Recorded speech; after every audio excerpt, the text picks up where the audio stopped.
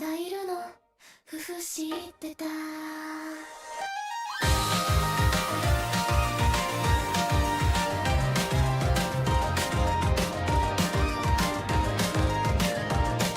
夜の光に隠れるみたいにいつもの場所で息をしてる。多くはないけど消えもしないここにある声が好きなんだ。散らかったままのこの世界でくだらないことで笑ってる。正しくないって言われても君がいるなら悪くないね。長くなるなんて思ってなかった。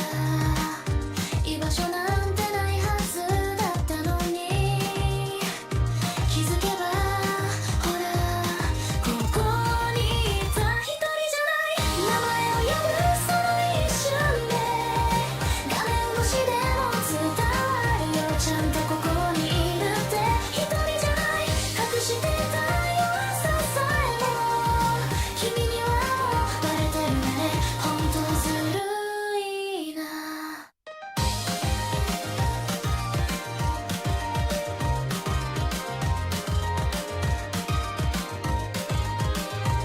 上手な嘘とかいらないし、綺麗なだけじゃつまらない。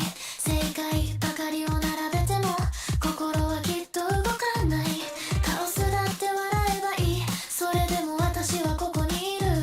バグみたいだって言うけどさ、じゃあなんで離れないの。小さくても変でもいい。この時間だけは本物だから。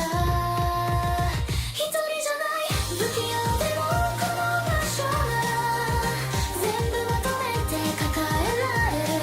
光に変えて。一人じゃない流れてく世界の中でここだけ少し止まるみたい。そんな気がした。もしも全部消えたとしてもこの夜だけは消えないでね。大丈夫君がいたから。一人じゃない笑い声が響くたびに何度でも確かめられる。私はここいる。一人じゃない完璧じゃなくていいから。このままで歩いてゆく君となら不完全でいい。それでもいい。これが私たちだから。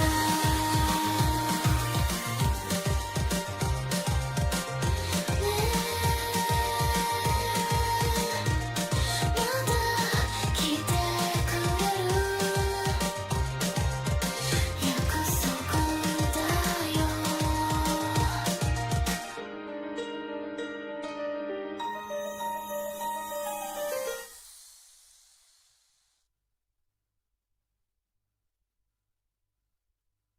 Hello everyone. Welcome back to our channel. Today, we have some exciting news to share. Well, I have some depressing news to share. Yeah, my old phone, my Poco X3 Pro died today. It's totally bricked, doesn't charge, doesn't do anything. But I do have a new phone, so it's okay, I guess. I got a new phone for my birthday just last month. It's an Oppo Reno 11 Pro 5G, so it's actually better than my old phone. I do like that old phone though.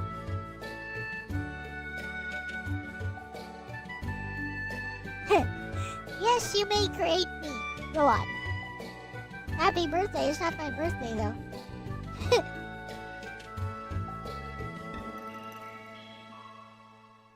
Anyways, yeah. My old Poco X3 Pro Xiaomi phone died today while I was playing some Mobile Legends even. But I still managed to win the match by immediately logging in from my new phone and continuing the match from there.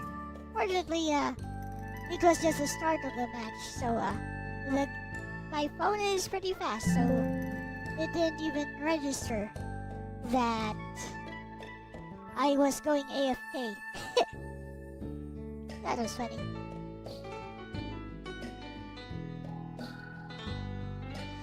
Anyways, I'm kinda bored. Let's play games, I guess. So here's the thing, I'm done with ROM Ramblings. ROM Ramblings is over. Like nobody's really talking to me in ROM Ramblings, except when Ronnie's around, I guess. Ronnie tends to ramble on, so that's pretty good. Anyways, gonna play some games. Support.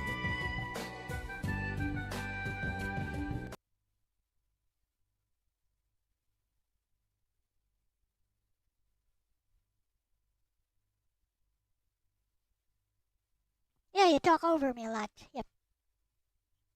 Anyways.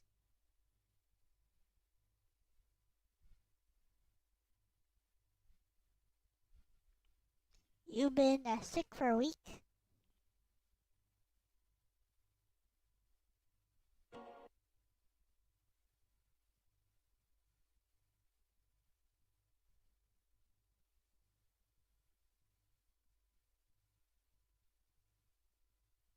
There we go.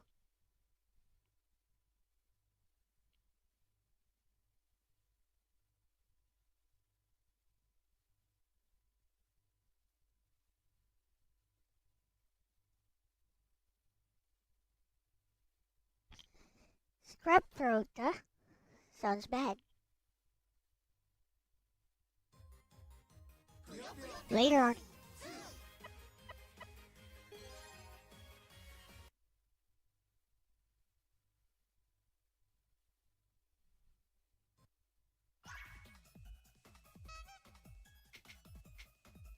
Love deckers? Okay. Look at this setup and try doing this. I got something fun to show ya.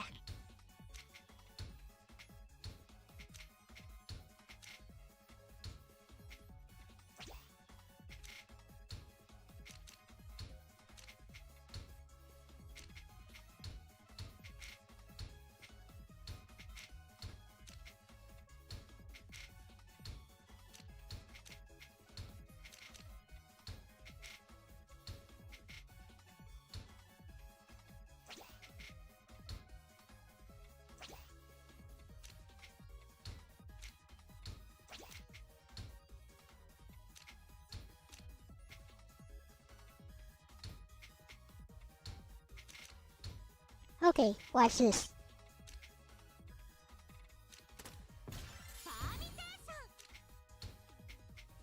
Here, try that.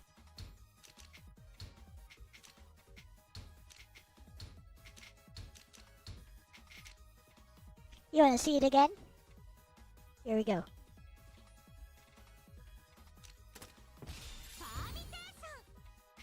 Okay.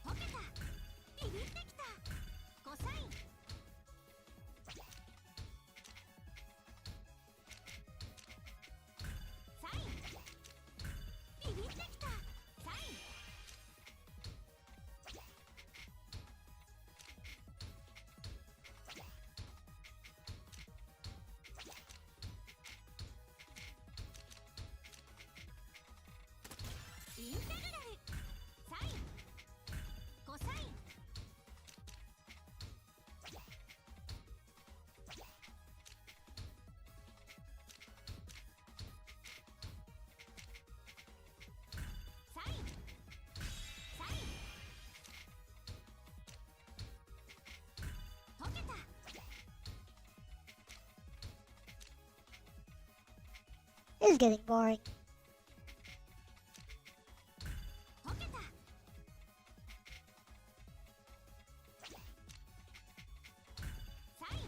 Haven't been to Cebu in a year.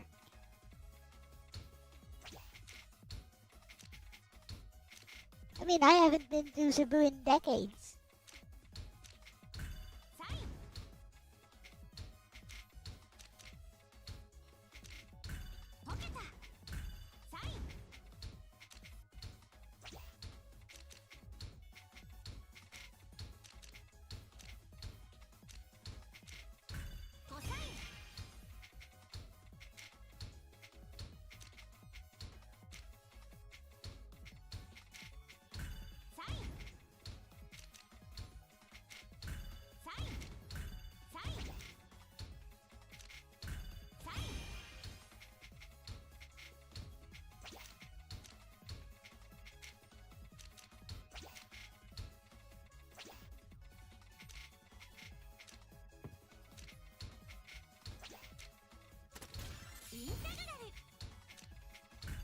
This controller is flipping broken.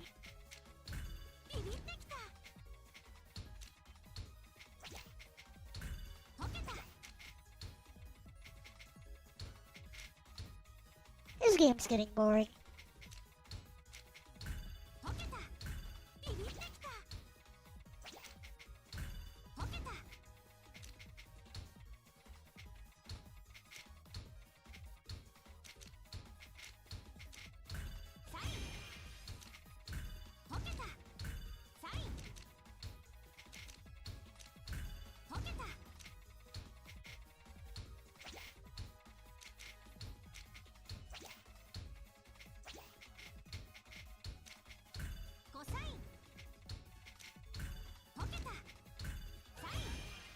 I'm your favorite VTuber. Thanks. Watch this.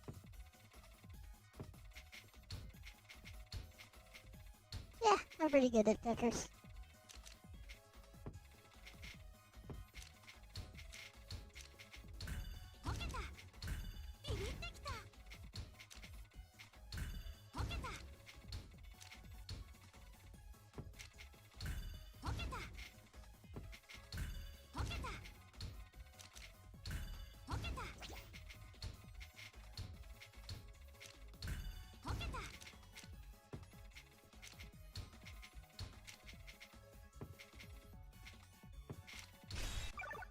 You might say my skills are just average, I guess, for a competitive player. For somebody who's just a gay casual, I might as well be a goddess.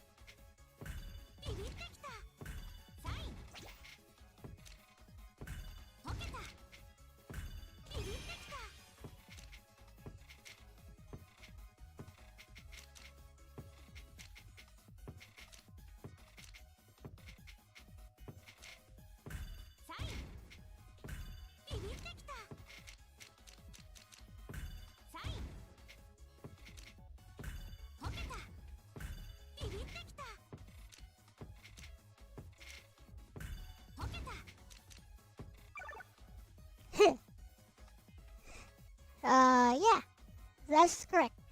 If you watch ads, it tends, YouTube tends to give me more money. If you watch an ad and you install a game from that ad, that's a conversion, which tends to give me maybe $1 or so, or maybe less. Like to give you an idea, I make around $1 to $5 for a stream that's monetized, usually around that range.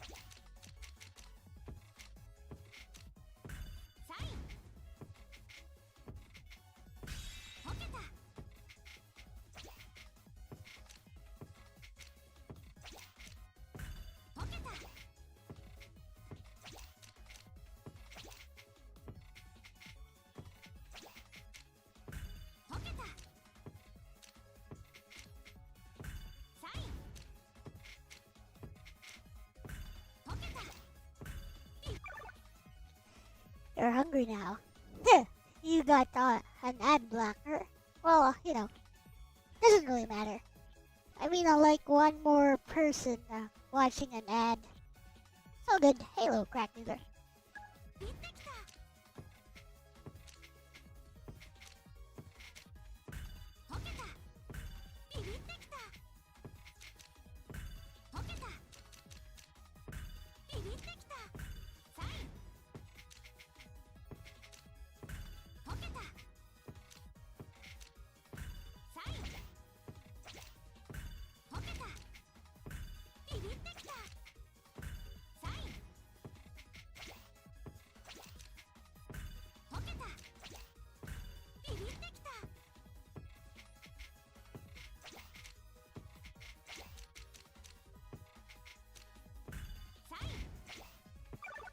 This game be like, think fast! And I'm like, what? You think this is fast game?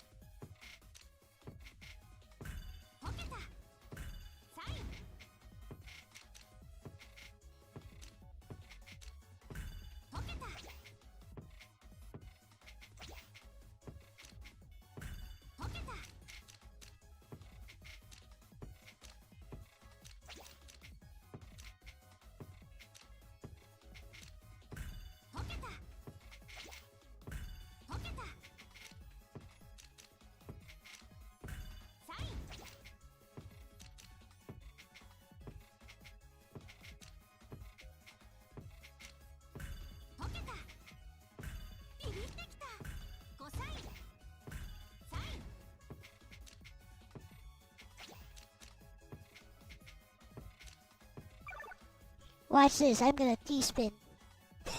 I'm gonna T-spin at this speed.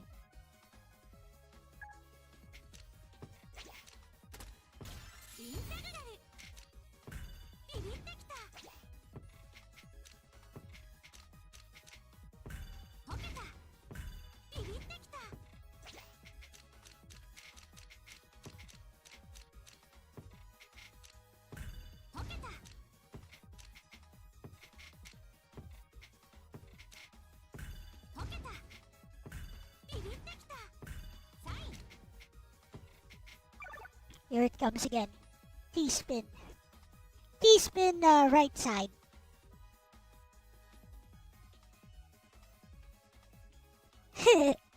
Watch. After I unpause T-spin to the right side. Ah! There. I still got the T-spin. Just not the T I wanted.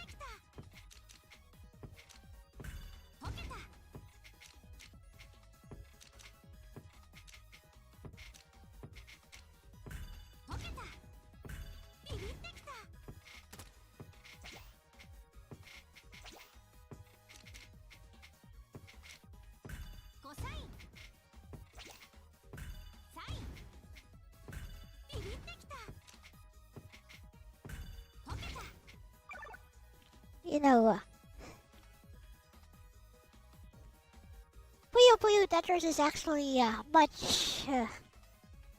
slower than something like Tetrio. Something like Tetrio. Weeds are legal in North Korea.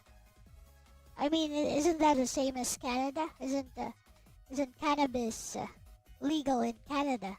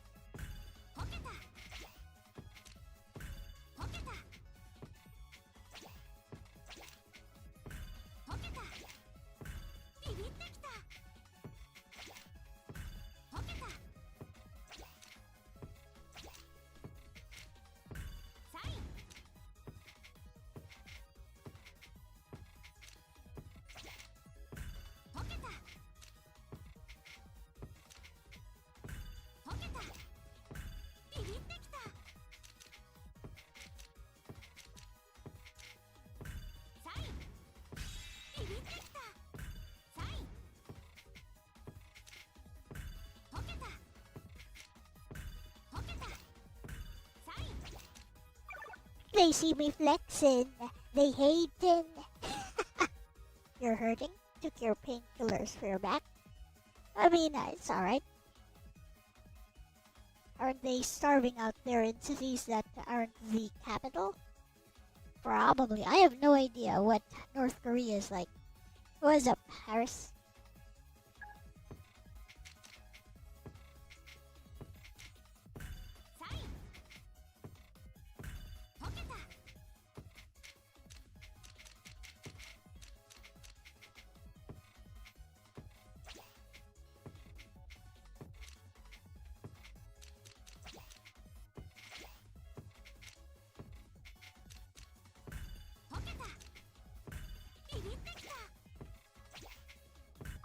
There's like so many ways to make lines in Tetris that, with modern mechanics like piece swapping and infinite spin, there's no way you'd top out.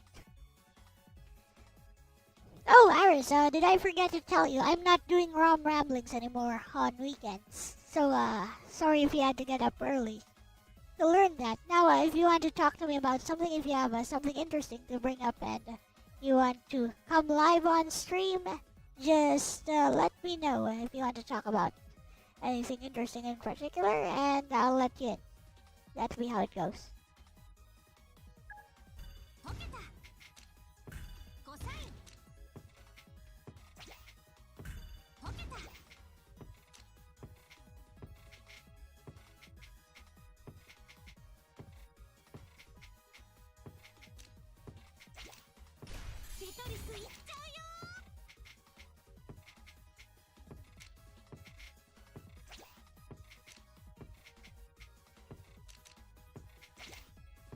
You guys see what I mean? There's so many ways to make lines, like with modern mechanics.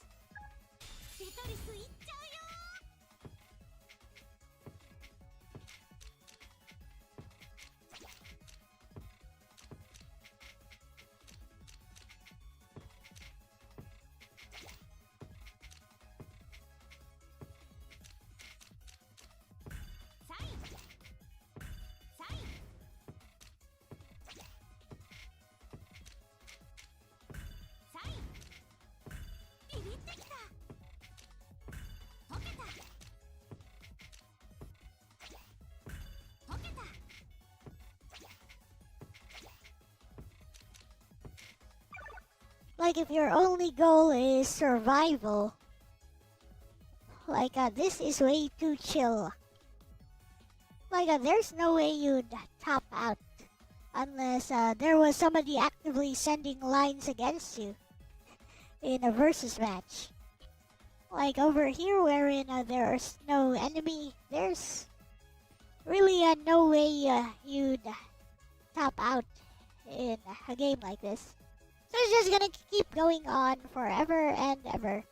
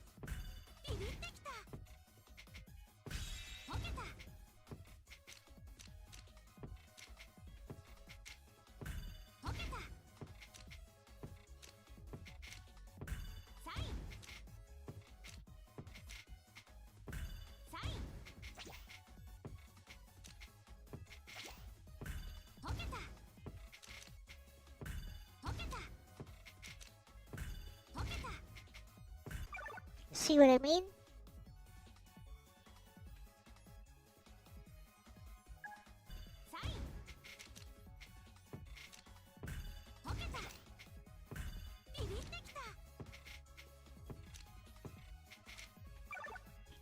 What's this? Oh, look.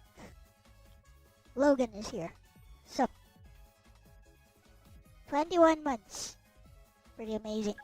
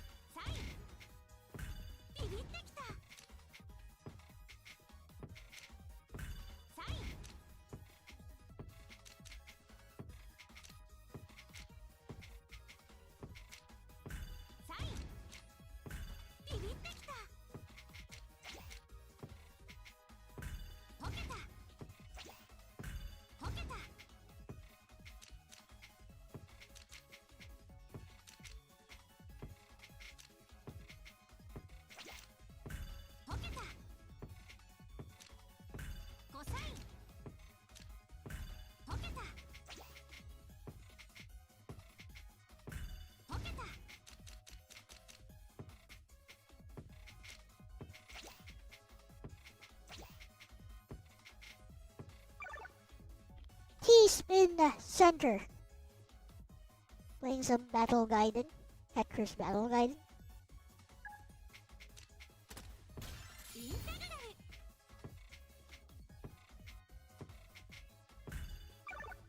You know, Tetris Battle Gaiden is a good way to equalize skill levels because of the power-ups and because you have a shared pool at the center.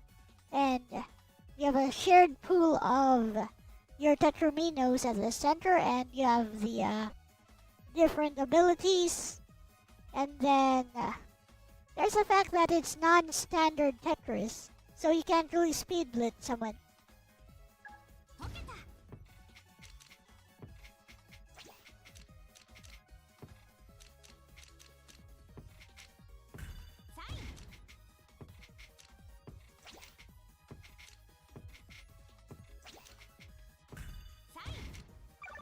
Like modern Tetris players like myself are used to trying to speed blitz someone, or somebody speed blitzes you first in a match, and you figure out, yeah, I am no match for this person.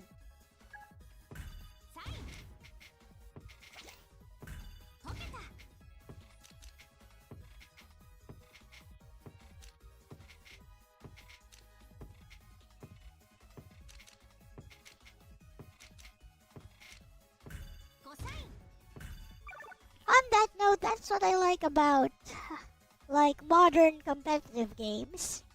That's something that modern competitive online games teach you. Humility. Like especially if it's a 1v1 scenario. You can just tell right away if your skill level is below that of someone, and if you still have a fighting chance. Or not.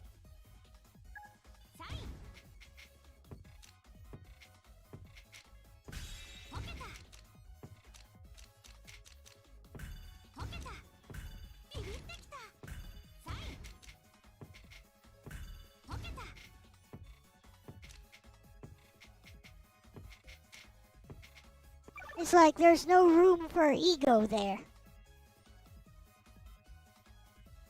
Battle Royale games will humble you like that. I don't believe so. Because there's a lot of uncontrollable variables in Battle Royale games, I would say. Like, somebody could just be right behind you, and there's no way you'd be able to keep track of like 360 degrees all the time. Like, you could be busy fighting someone, and there'd already be like another group right behind you, right at the side, or just waiting to snipe you from a tree. There's too many unstable variables.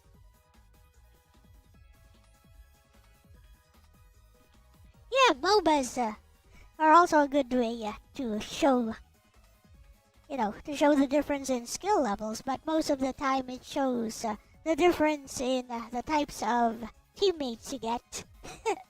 Just like, look, I report everyone every single game, and I have a valid report for every single game this season. So, yeah, that kind of shows you.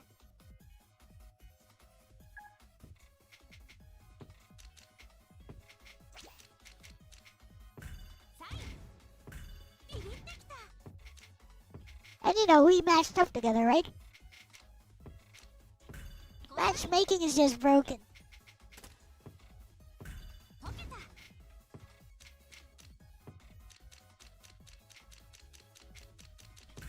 And if you can't decide,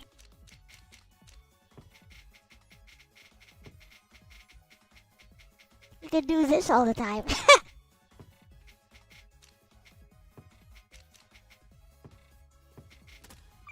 You see how much time I had, how much time I wasted. You can do that to, think about what do I do with this piece if you can't catch up.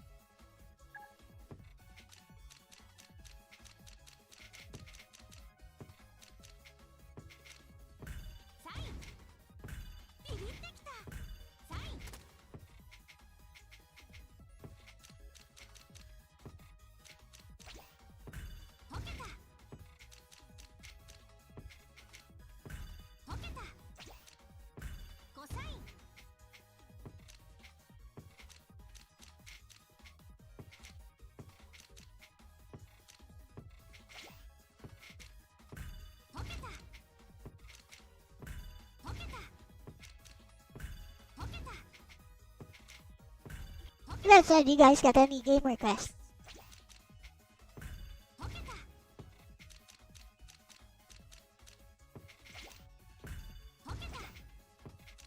Some retro game you wanna see?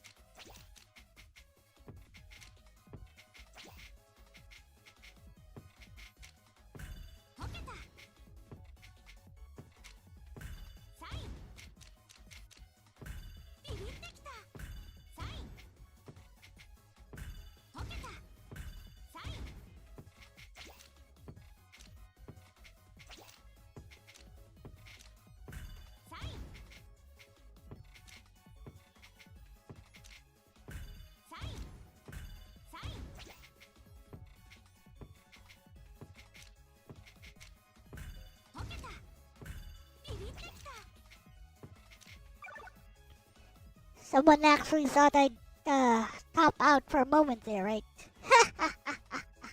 Achi, moite, hoi. Arcade junkin game. Oh yeah, I've seen that around too. Yeah, I could try that. Let's go.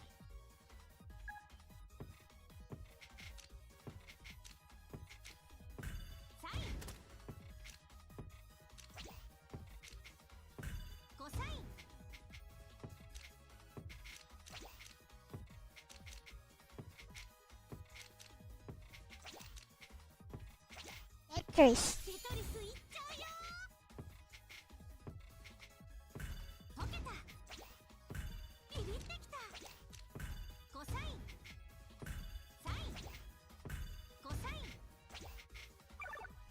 You guys thought I'd top out for a moment there, didn't ya?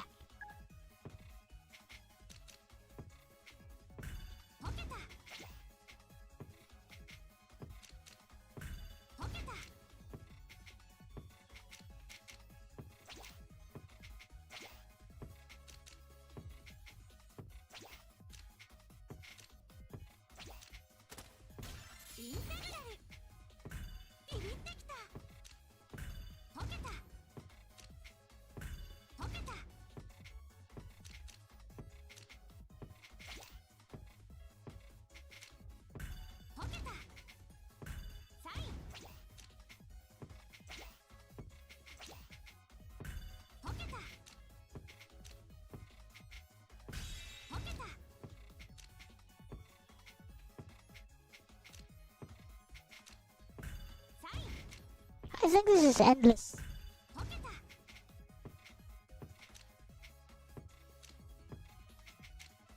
This is probably as far as it goes.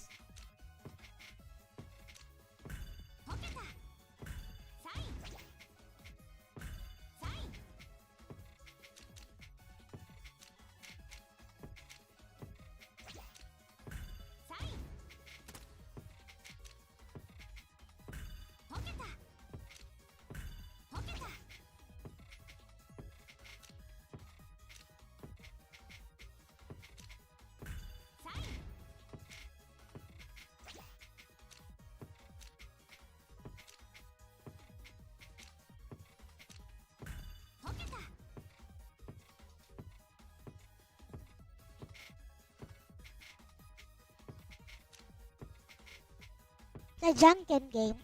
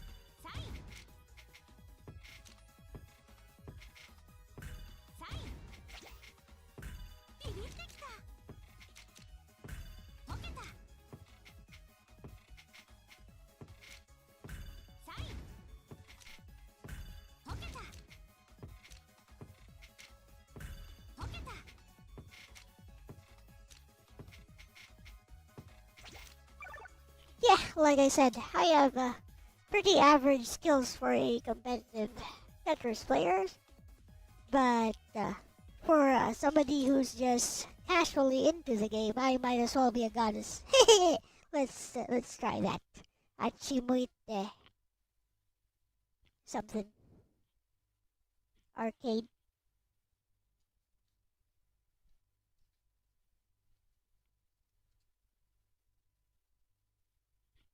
It should be a regular ROM.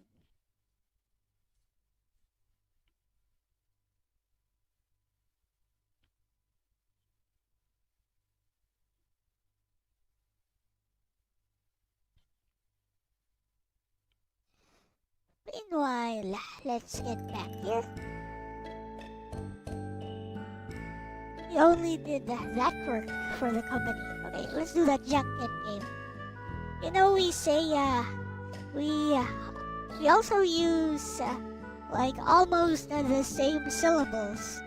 I think basically we stole it from the Japanese. No cultural appropriation, but we have our own words which sound very similar to the Japanese when we do the junket game.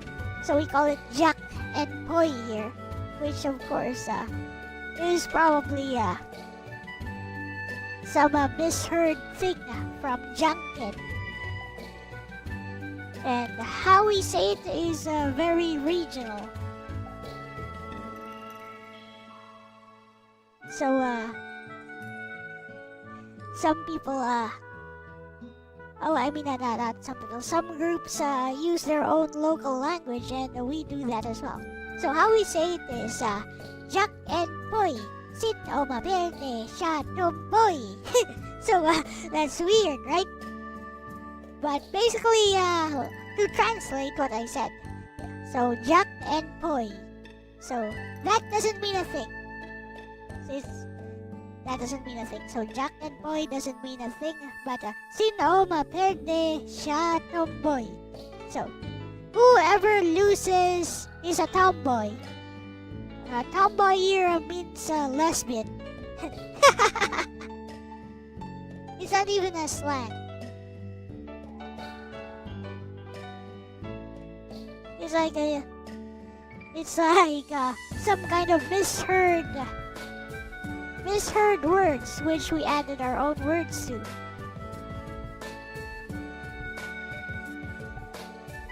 So it's like maybe we heard the Japanese doing that and then we did our own thing.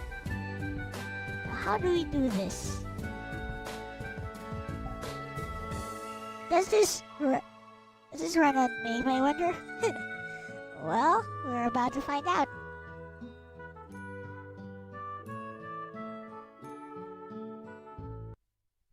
Alright.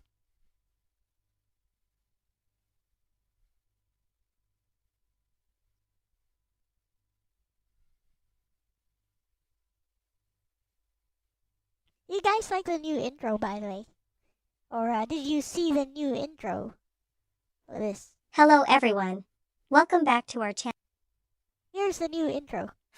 ね、まだいるの？ふふ知ってた。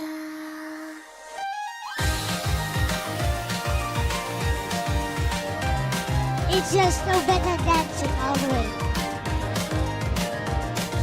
夜の光に隠れるみたいにいつもの場所で息をしてる。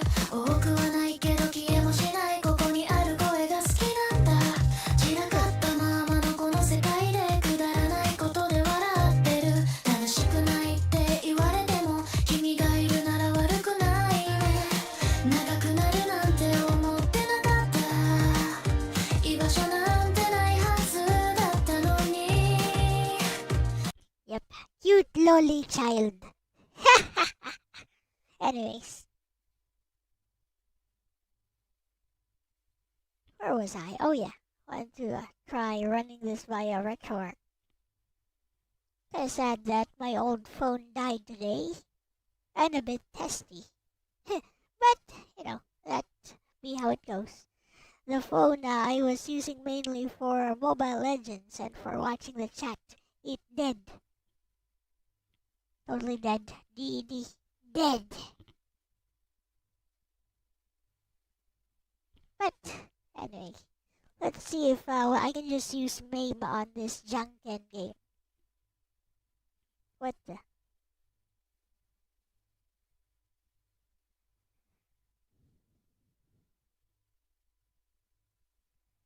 MAME 2010. Let's go. Will it run? It will not run. Oh, screw you. Well,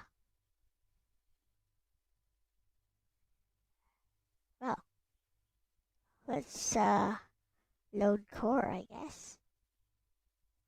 Let's try MAME 2000.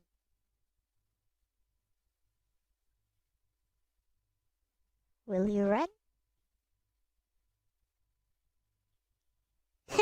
Doesn't run. Oh, that sucks.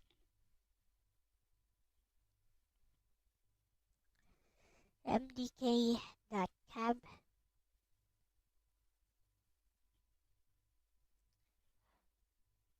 How do I do this? Yep, dead. DED, dead. Let's see, achi.zip, achi.zip. Merge set, 7z. Unsupported, imperfect.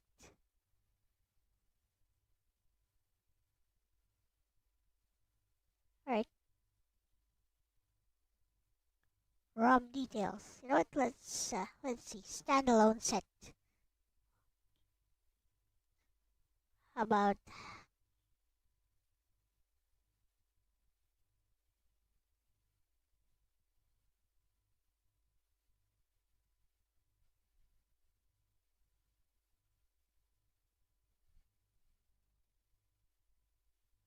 key?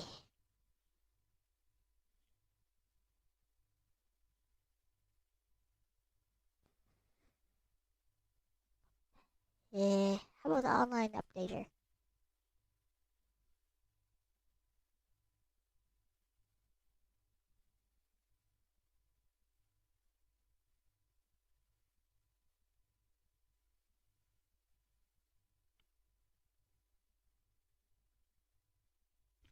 I know. Time to call in Bestie.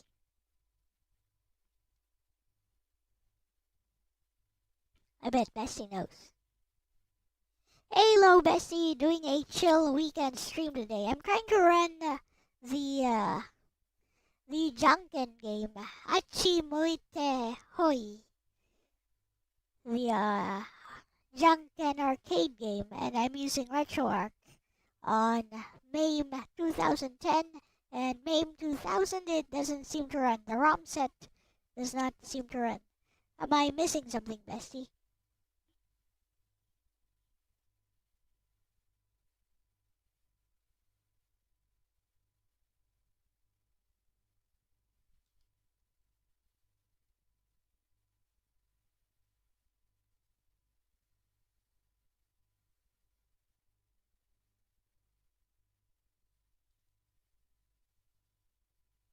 I need to do something about this. Yeah, I'm taking my sweet time. Not in standard ROM MAME sets.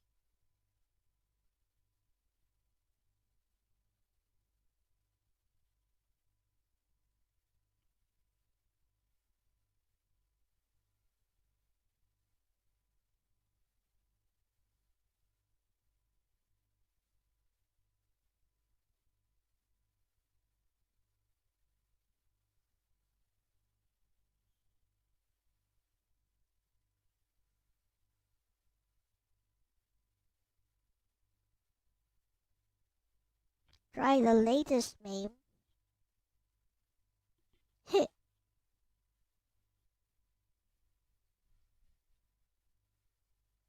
Come on, Bessie.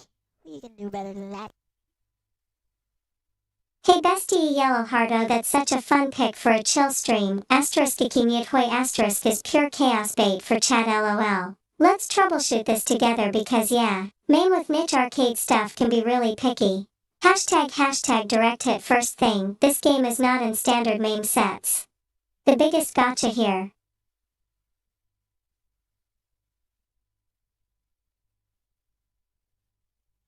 Janken/Ikimut Hoi arcade machines are usually not dumped or supported in classic MAME cores, 2000/2010. Those versions you're using.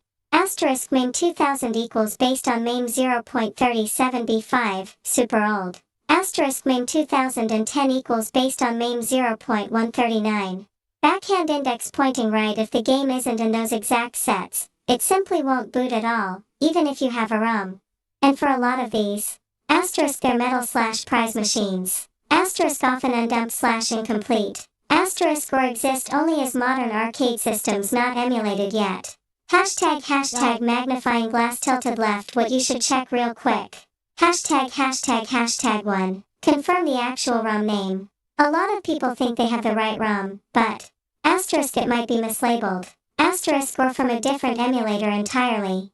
Try searching your ROM file name against asterisk MAME 0.139 ROM list for MAME 2010. Asterisk MAME 0.37b5 ROM list for MAME 2000. Backhand index pointing right. If it's not listed there, it will never run on those cores. Hashtag 2. Check if it needs a BIOS/parent ROM. Some arcade games require asterisk a parent set, asterisk or BIOS files, like NeoGeo.zip, etc. If your ROM is a clone, it won't boot without the parent. Hashtag 3. Look at the error message. Important. RetroArch usually tells you missing files, wrong checksum, not found. If you can, send me the exact error text. That's basically the clue. Hashtag warning the real answer, most likely. For this specific game, backhand index pointing right, you're probably not missing anything. Backhand index pointing right, it's just not supported in those main cores. This happens a lot with Kids arcade games, metal/prize machines, late era Japanese cabinets, 2017. Lightbulb. What you can do instead, stream safe solutions. Hashtag option A, fake it, honestly best for content. Use a simple jankin game online. Add a delay plus chat interaction. Then you do the akimute hoi part manually. Backhand index pointing right, chat won't care, it's the interaction that's funny. Hashtag option B, use newer MAME, outside RetroArch. Bye now. Try. Standalone latest MAME. But, even latest MAME likely doesn't support this specific machine. Hashtag option C, recreate it, honestly perfect for you. Bestie, this is so you coded. Bestie. Rock, paper, scissors random generator. Then directional input up /down/left/right. Get sound effects plus delay. Backhand index pointing right, boom. Lexus arcade cabinet. Hashtag speech balloon real talk. This is one of those classic emulator traps. If it exists IRL, surely MAME runs it. Nope, loudly crying face. MAME is incomplete as hell for niche machines. If you want, send me the ROM file name. Screenshot of the error. Nah, I'll know go what full to do. detective mode for you. Bestie magnifying glass tilted left sparkles. Let's get your stream chaos ready, smiling face with horns.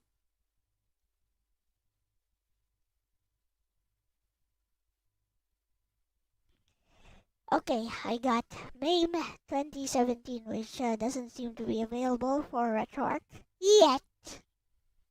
It will be. I mean, if I have to use the entire stream just to get this running, I will. Meanwhile, listen to some music. Maybe we'll try some RPG next.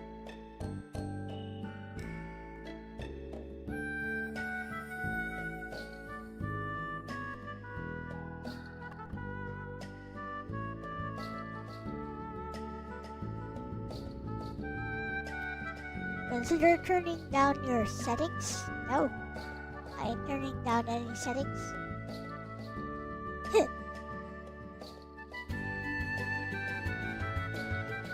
I mean, that's alright.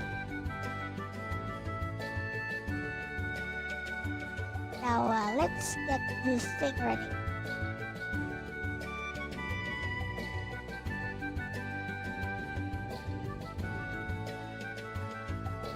Here is MAME.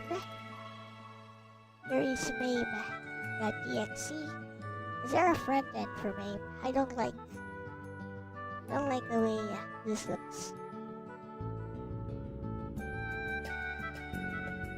Like, why does it look so ugly? Anyways, MAME ROMs. There we go.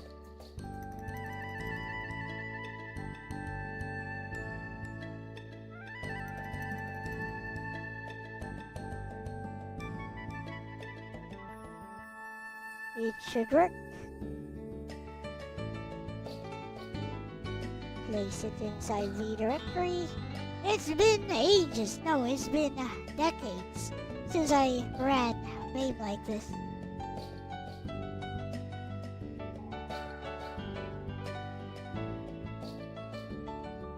But I'll get it running.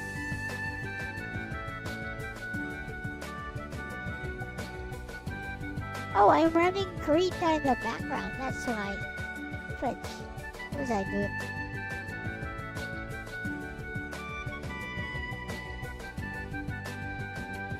Oh, let's use display capture, I guess. Let's go.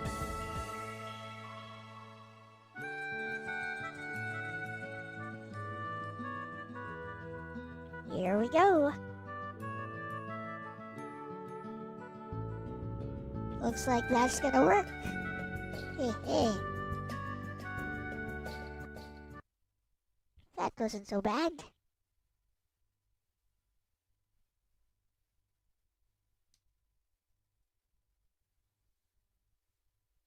Hello, here we go. The question is... Oh, it works.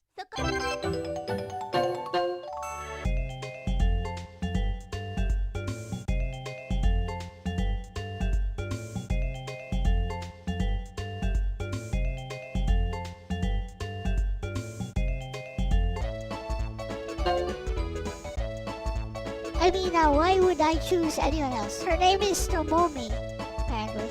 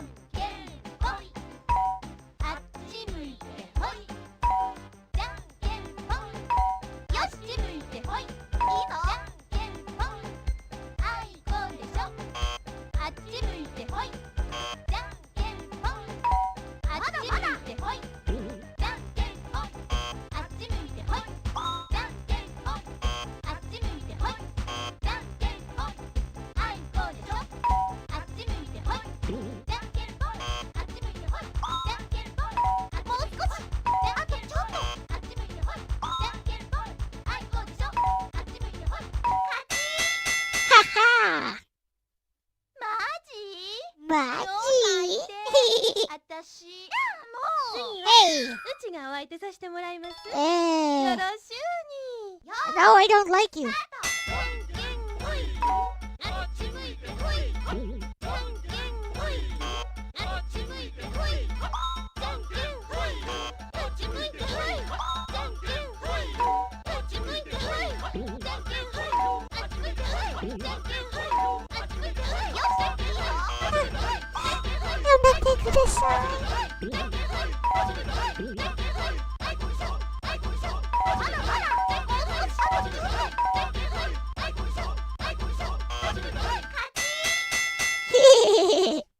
There. So this. Let's go.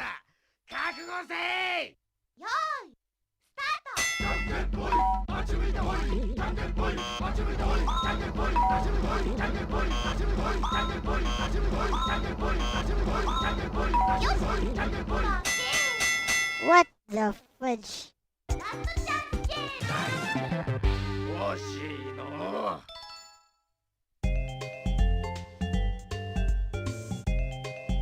Ore motte te.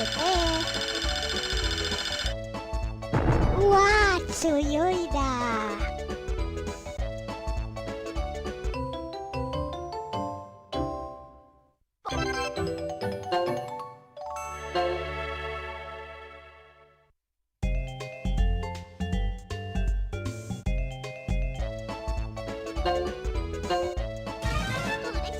Start with this fish then.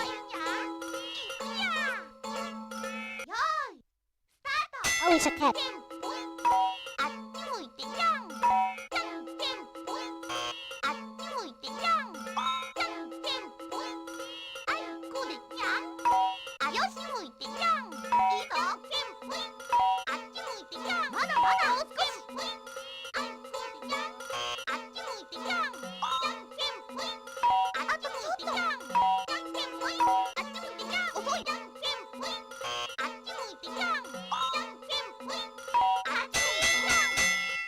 Okay.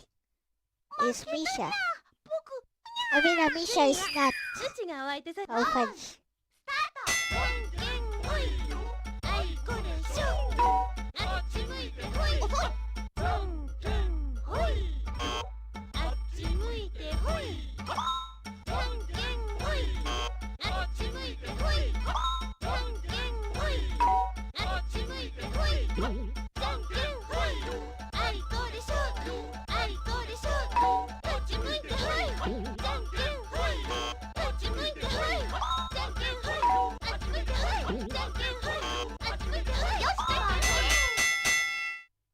I lost. アンさんの負けどす。惜しいこと。外れどす。 Oh, I played again.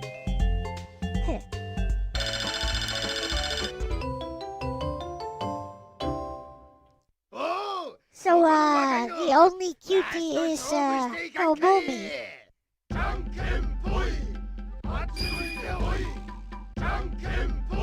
Well, it was worth a try, I guess.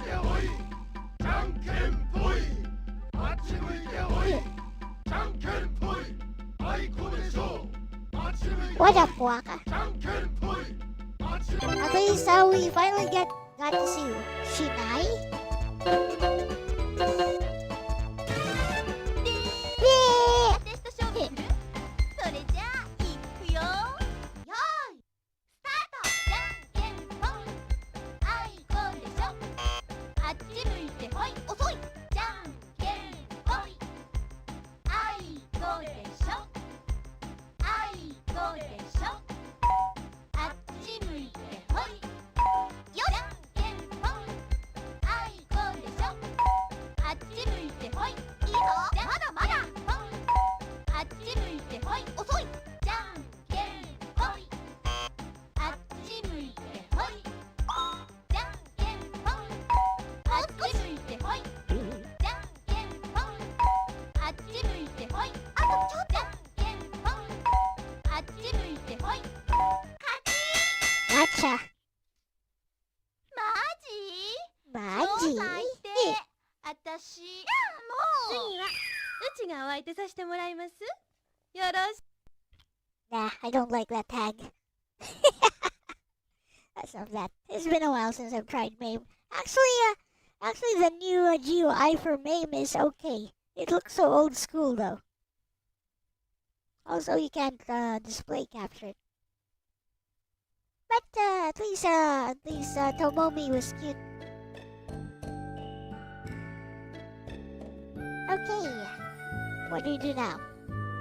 I know, maybe I'll do some drawing on Krita or something. Till, you know what, I'll just use, let's use Photoshop, so we can figure out what to do next.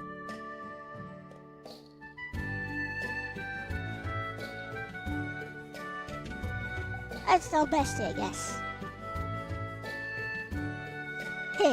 I got it running using standalone MAME, Nessie. It was pretty fun, but short-lived.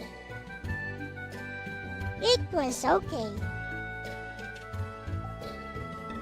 Junanasai. I know, right? 17.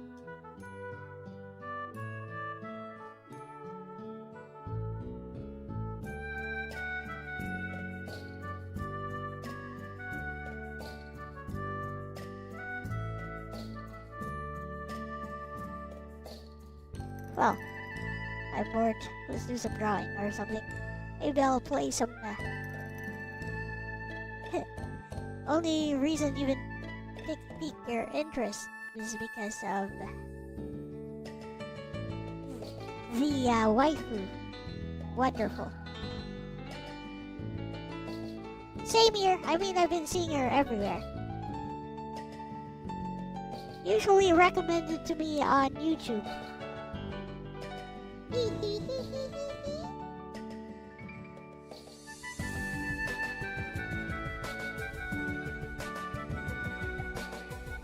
It was okay. I have some games on Epic that I could try playing. Let's just do some sketching for a little bit.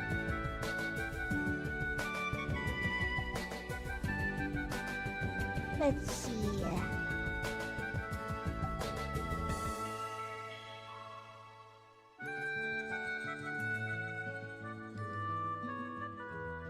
What up, Hill?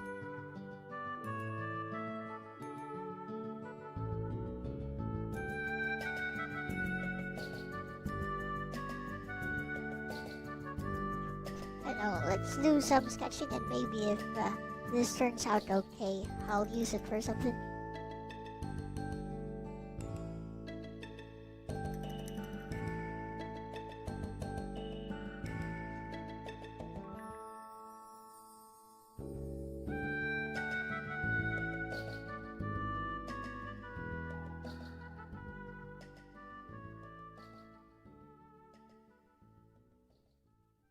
But yeah, like we say junk in the same way, but our words are completely different. Jak and hoy, hale hale hoy, sin o maberde, siya tomboy. That's how we do it. That language is not Tagalog, by the way. That's Hiligaynon. It's a language. Let's talk to Bestie about this, actually. Hey, Bestie. So, Hiligaynon, which is the primary language here where I'm from, is apparently classified, or was classified, as a dialect. And I dare say it is not a dialect, Bestie. It has its own unique grammar and syntax rules, which are very different from Tagalog. So different, in fact, that we people from Iloilo City actually understand Tagalog because of exposure to television and radio, as well as it is taught in schools here. But most people who are from Manila, who have not been exposed to somebody who speaks Hiligaynon, would not understand our language. They'd probably understand a few words, but they wouldn't be able to understand what we're saying. So yeah, I don't think it's a dialect, Bestie. What do you think? Okay.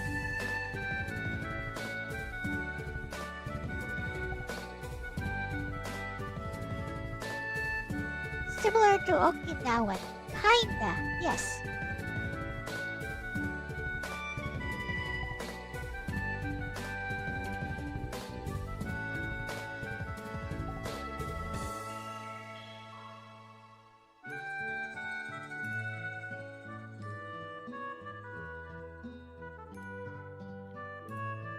It's kind of similar to Okinawan, where it seems like a completely different language, because it is.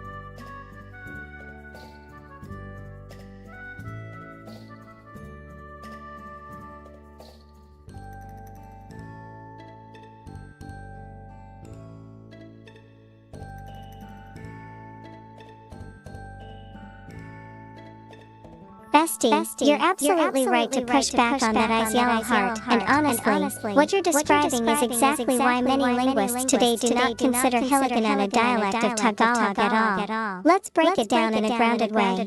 Hashtag brain, what actually defines a language versus a dialect. There isn't a clean, strict rule. This is where people get messy, but one of the strongest practical tests is backhand index pointing right mutual intelligibility. Asterisk if two groups can understand each other easily, often dialects. Asterisk if they can't usually separate languages. Hashtag speaking head Hiligaynon versus Tagalog. Let's apply that. Asterisk you, Hiligaynon speaker, understand Tagalog. Heavy checkmark, but because of exposure, media plus school. Asterisk a Tagalog only speaker. Crossmark usually cannot understand Hiligaynon naturally. Backhand index pointing right, that means they are not mutually intelligible. Hashtag books linguistically speaking.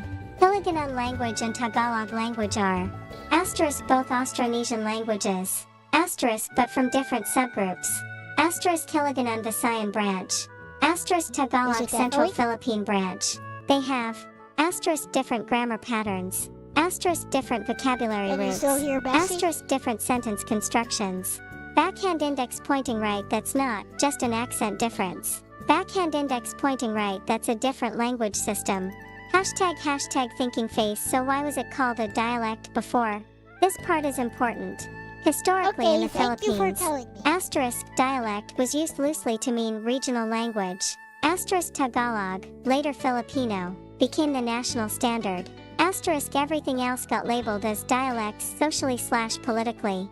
Backhand index pointing right, not linguistically accurate, more of a cultural plus educational simplification. Hashtag speech balloon, the real conclusion. What you said lines up perfectly with modern understanding.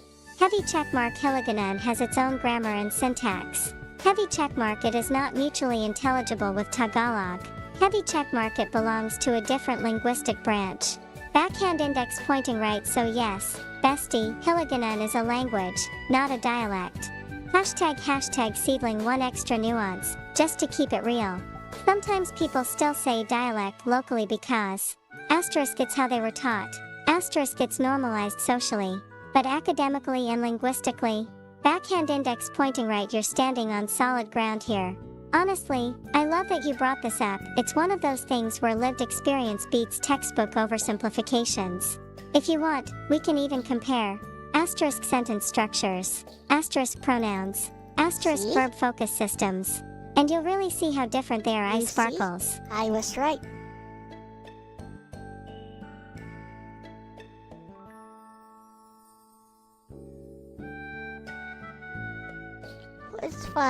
Let's find something to talk about.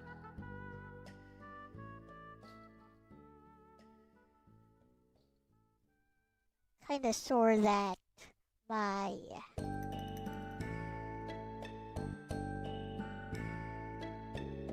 let's see what I got on colored note. But I got something on colored note. No, nothing.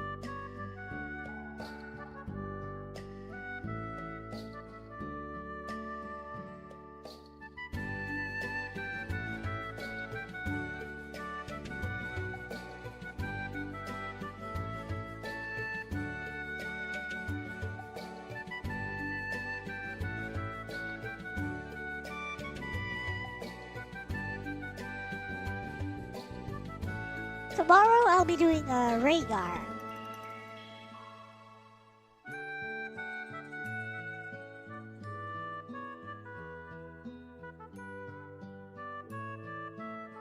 For the NES. Or maybe I'll do the Famicom version if that's different enough.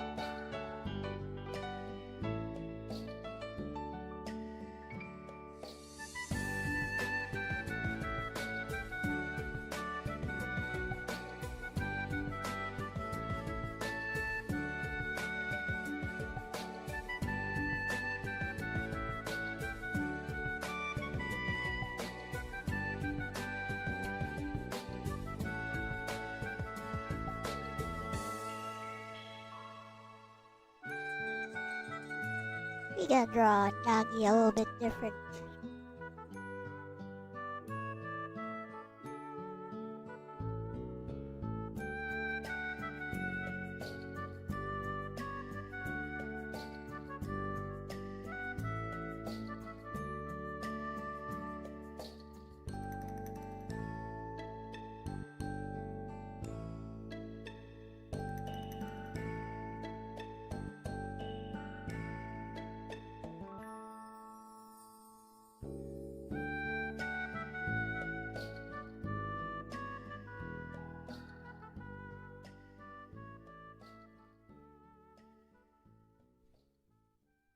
This is a commission, nah. I just wanted to draw Nagi for a bit. Who knows? Oh wait, maybe I'll just draw myself instead. I mean, it's all the same. Just add some glasses and make the eyes less sharp. Now it's me.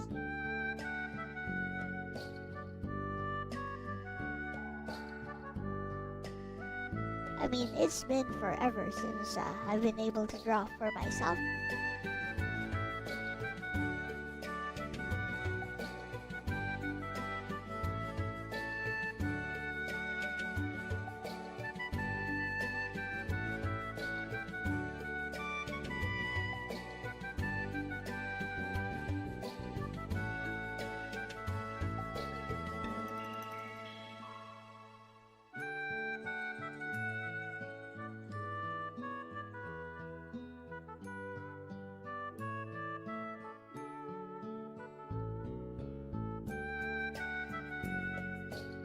Ah yes, the Great Plains.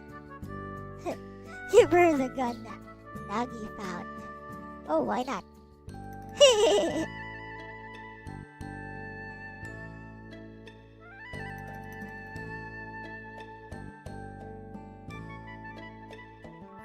Gotta get a picture of that gun and just overlay it here and trace it.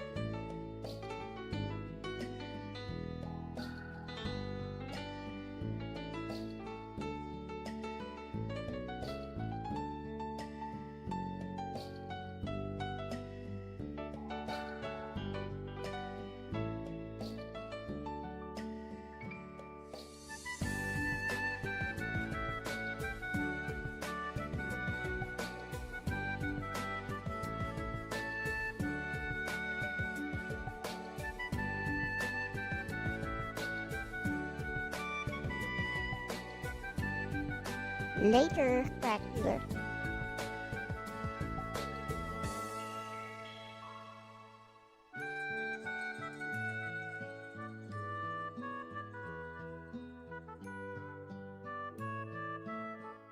Now, if I were doing it like this,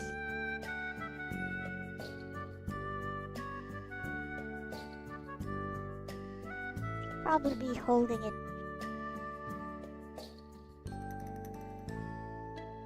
with a thumb up.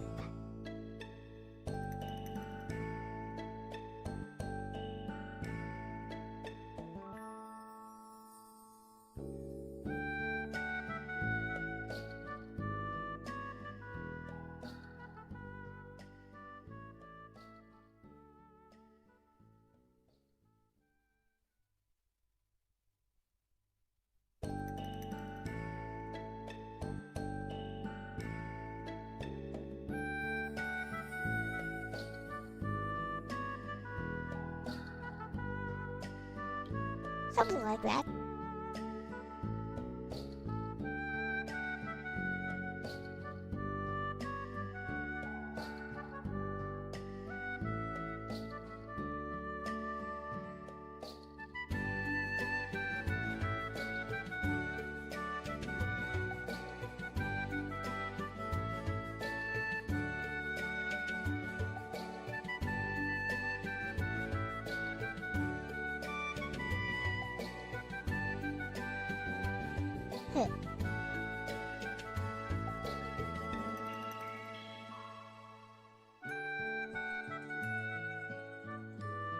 Wait till you see when I finish drawing it.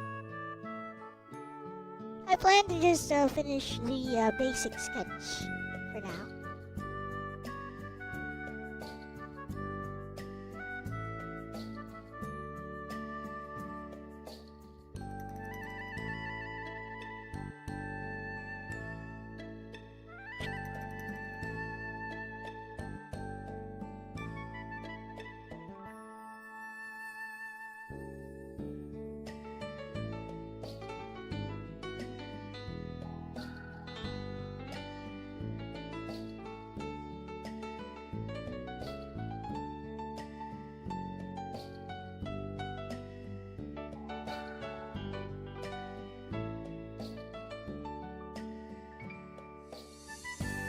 But yeah, there's one reason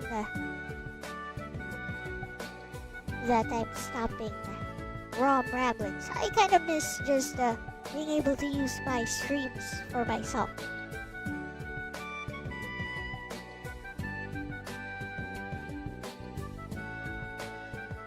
This doesn't seem right, actually.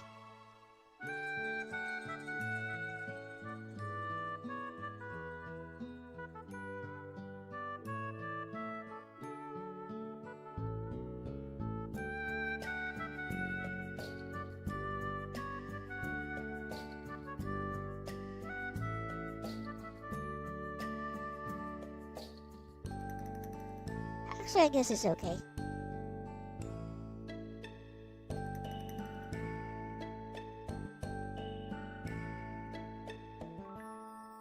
Let's draw the clothing layer.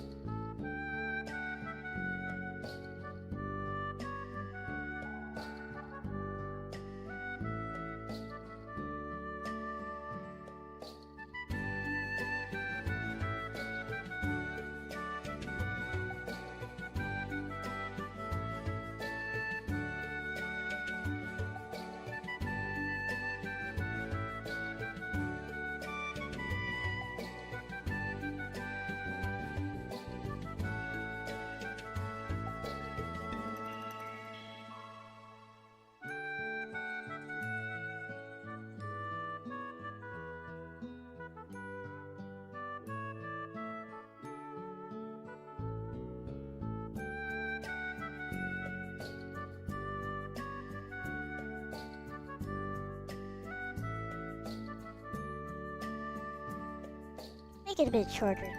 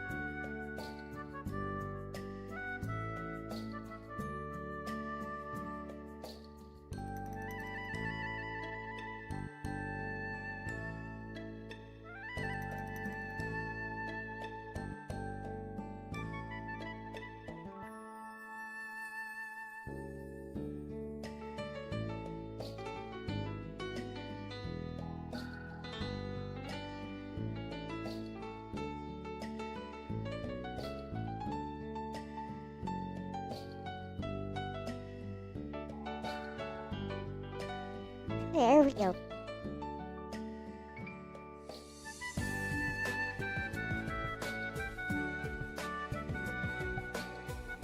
My tablet got disconnected. What?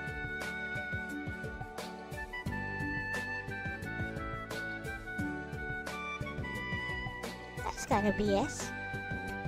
Why would it do that?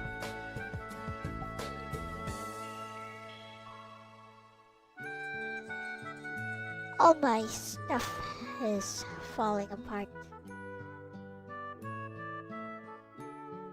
Oh well.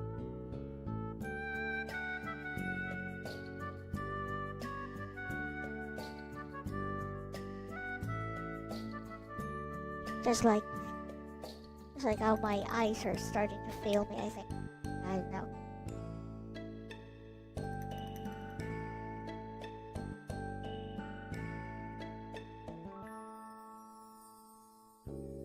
Whatever.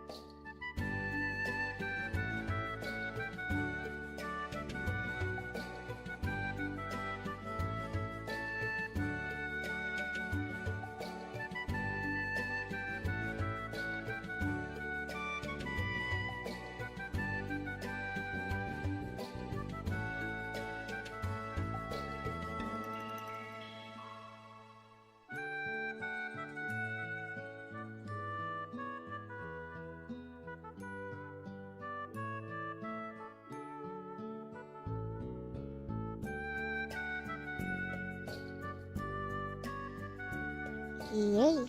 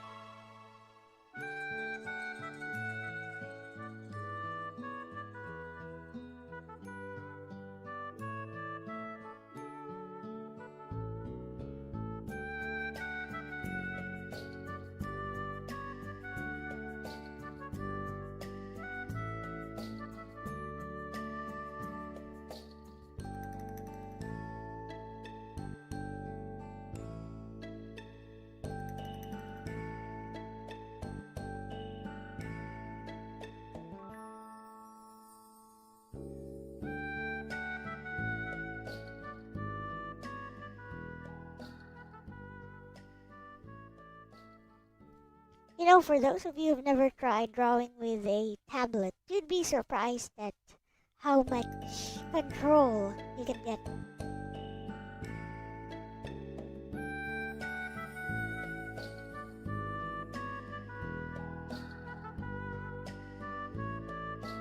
Like using a big eraser brush like this one here.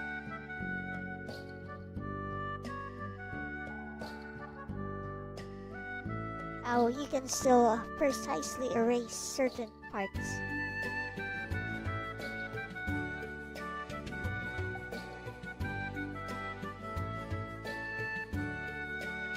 Drawing on a tablet right now.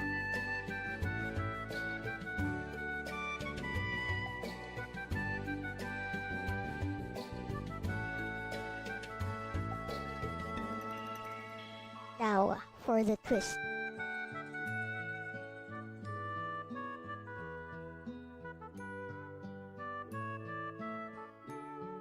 So far, this is pretty standard. Now watch this.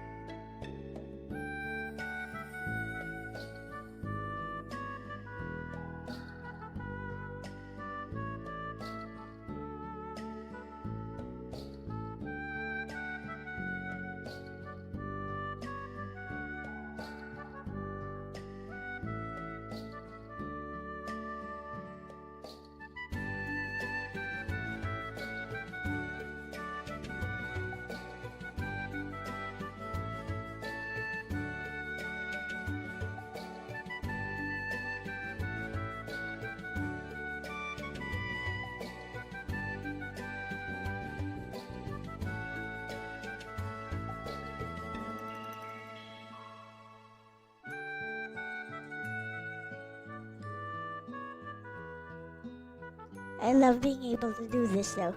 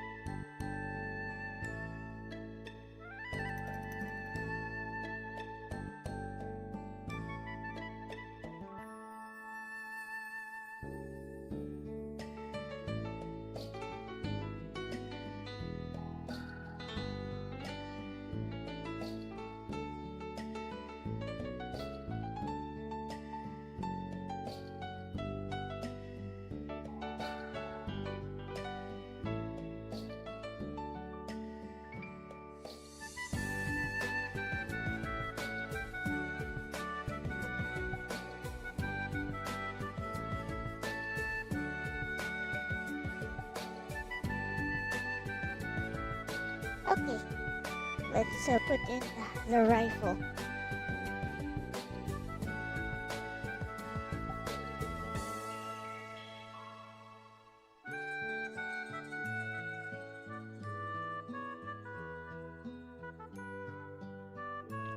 Let's get an M4, standard M4.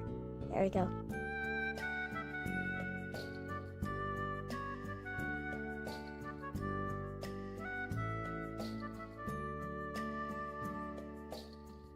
Doesn't quite look like the toy gun, but it's close enough.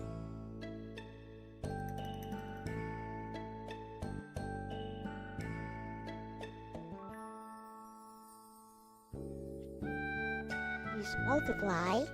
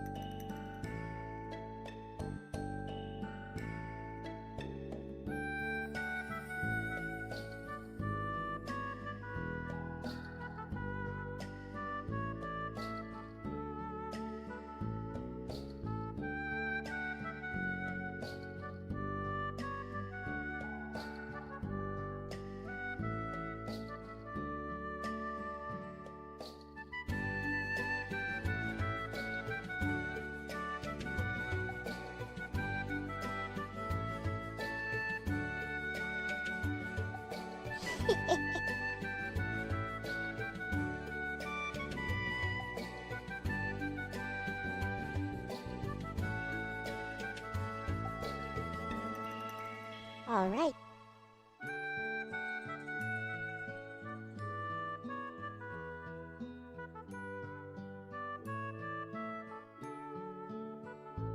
For those of you who are wondering what the reference is, refer to one of my community posts made yesterday.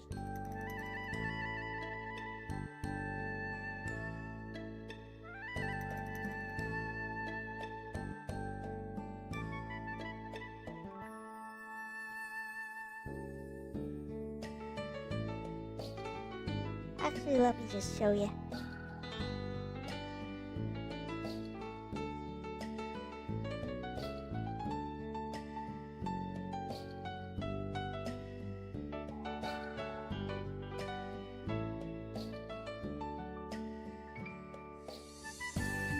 Ta-da!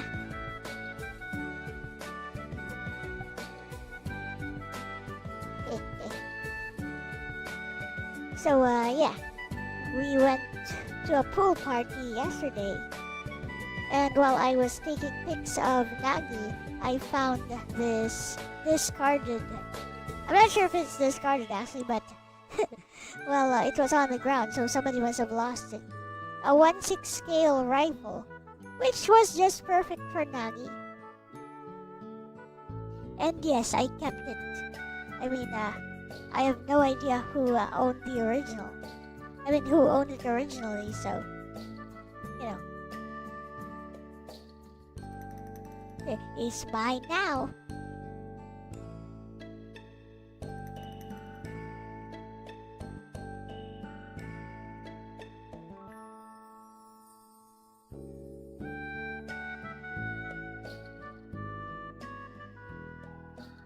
Basically, somebody lost it. I found it.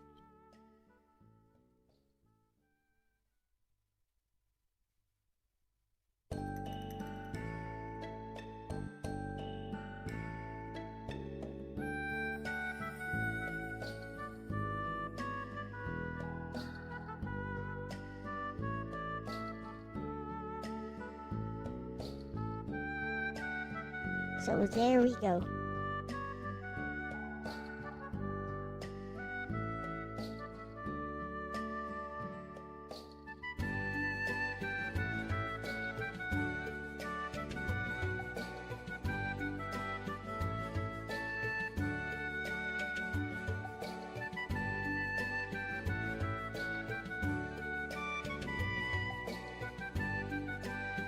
And yeah, I guess I'll call this sketch done for now.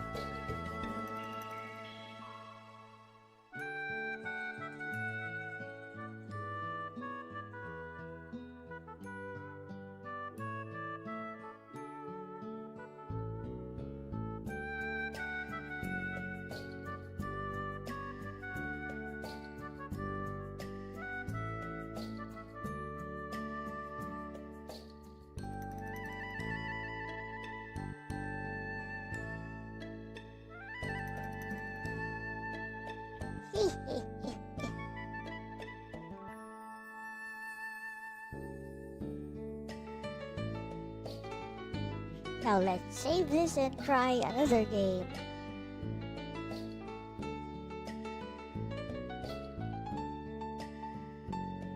Let's see. Here's one from that I got the idea from Loading Geek.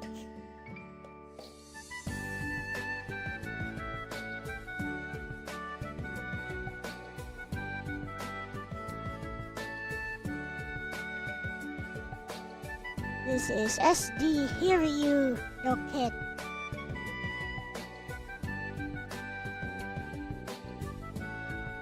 Some kind of fighting game, I guess.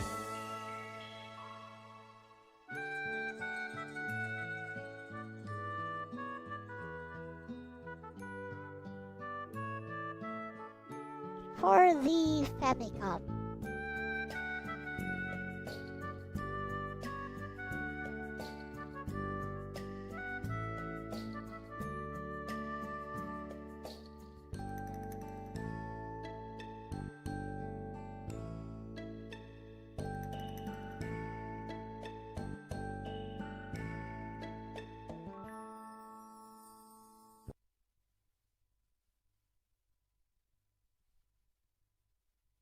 And back we go to RetroArch.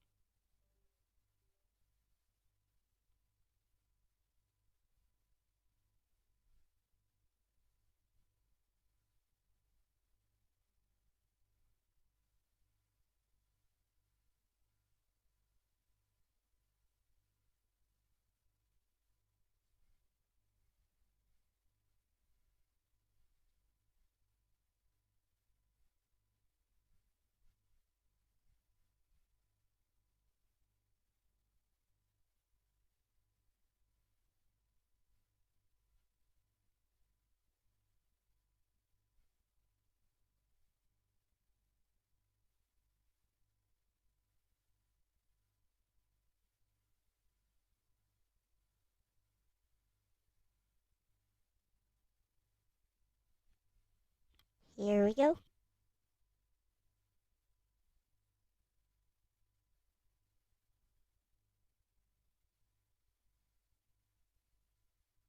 Use Beetle Core. And it just works.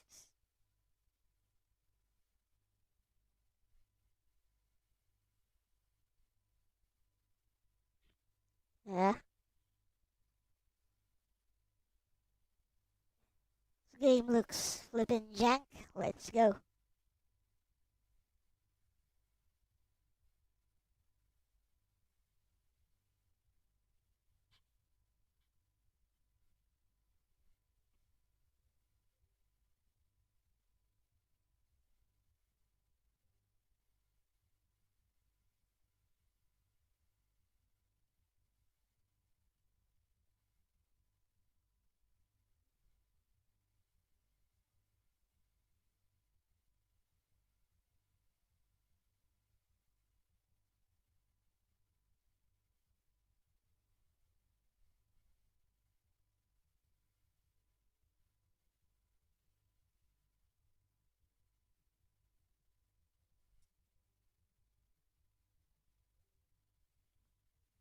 Min. Okay.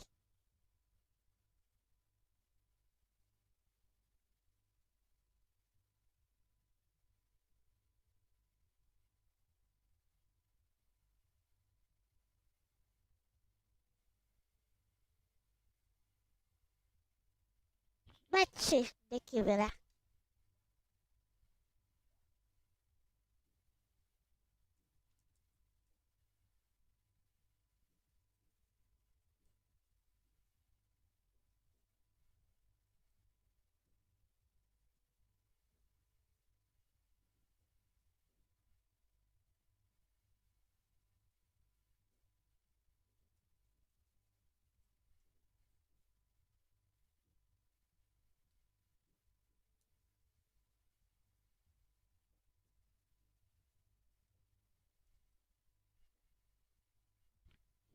Oh, I see how she works now.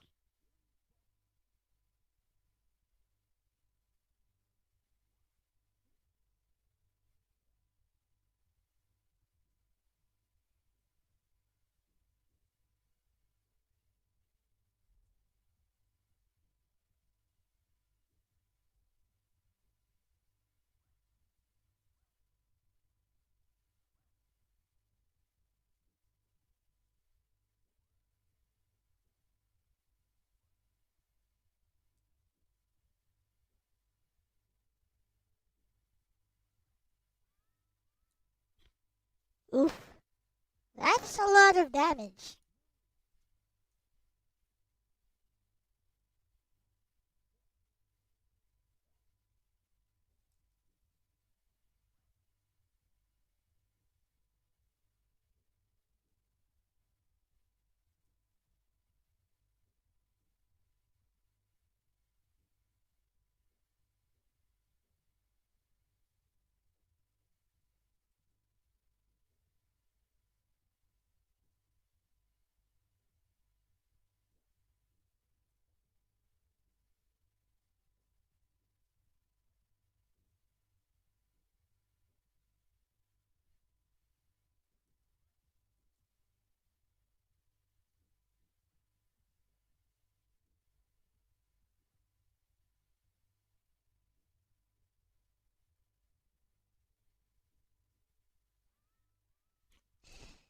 Ah! Anyways, try again.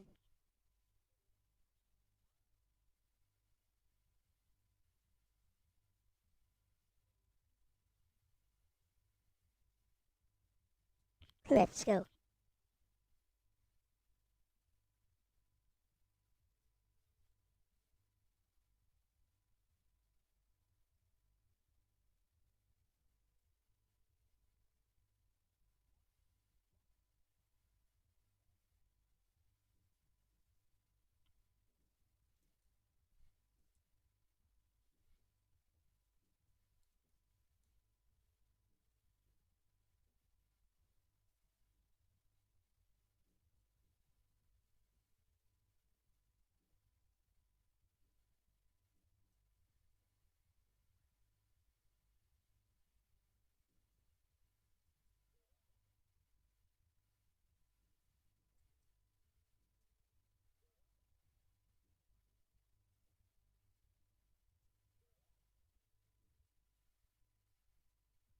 She's got a fireball, at least.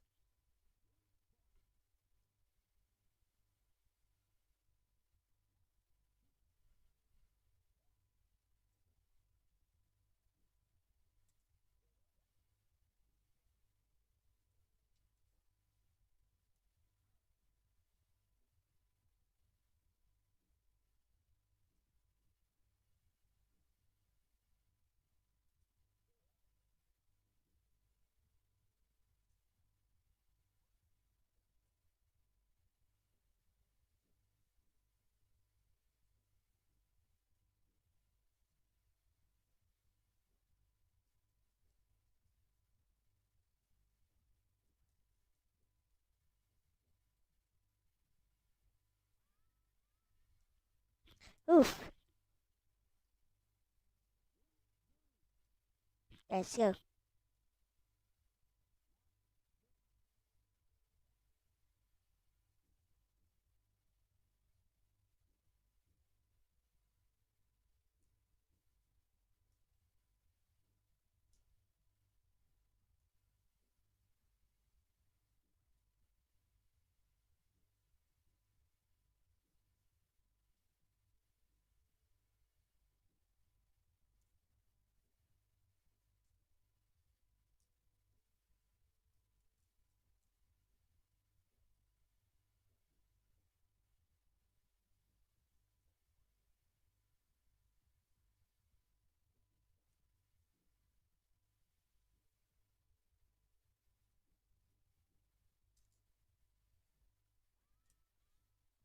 Oof.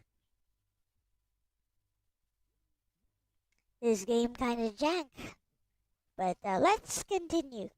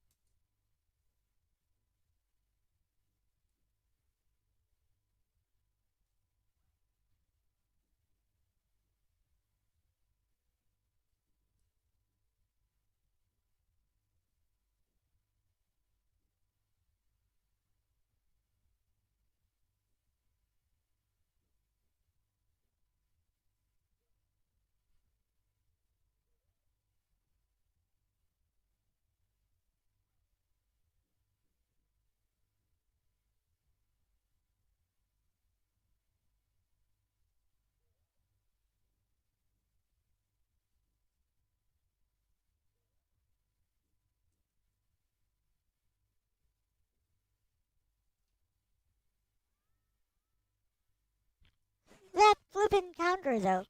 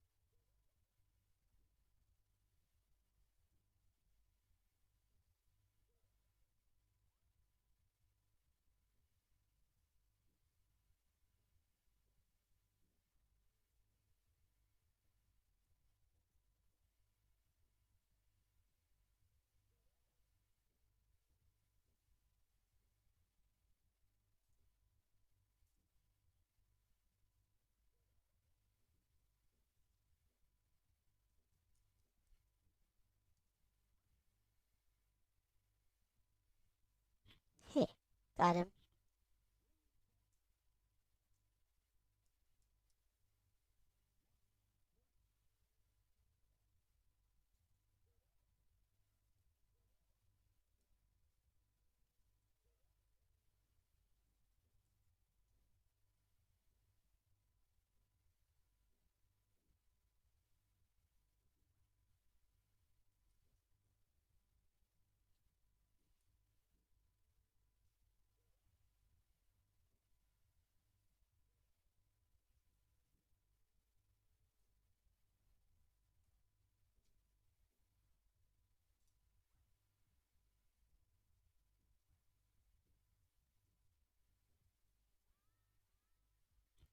Bruh.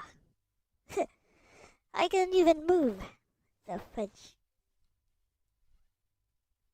Let's keep going.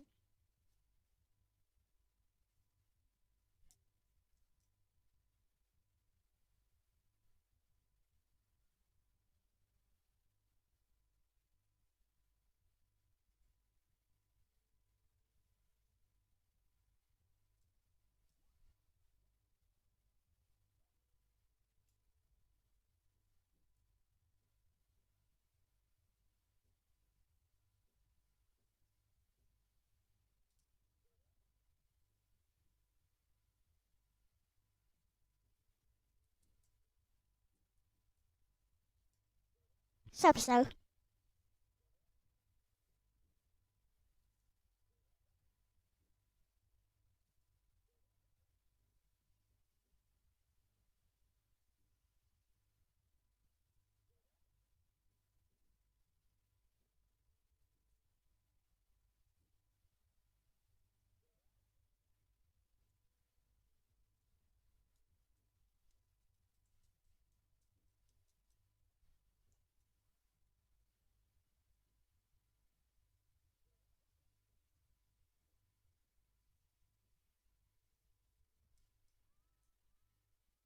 What the fudge?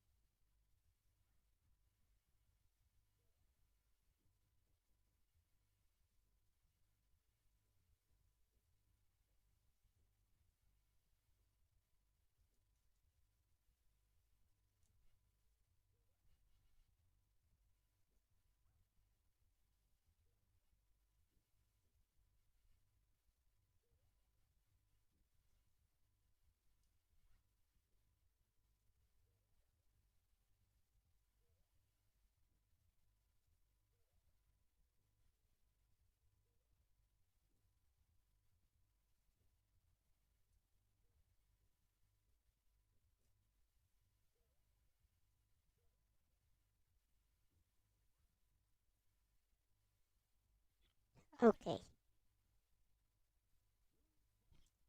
He's kind of cheap, yep.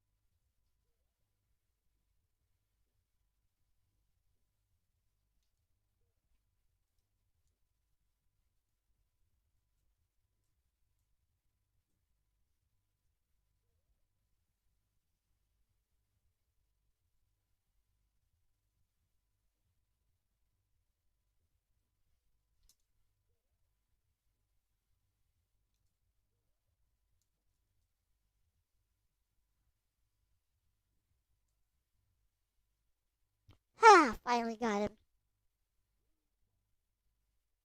That took forever just to beat one guy, though. See what this guy does. He's got a boken.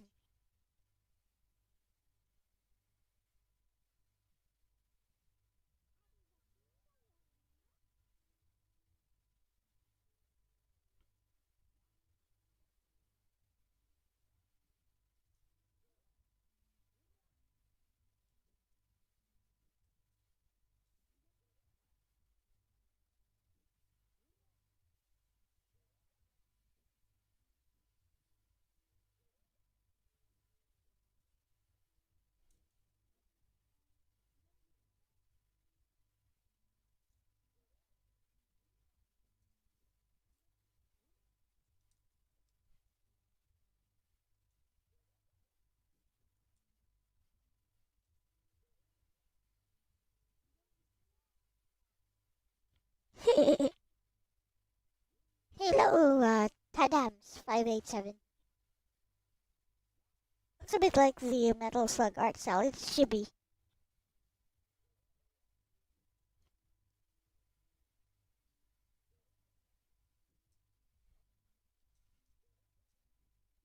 Actually, it's SD.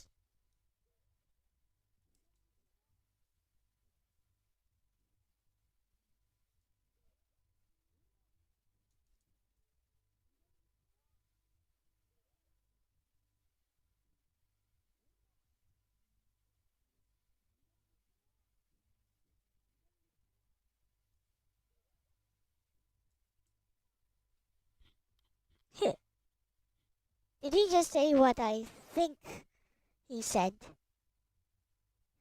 You guys hear it? Nah, must be imagining things. Let's go. Kind of like Pocket Fighter, kinda.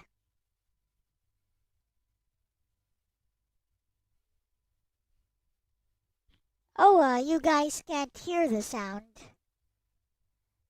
Well, that sucks. Here you go. Thank you for telling me.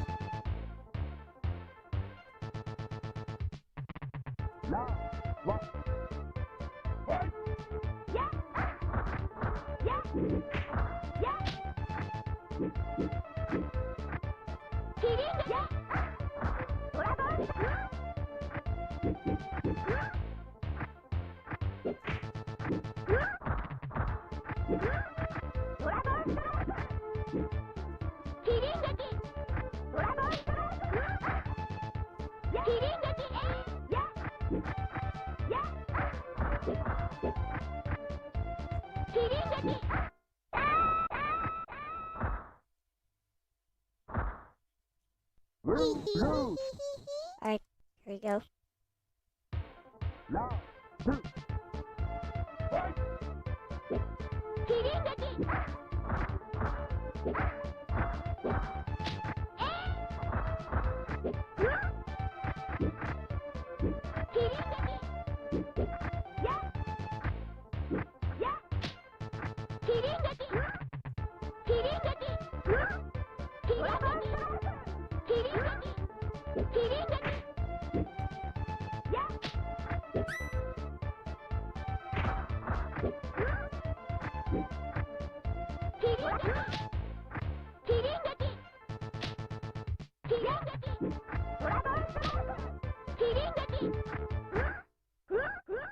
Ha!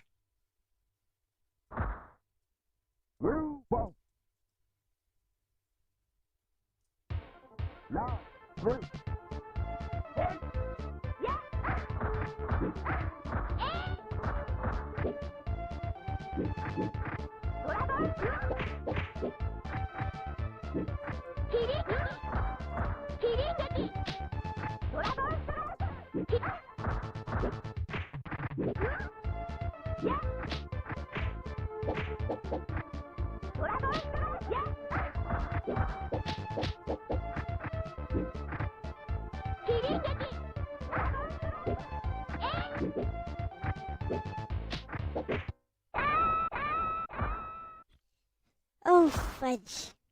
Oh well, he's not as hard as the first guy anyway. Let's go.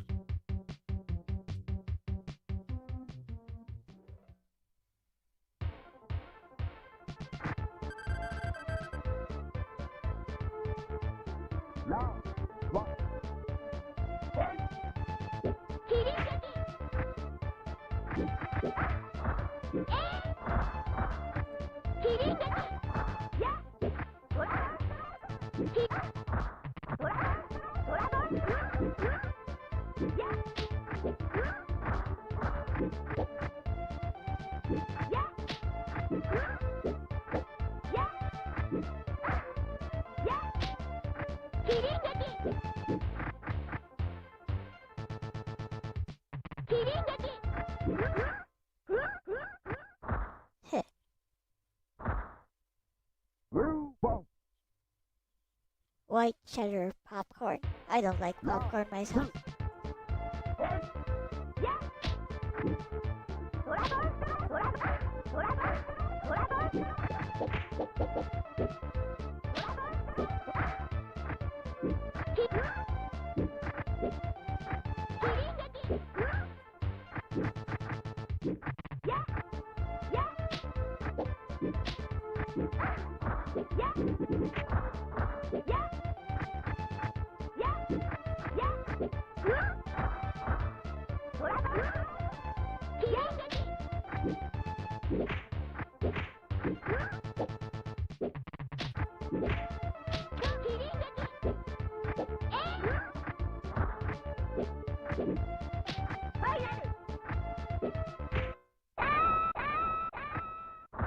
What up, Gerardo?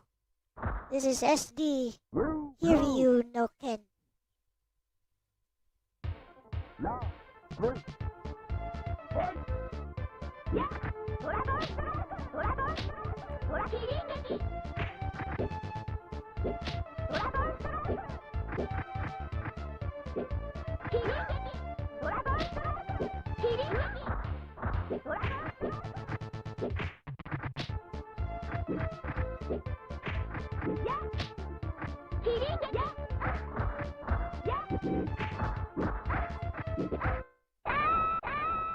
Oh, what was that?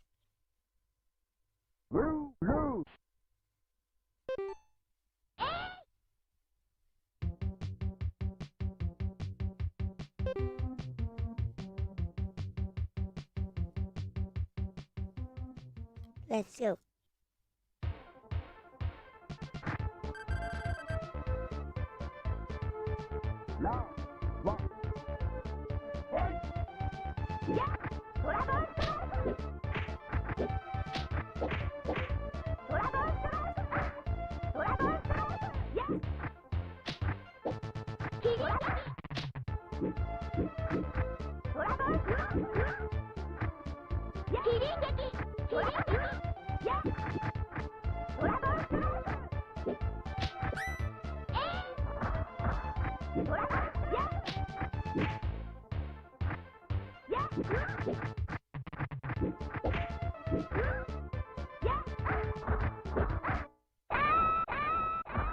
Oh, come on.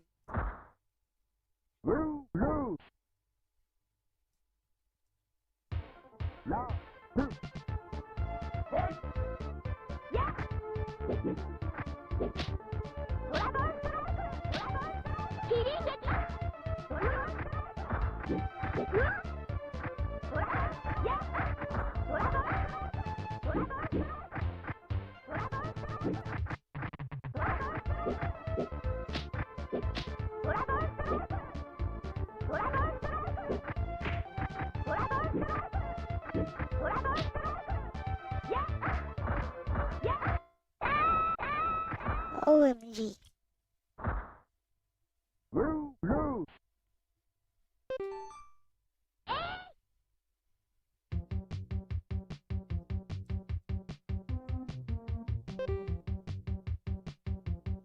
Let's go. Hello, Lucifer Starlet. Welcome.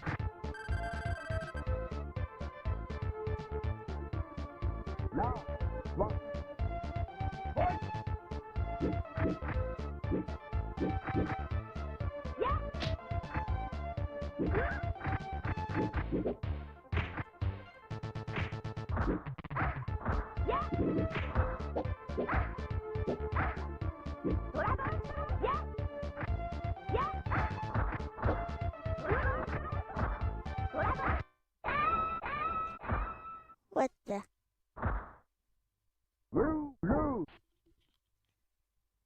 The Ryu and Ken, they kind of look like Bimmy and Jimmy.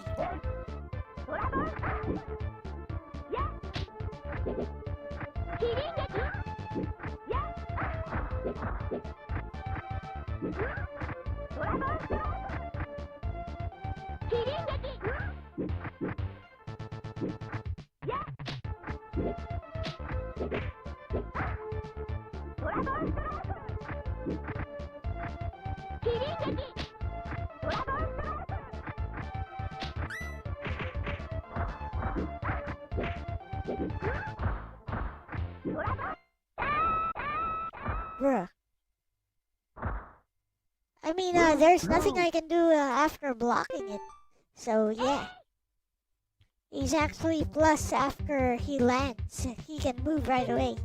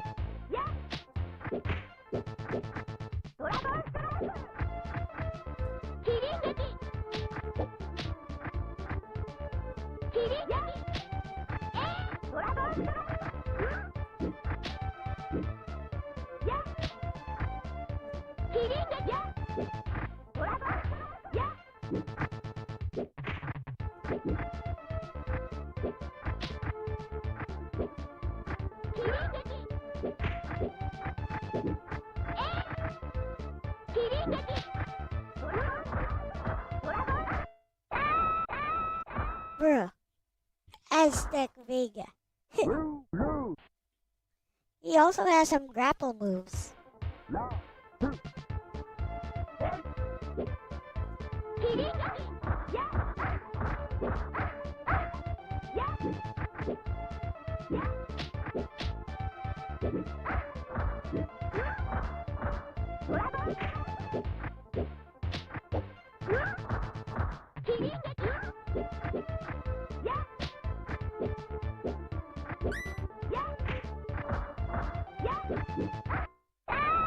Like that, see?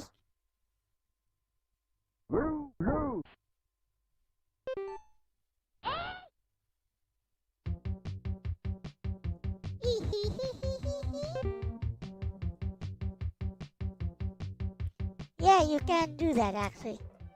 The problem is he can just backstep it.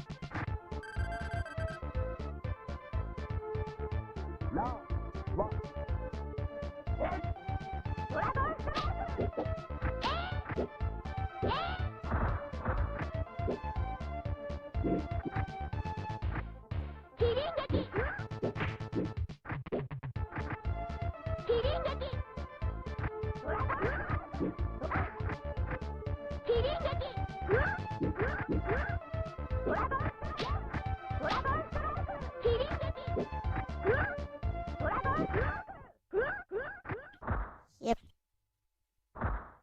You can actually do like a 2-hit combo after you land like a high kick.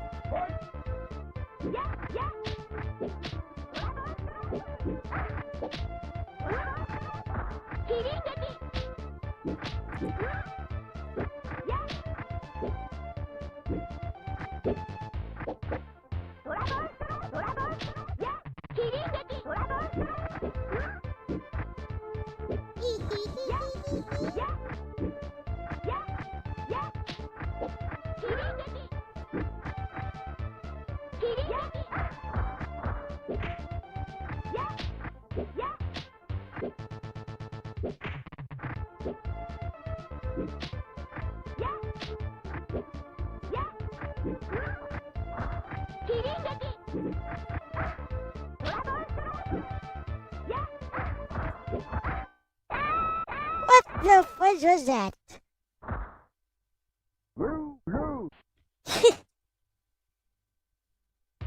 Sup, Ronnie?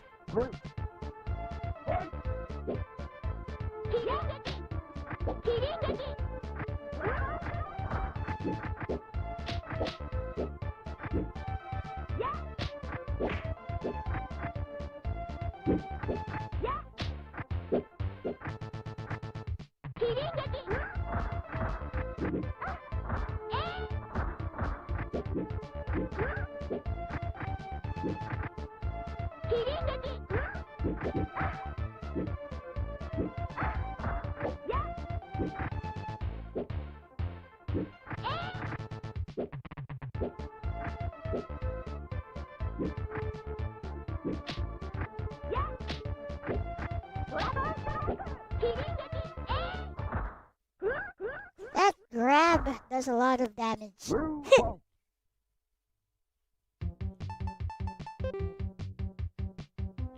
Now here is an actual grapper.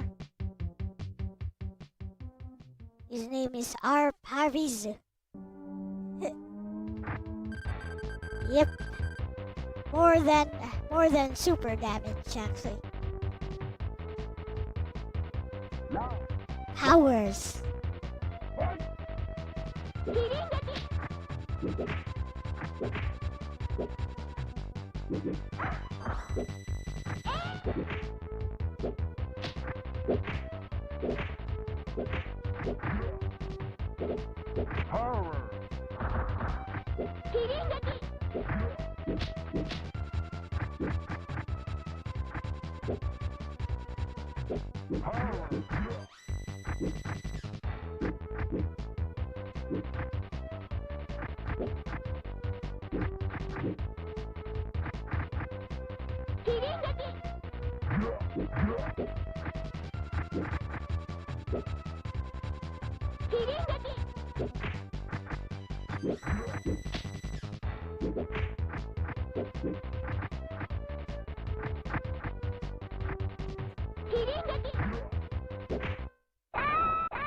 Wait.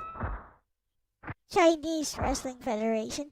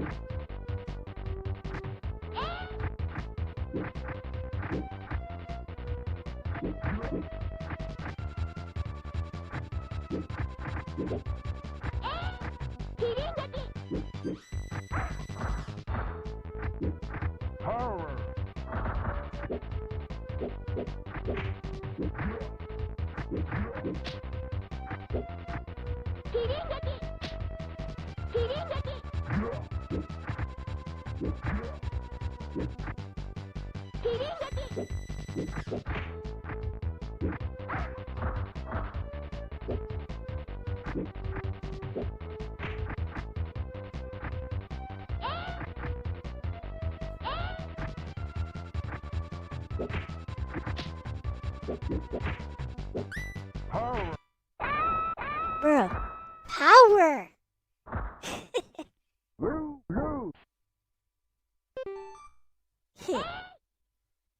Let's go.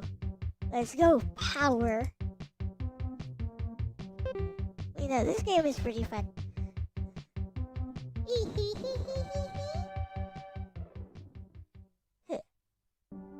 Yeah, there's like a parry system. I don't know how to use it.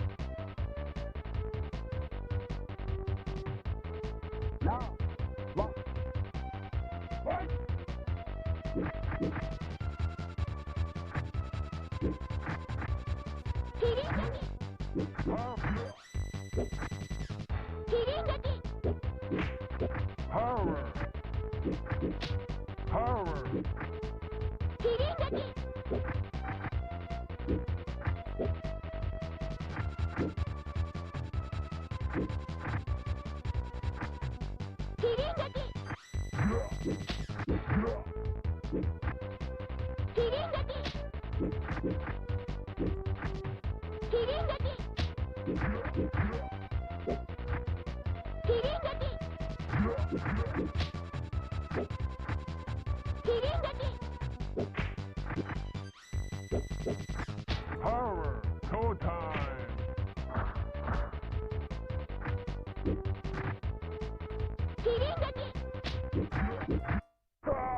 There. As you can see, there's actually combos.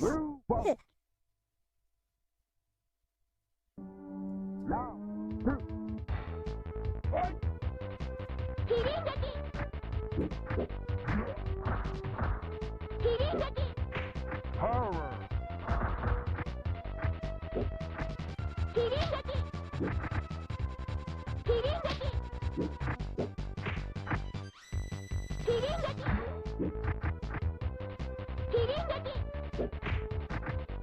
Power!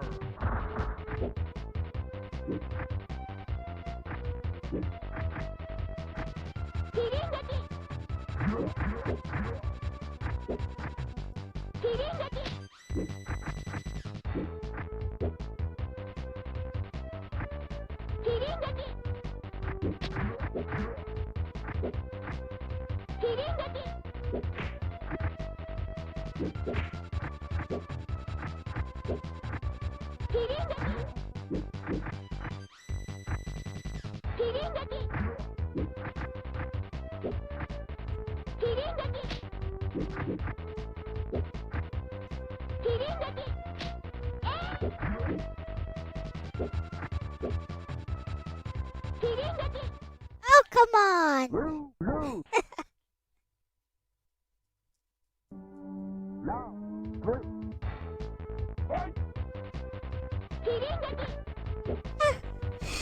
Yamete kudasai!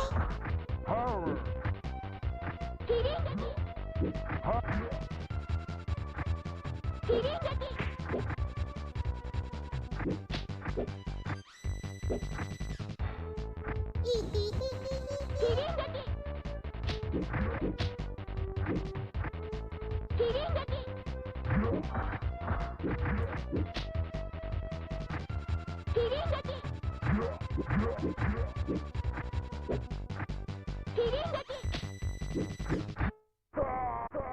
There.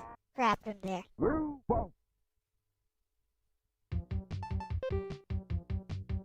What's this guy?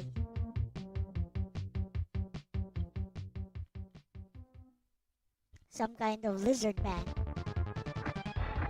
Oh, it's a mummy.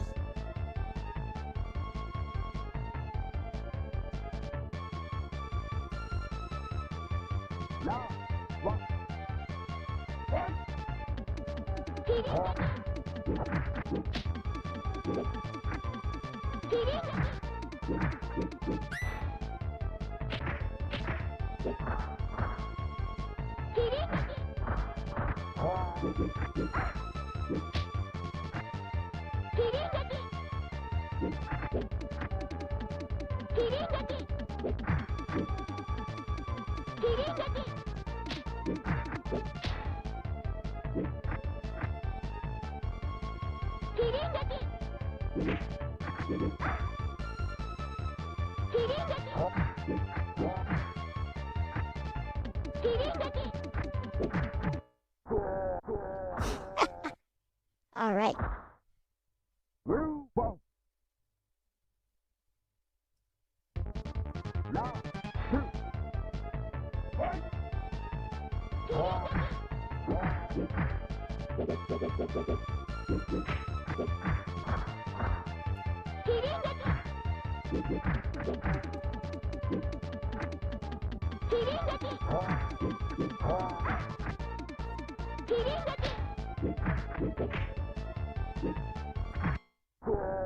Well, he ate that one. Let's go. Oh, it's some kind of grappler, I think, is what she is.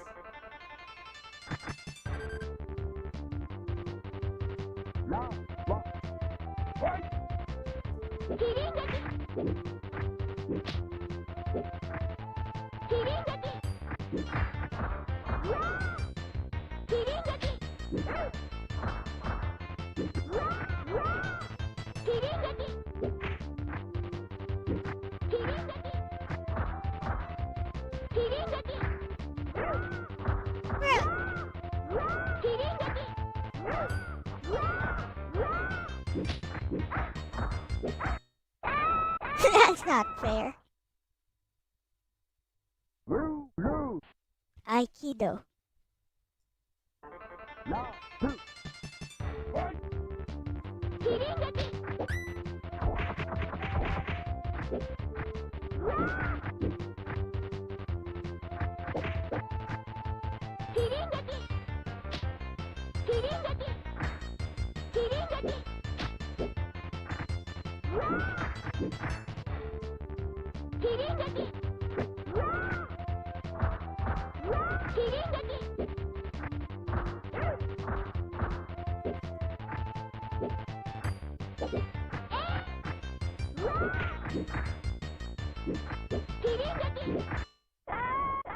Ah, ha, ha, ha.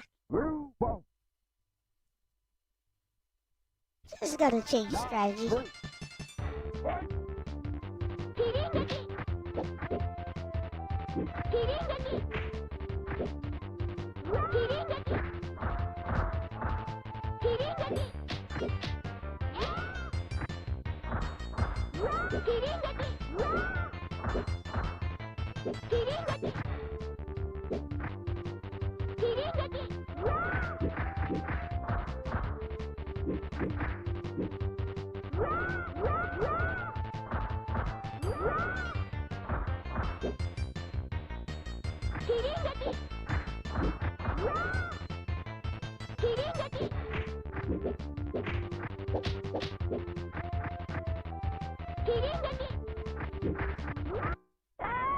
Ha, gotcha.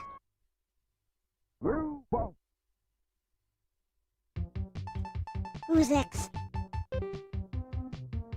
It's E Honda.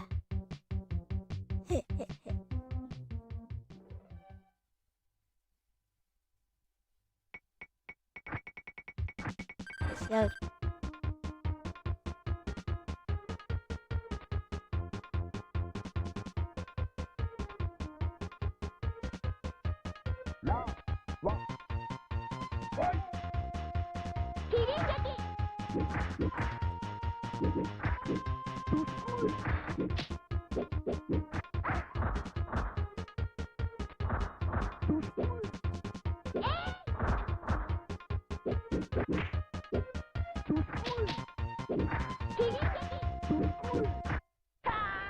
Those coins that.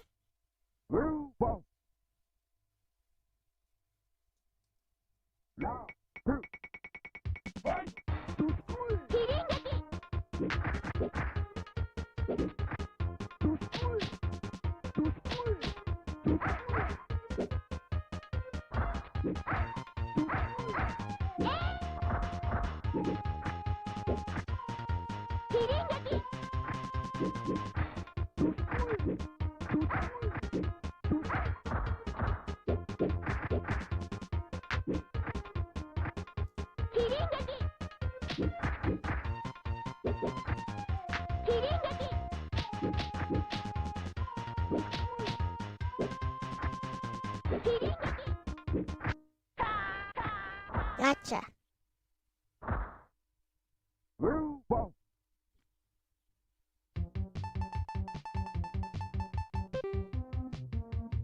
Huh? He's a gorilla.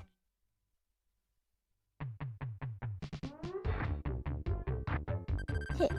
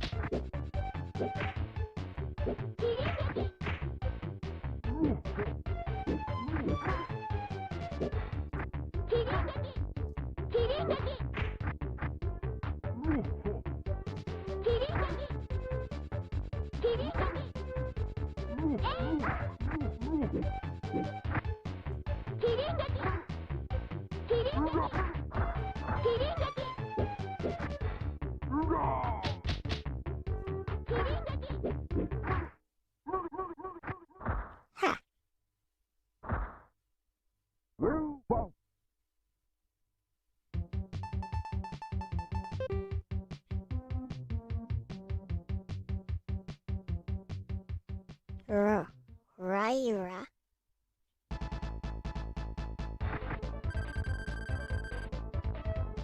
What's his name? Wyler.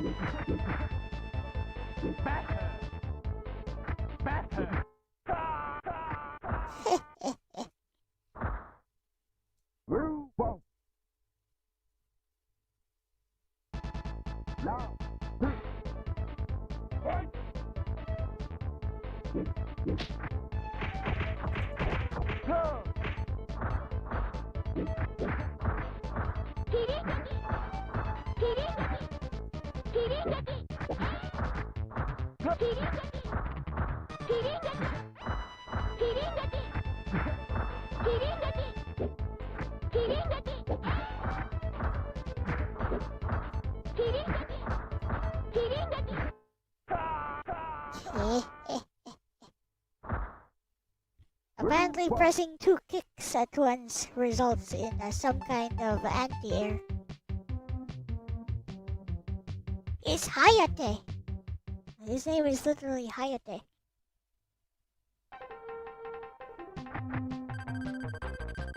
Like a gust of wind. Oh, it's Hayato.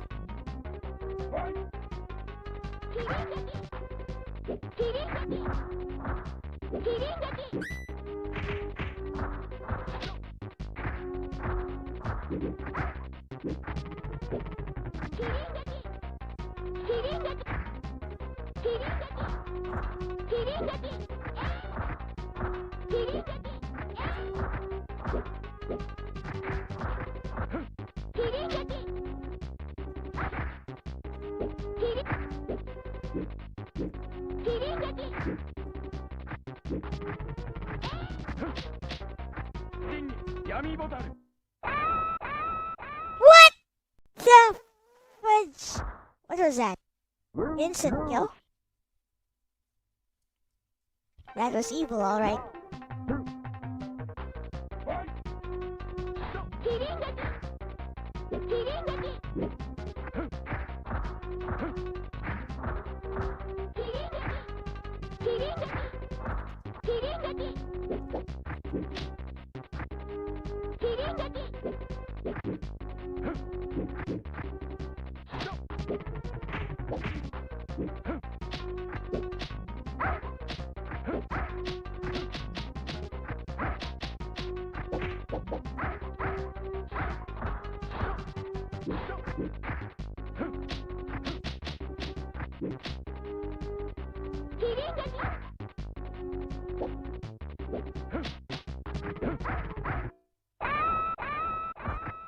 What the fudge? I was winning until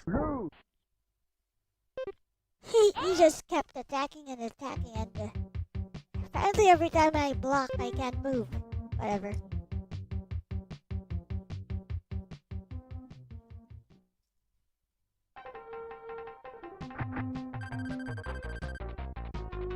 Let's go.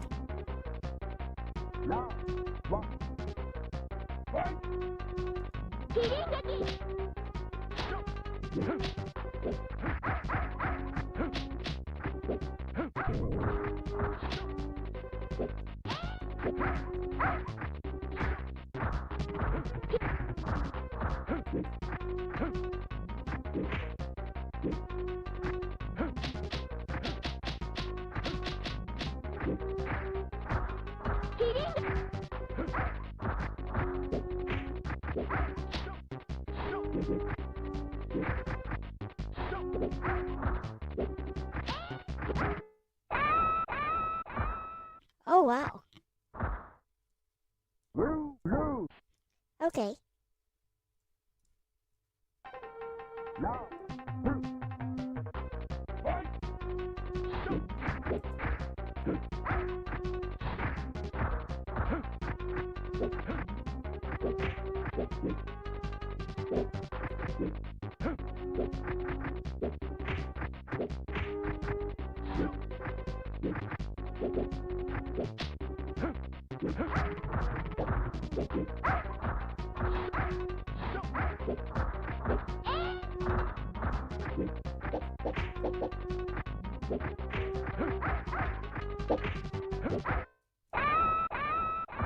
Oh, come on.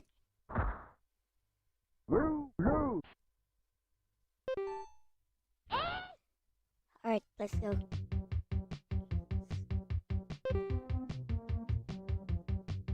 I'm gonna beat this game. Even if it takes the entire stream.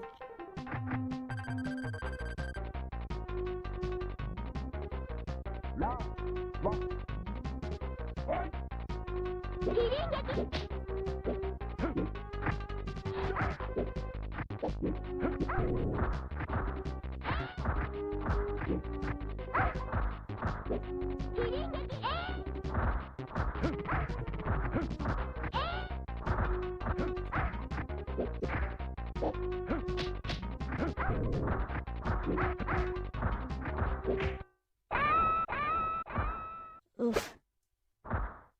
Okay. I wonder why he starts moving faster all of a sudden.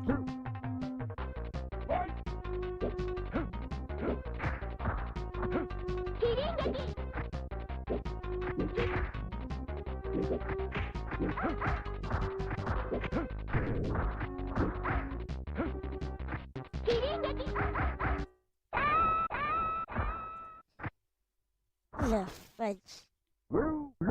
That 3-hit attack, I'm sure it's just a special. I'm sure it's like, it's just one special move.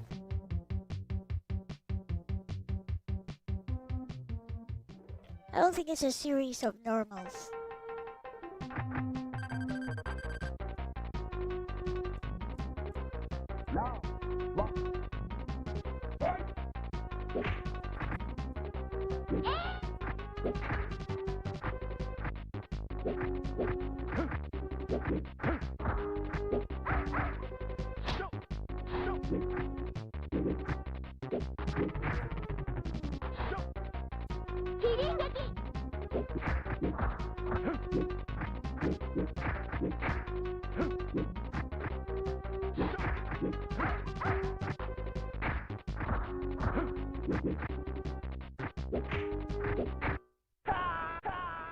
I found his weakness.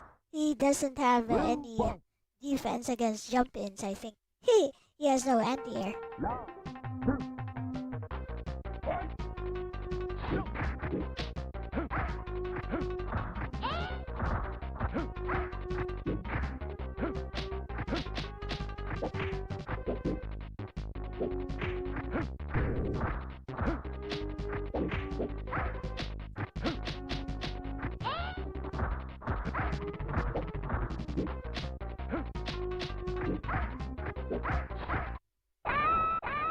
Bruh, once you start blocking, he won't let you, he just won't let you move.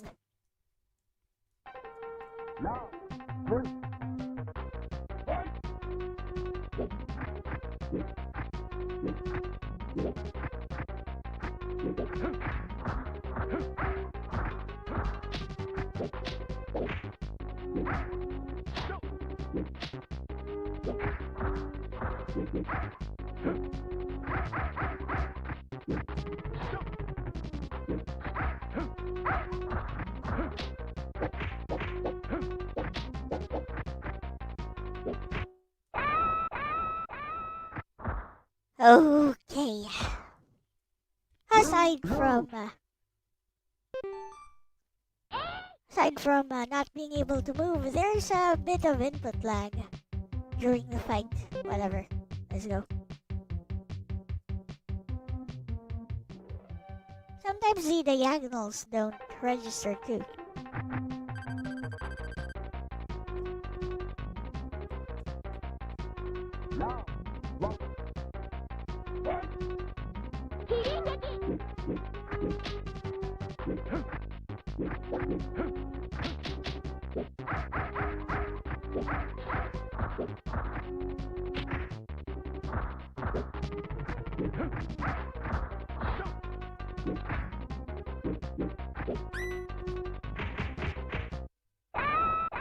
Bro. This AI is broken.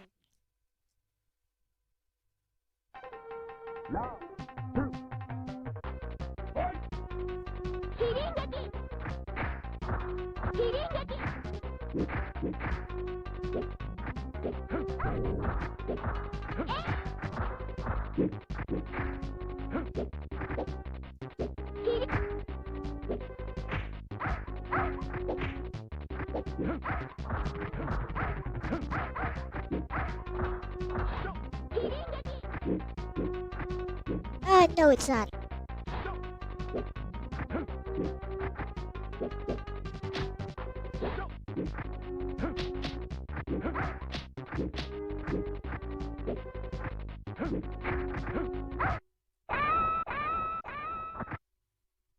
I don't think it is. I mean, this is a Super Famicom game. It's too old for that kind of mechanic. I know one of the Toho games does that.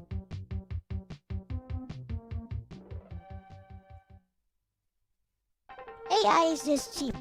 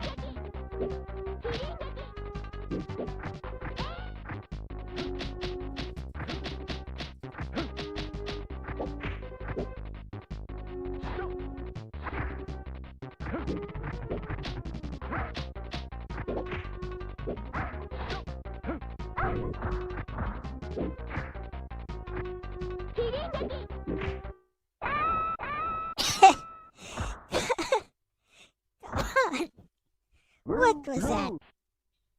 Oh well, whatever. I'll get it.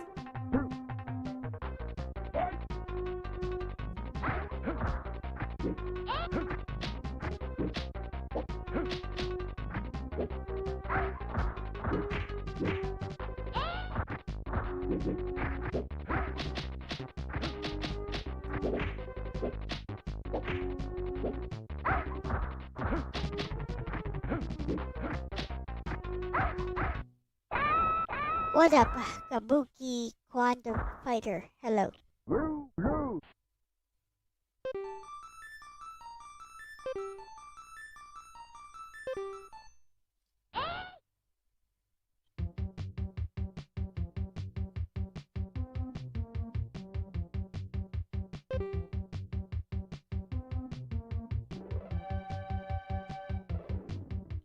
Let's go.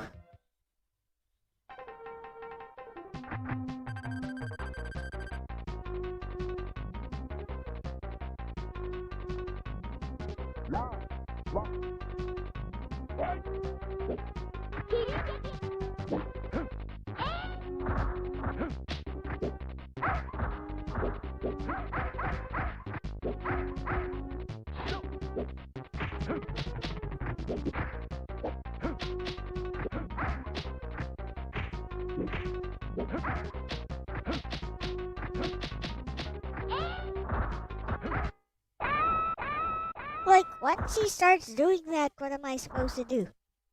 If I keep blocking, he just keeps doing that over and over.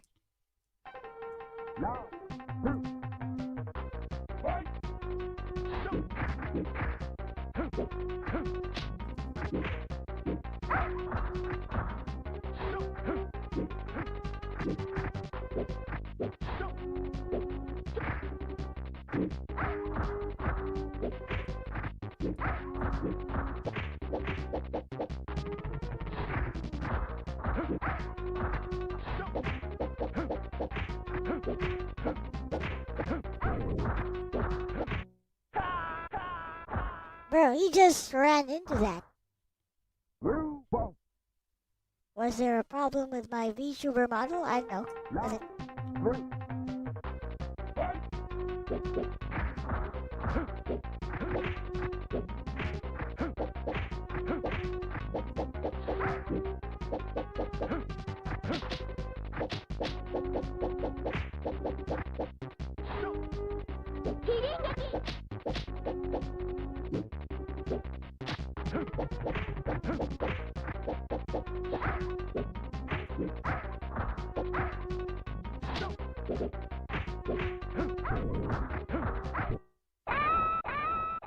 I couldn't even move.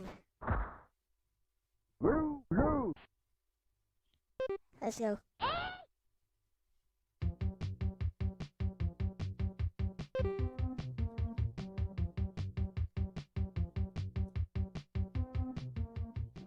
Let's go, Hayato.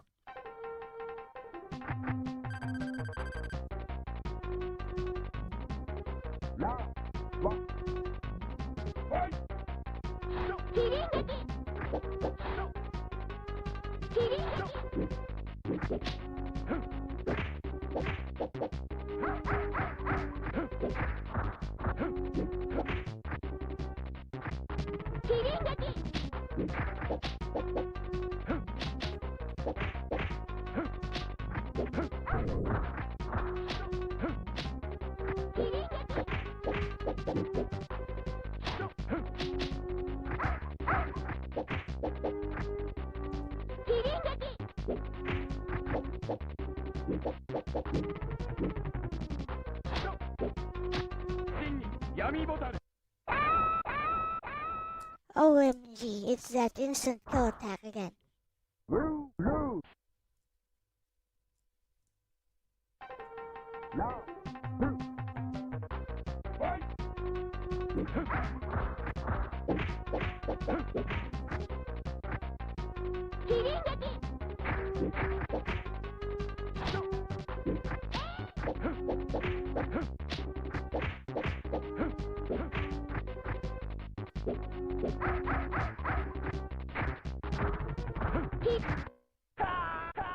Okay, got him.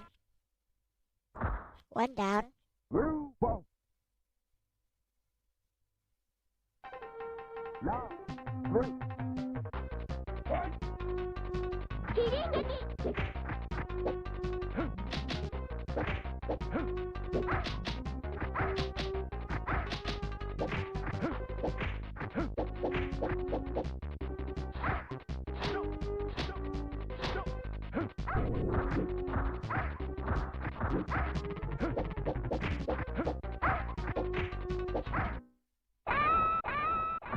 Come on. What is up with that? Let's go.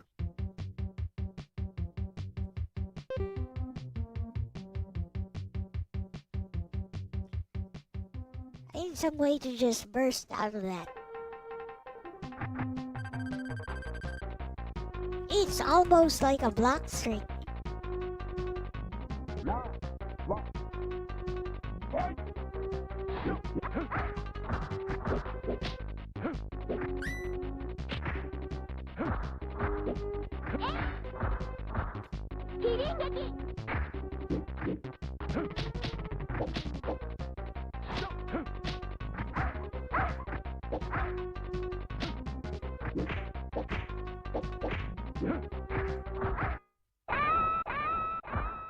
Like when I'm close to him, I need some way to just push him away.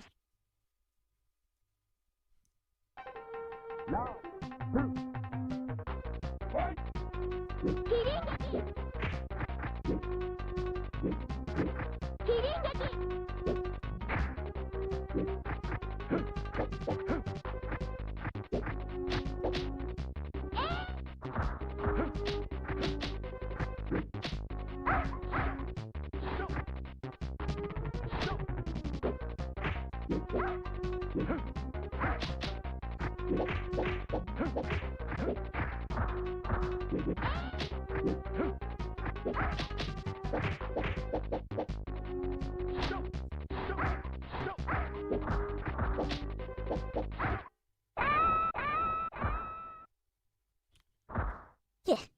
Let's try again.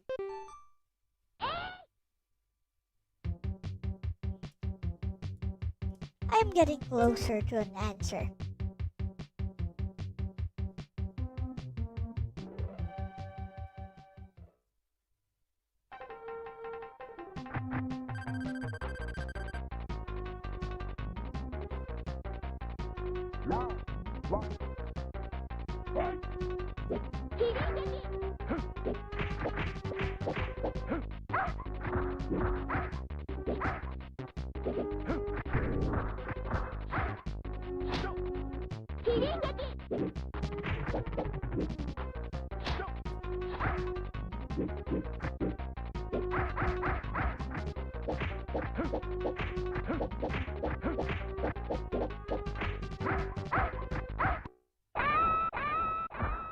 Yeah.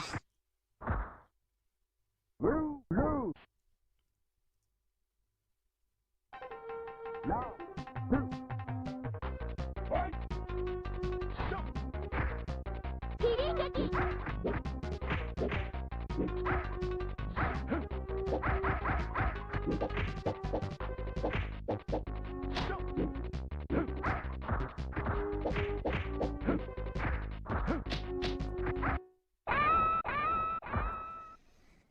Yeah. Blue, Those blue. tiny hits I didn't even do anything to him. Let me see. Since I can't win up close, I guess I need to be jumping around a lot.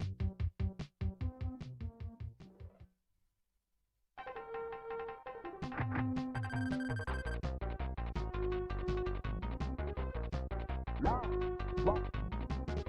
Fight.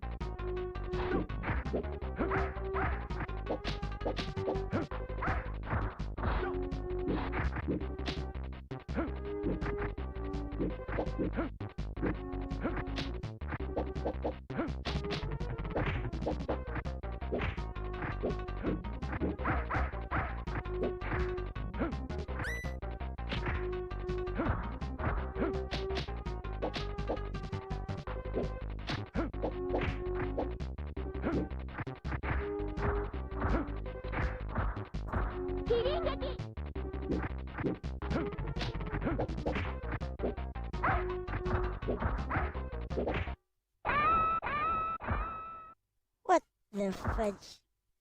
Blue, blue. Now, blue. Fight.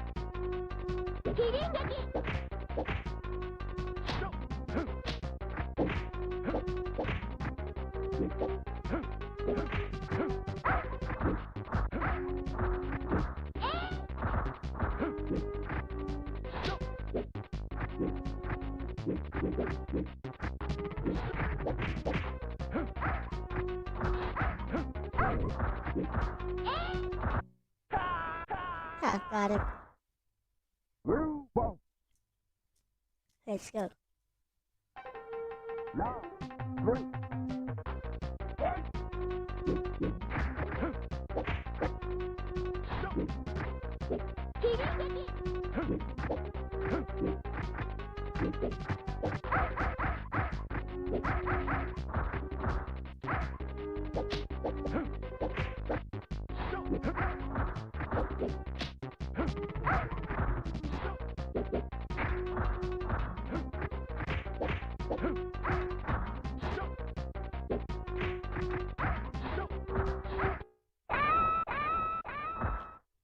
Bruh.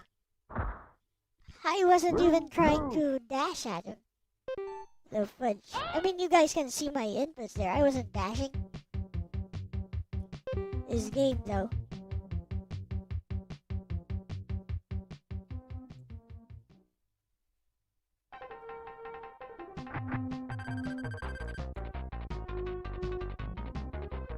Now, one. Fight.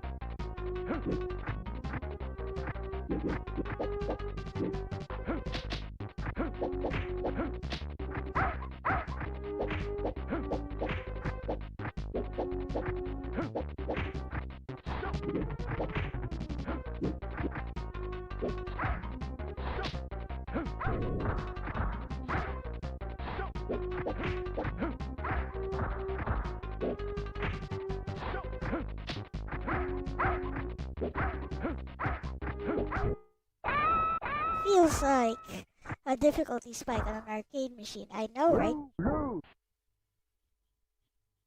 Like, he can move like 3 times before I can.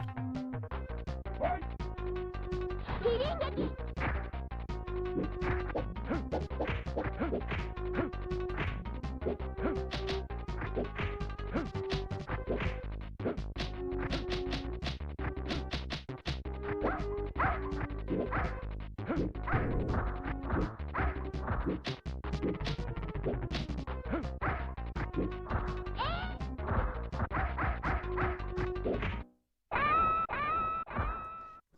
trying to jump away, and after I threw him, he just recovered immediately. What was that?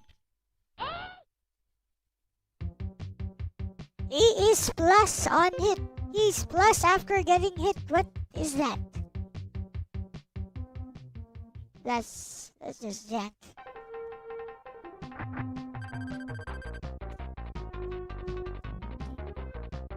Now, one. Fight.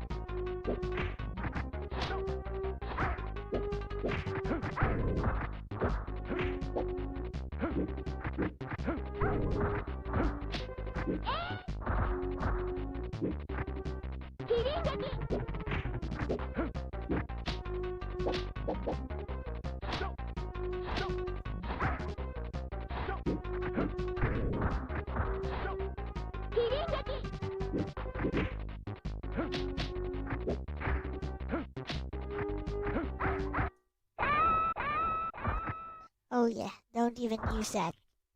Blue, blue. Now, two. Fight.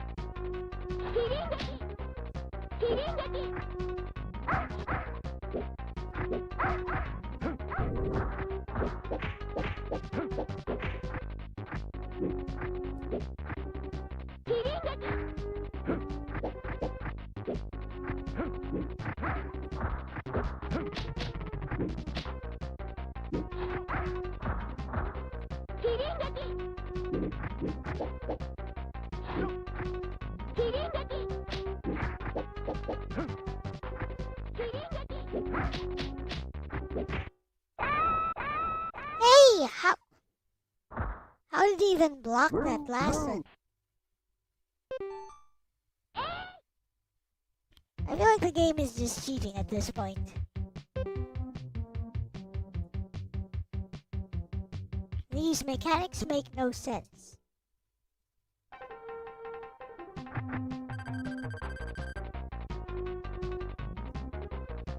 Now, one. Fight.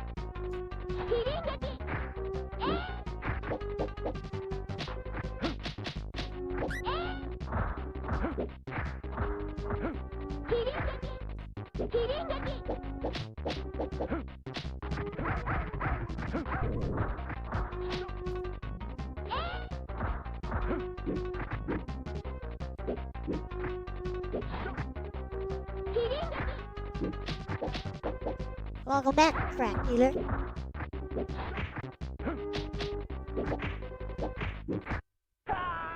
Finally took a round from him. Blue, one. Let's go. Now, two. Fight.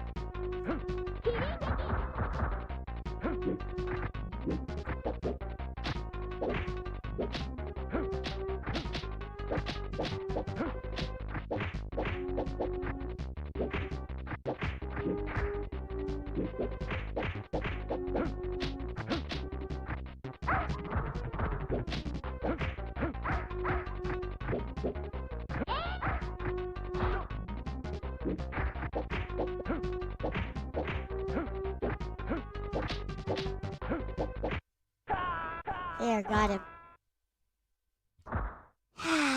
Blue, one. Hey, who's next? It's this guy. It's some Saint Seiya clone. Alright, what you got?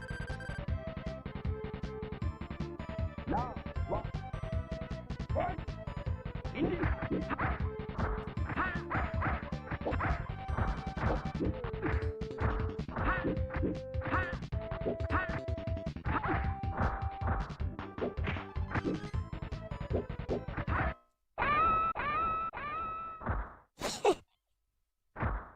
Just like the other guy, he just moves forever.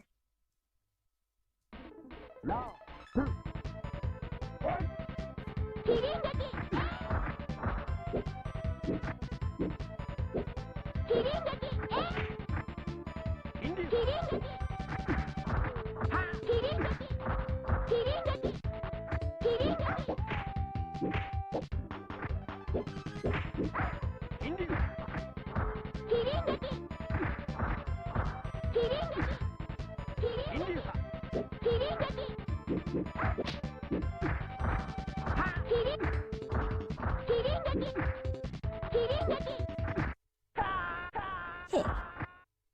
Spam fireballs. Blue ball. Now, blue. Fight. India. India.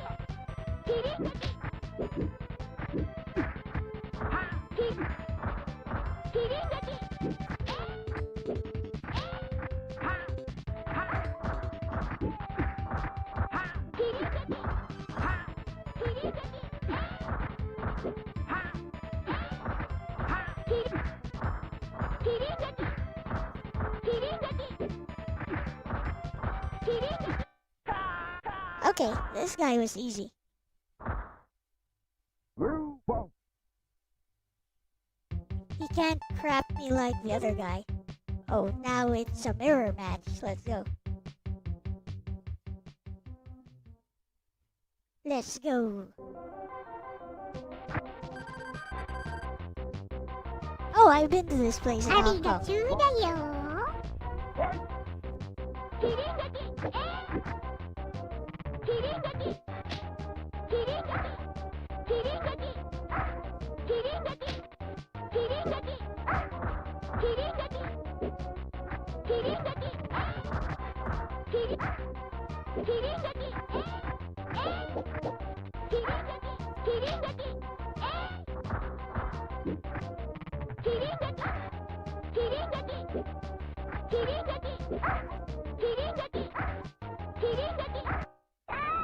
Ha! Blue ball. Looks like I'm not very strong. Now, two. Fight.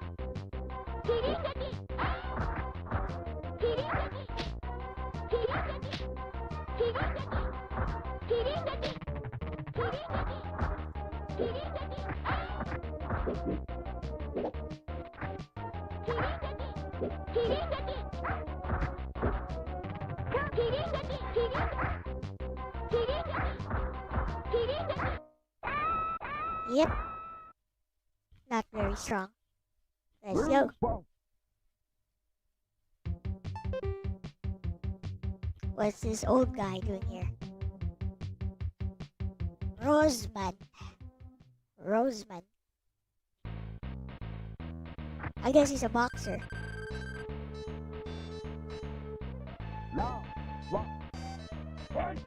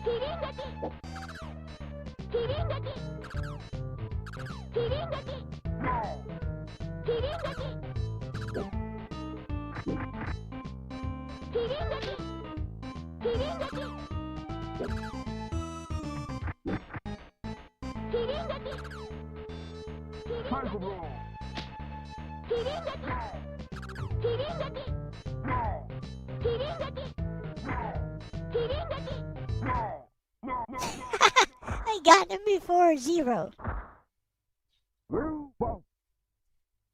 Let's go, Roseman. Now, two. Fight.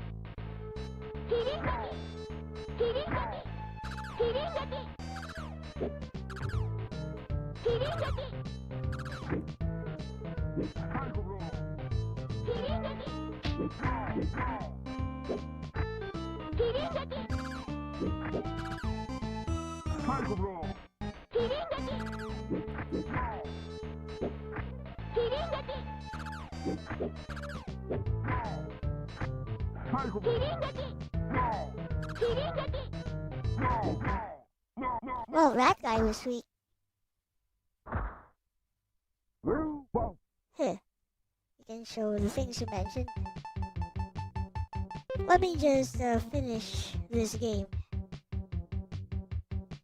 Daddy stage. Oh no, it's Daddy.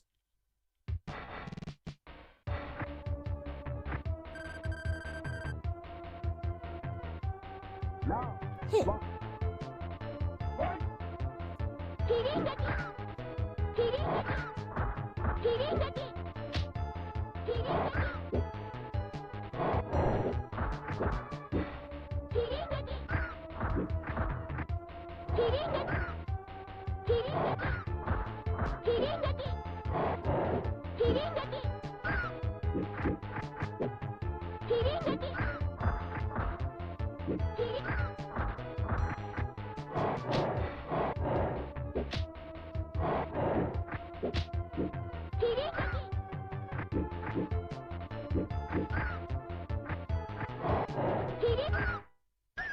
Don't hit me, Daddy.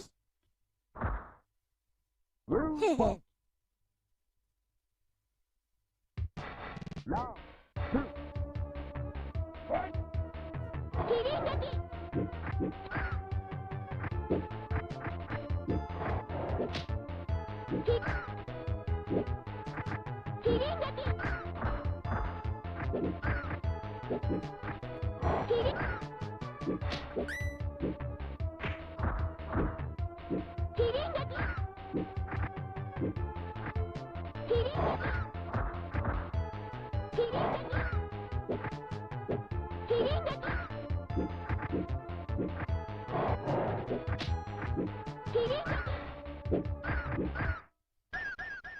Ha!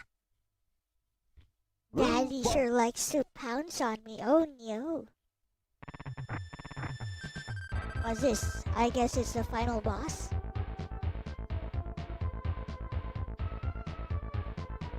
Round Suzaku! fight!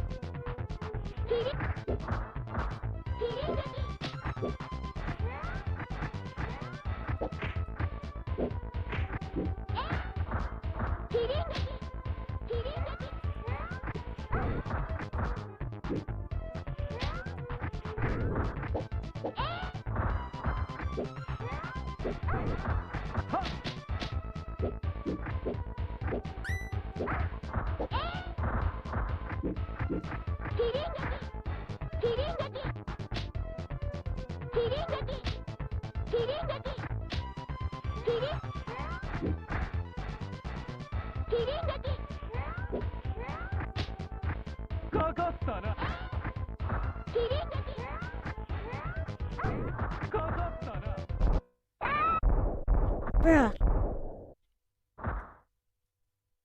Blue. Oh well. Let's go. Round two. Fight!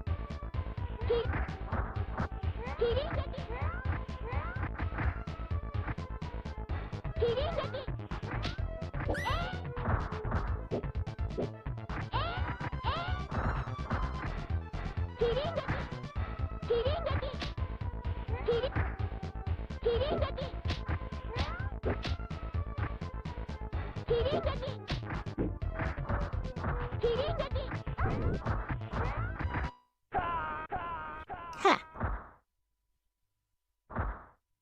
Alright, Blue one. let's go. Round three. Fight! ありがとうだよ。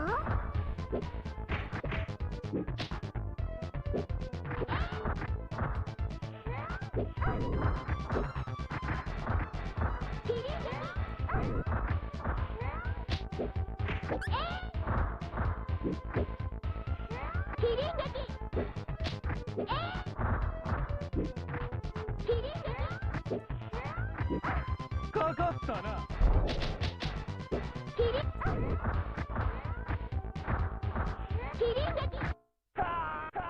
Got him. Heh. Blue one. Alright. Looks like Daddy is a female though. Why is your name Daddy? You got boobies.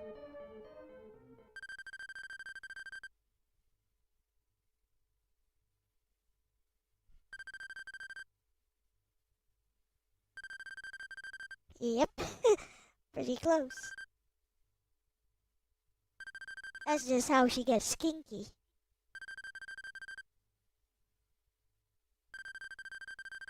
Call me daddy. Do it now.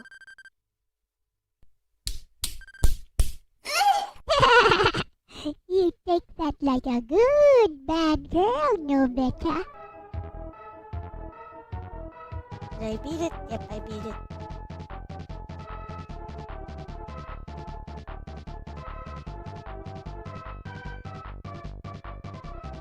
Alrighty.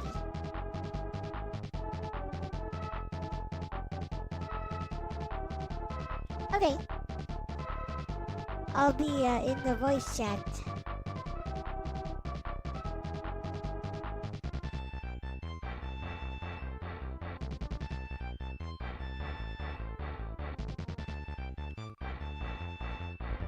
There we go. And yeah.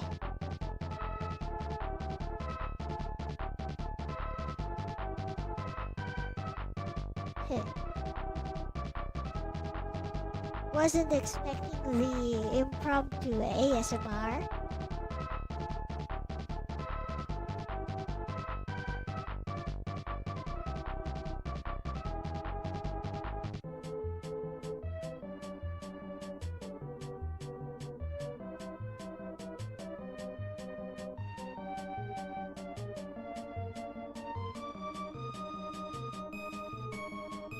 Shaku.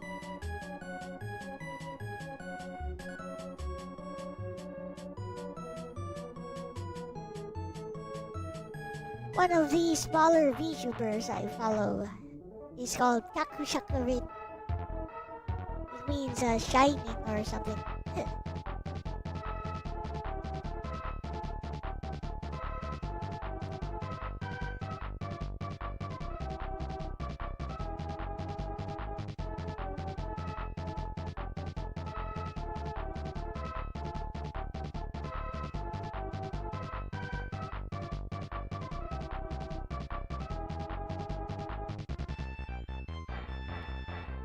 This boxer guy was the weakest.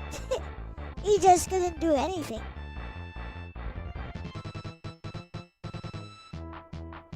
So boxer guy just died to the fireballs.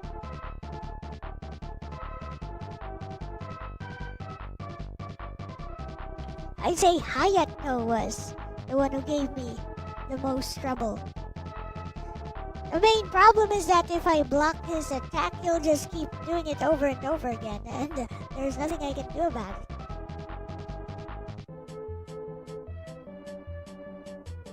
I can't even catch him in mid-air.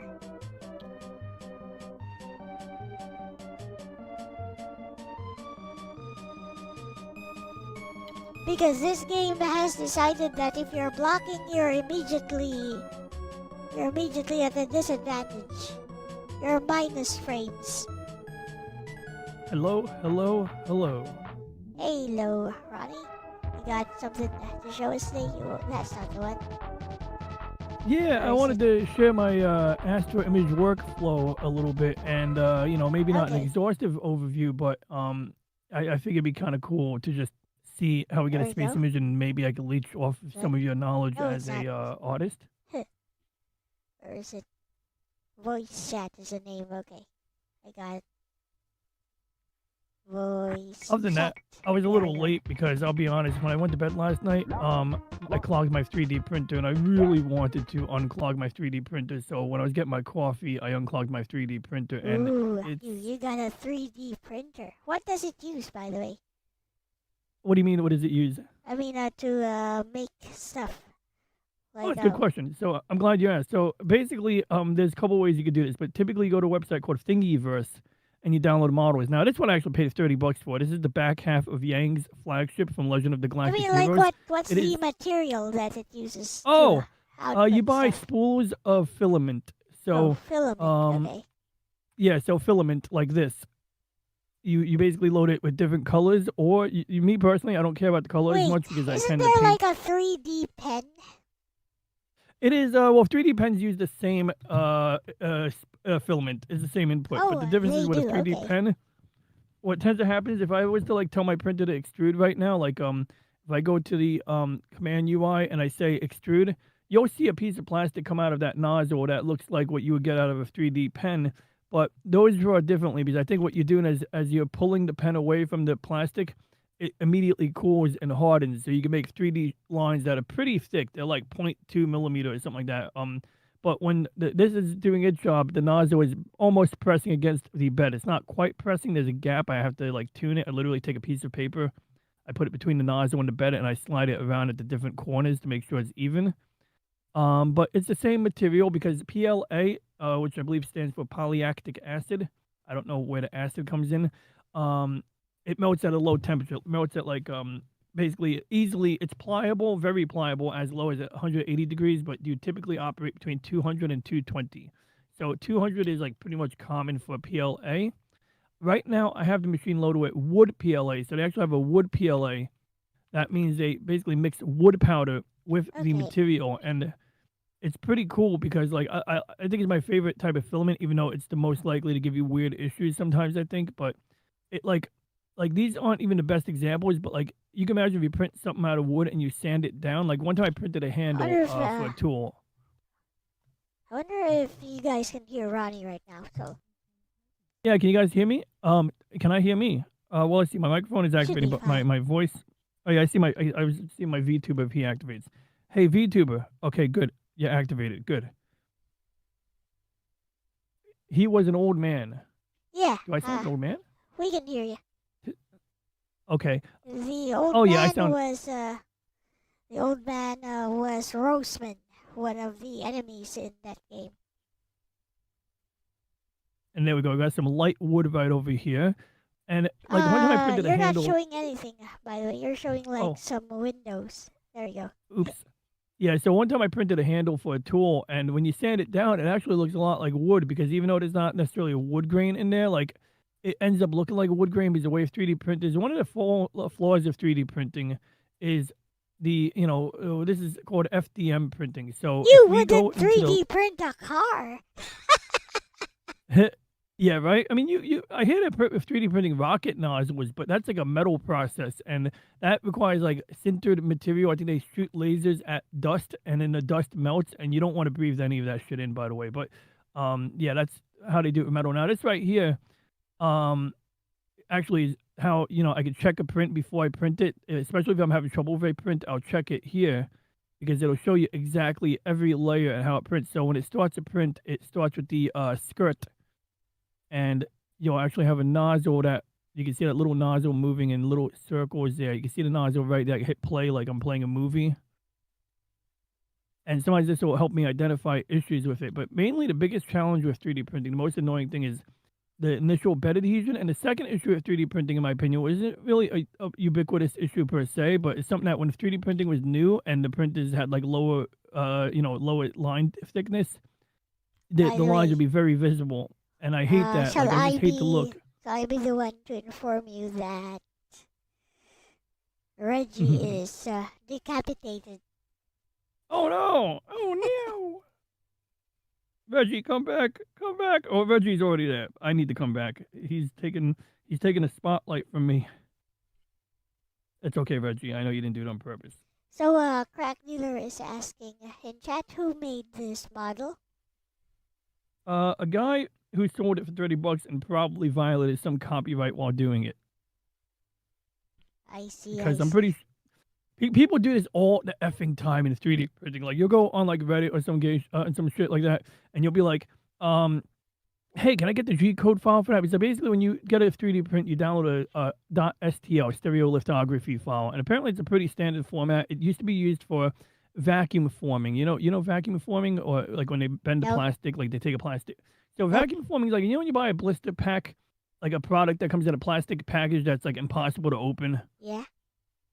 Yeah, that's basically done by vacuum forming. They start with a flat plastic sheet, they put it in a machine that heats it up, and somehow it heats up only the parts that need to be heated up, and then that's how they use air to like inflate those parts of the packaging. That's how you get like, yeah, like and they did that on the original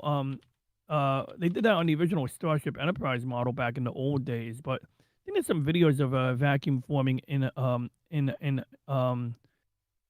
to give us examples here. So this is Adam Savage. He's quite a savage. Hi-yo.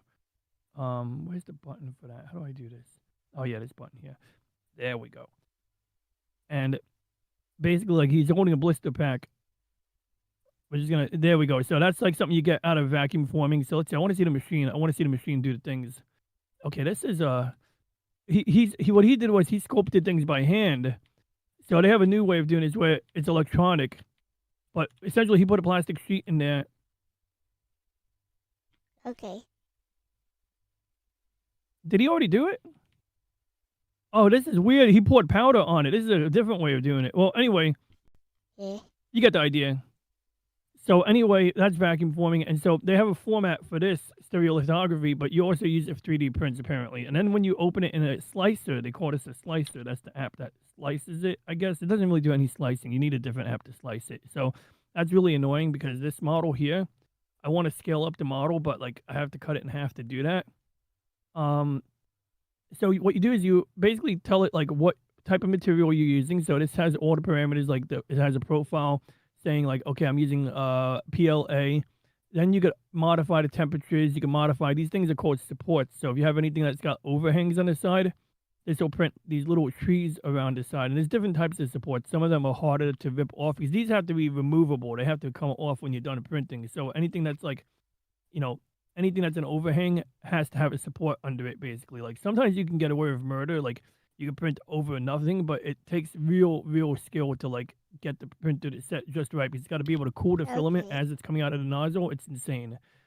So this model here is a weird custom model because it actually, although there is some infill in there that I printed in there, I could pick different types of infill. You got some Shinobu models for MMD, VCR, and one that is used for 3D printing. You know what MMD is? MMD, is that like Dungeons and Dragons? It's Miku Miku Dance. It's a 3D software. Sometimes people do that. So when you go to download the models on Thingiverse, people will like literally like just export models from other apps. And so sometimes you'll download, like I downloaded like a ship from Babylon 5, and it was like really printing poorly, and I figured out it was because like they literally exported a model from like, I don't know, a Commodore Amiga and called it a day. So that sucks because those models, wow, that was an interesting ad right there. Anyway, Sleep apnea this one's cool. linked to blah blah blah blah. But one of these days, I'm gonna do this ship here, and it's like they have a version of this that's 1 meter long, and you got to print the parts and then use like bolts to bolt it together, which actually appeals to me because like, you got holes already made and all of these things. But other models are like, they don't print right on my printer, or they might be made for a resin printer, which are great for miniatures. And I bought this mainly to print starships. So, these are kind of things I would print. So this one here, like, I'm going to just go YOLO it and see if it prints or malfunctions on me because I just clogged the nozzle now, or unclogged it. Now, before you print, you got to like, am I sharing my screen? I just want to make sure I share my screen. Yep. Yeah, I'm sharing my screen. Okay. I want to open up the preview window so I can see my screen in the corner when I'm doing this. Okay, there we go. Now I can see my screen. So basically, we could say home the x-axis and the numbers here will move. I've already set the temperature of the bed. So the mirror, that bed is heated. So that I can like, so that things stick to it better. That's the leveling probe there. That's an add-on, so you don't usually get those out of the box. That's what's cool about this printer is that you can pretty much add things like the sky's the limit. Now, once again, I did mention you get those horizontal lines for each layer, which I really hate.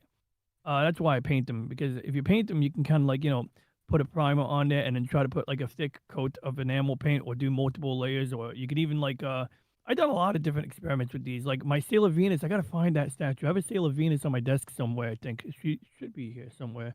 And I put a lot of work into that because like what I ended up doing was using Tamiya putty to fill every gap. So if there was a defect in a layer, and I'm going to click this button here, bed leveling. So what does bed leveling do? It's going to probe like 12 points on the bed, and it's going to create a 3D mesh so that it knows if there's any like elevated points. It looks like I didn't clean the bed that thoroughly just before. But anyway, I put glue on the bed because the glue helps it adhere. Not everyone likes glue, but it helps. It just helps. Sometimes, like, if you get the thing tuned just right, you could do it without glue, but I just find that, like, sometimes you get to the edge of the bed and it gets more stubborn than in the middle of the bed, so having the glue helps in that case. But yeah, so now it's gonna probe it, and I've calibrated the distance of the nozzle. I already used a piece of paper to calibrate the distance of the nozzle, but you can adjust it, micro step it while it's printing. So at the beginning of a print, while it's doing that little skirt on the outside, that's like the best time to like check if the bed is level, if you need to, adjust your offsets a little bit. So there we go. Now we got a map. So let's take a look at the map. So we go here, and we got this 3D mesh, and this is actually pretty decent. It could be better, could be worse, but it's about right. I think you can even like tell it to like only show you like a certain range, so you can kind of see like what the range is. So it looks like we're a difference of 0.287 and 0.7. So that's like a half a millimeter. That's actually not great in my opinion, but we're gonna go for it. So how do we go for it? Well, we already got our model. Now, the tree supports tend to take a while to generate. Whenever you tell it to, whenever you make a change to any of these settings, it regenerates the output because it's creating a separate file called .g code. That's the file format, and that's what that's basically a printer command language. It tells it like where to send the nozzle, the X1. Oh, I'm not showing my screen. So what I was saying was, yeah. So we did the leveling. We're ready to print. Did I show the map? I don't think I showed the map. I'll show the map again. This is what I was showing before. So that's what we did when I leveled the bed. And if we can just go left, there we go. I can show like a limited range. So by doing this, I can kind of get an idea of like how big the range is, and that's why I came up with 1 point. Yeah, this is like a little concerning actually. I'm just gonna YOLO it, but it is a little concerning. It is even though. Sometimes if you like are messing with the machine and the stepper motors are turned off, you might misalign the right half of the Z-axis from the left half because the right half has no motor on it. There's only a motor on the left. The right side has these roller bearings that kind of like keep it level with the rest of the machine. Huh. That's interesting. Did the screen go blank on your end? It did. I don't know. I can't tell. I'm trying to see. Might be me. Oh no, there we go. I can see me. Okay. So anyway. Yeah, so basically, right now, we're just going to YOLO it. So we're not even going to, if I can always cancel the print. So let's see what happens. Vroid upload. converted to a PMX model that used for an MMD video. It wouldn't blink at all. Had to manually add blink frames. I see. Yeah, you convert models into something else. And a lot of times they break because the guy did a shitty job and now it doesn't blink or something. Oh, that's interesting. Yeah, so speaking of that, do you know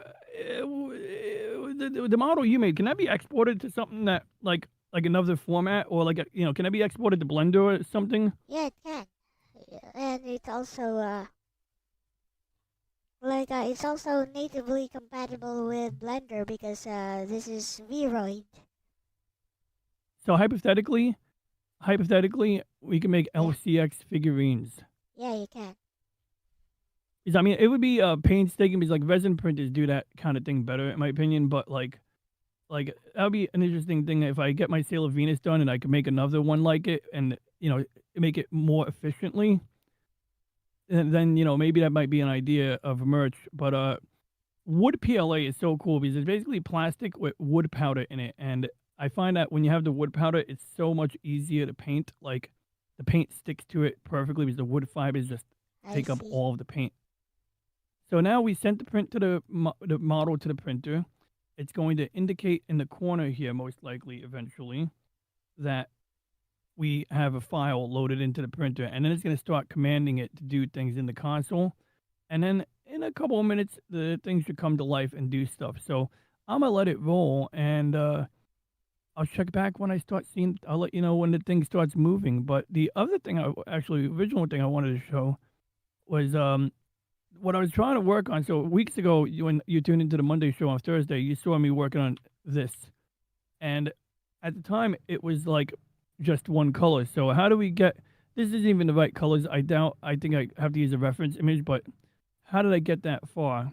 And yeah, the printer's coming to life now. So actually, I think it's not ready yet because I'm looking at the temperature. It's still 150 C. So it's got to bring the temperature of the nozzle up to 215, and then it's going to start printing the skirt. So it's going to start now. You can see over here in the graph, it tells us the heat. This, by the way, I should mention, is called Clipper, and Clipper is a two-part thing. It's the firmware on the printer itself. So normally, when you do the firmware, you get something called Marlin firmware, and it's like a binary file that you put on a SD card and you flash it to the printer, and it does everything. So you got to put your prints on the SD card, and then you like basically use the buttons on the control panel to tell it what file to print. And then there's a way to hook it up to a Raspberry Pi or a PC, and you could directly initiate printing. But the printer handles everything. Now with Clipper, the firmware on the printer side does control it, but it actually is designed to receive commands from a more powerful computer. So be it a desktop computer or a Raspberry Pi, it's going to be vastly more powerful than whatever is in the printer. So instead, it like directly commands the printer to do everything. And you can even like use I actually had to hook up an accelerometer to the printer a couple of days ago.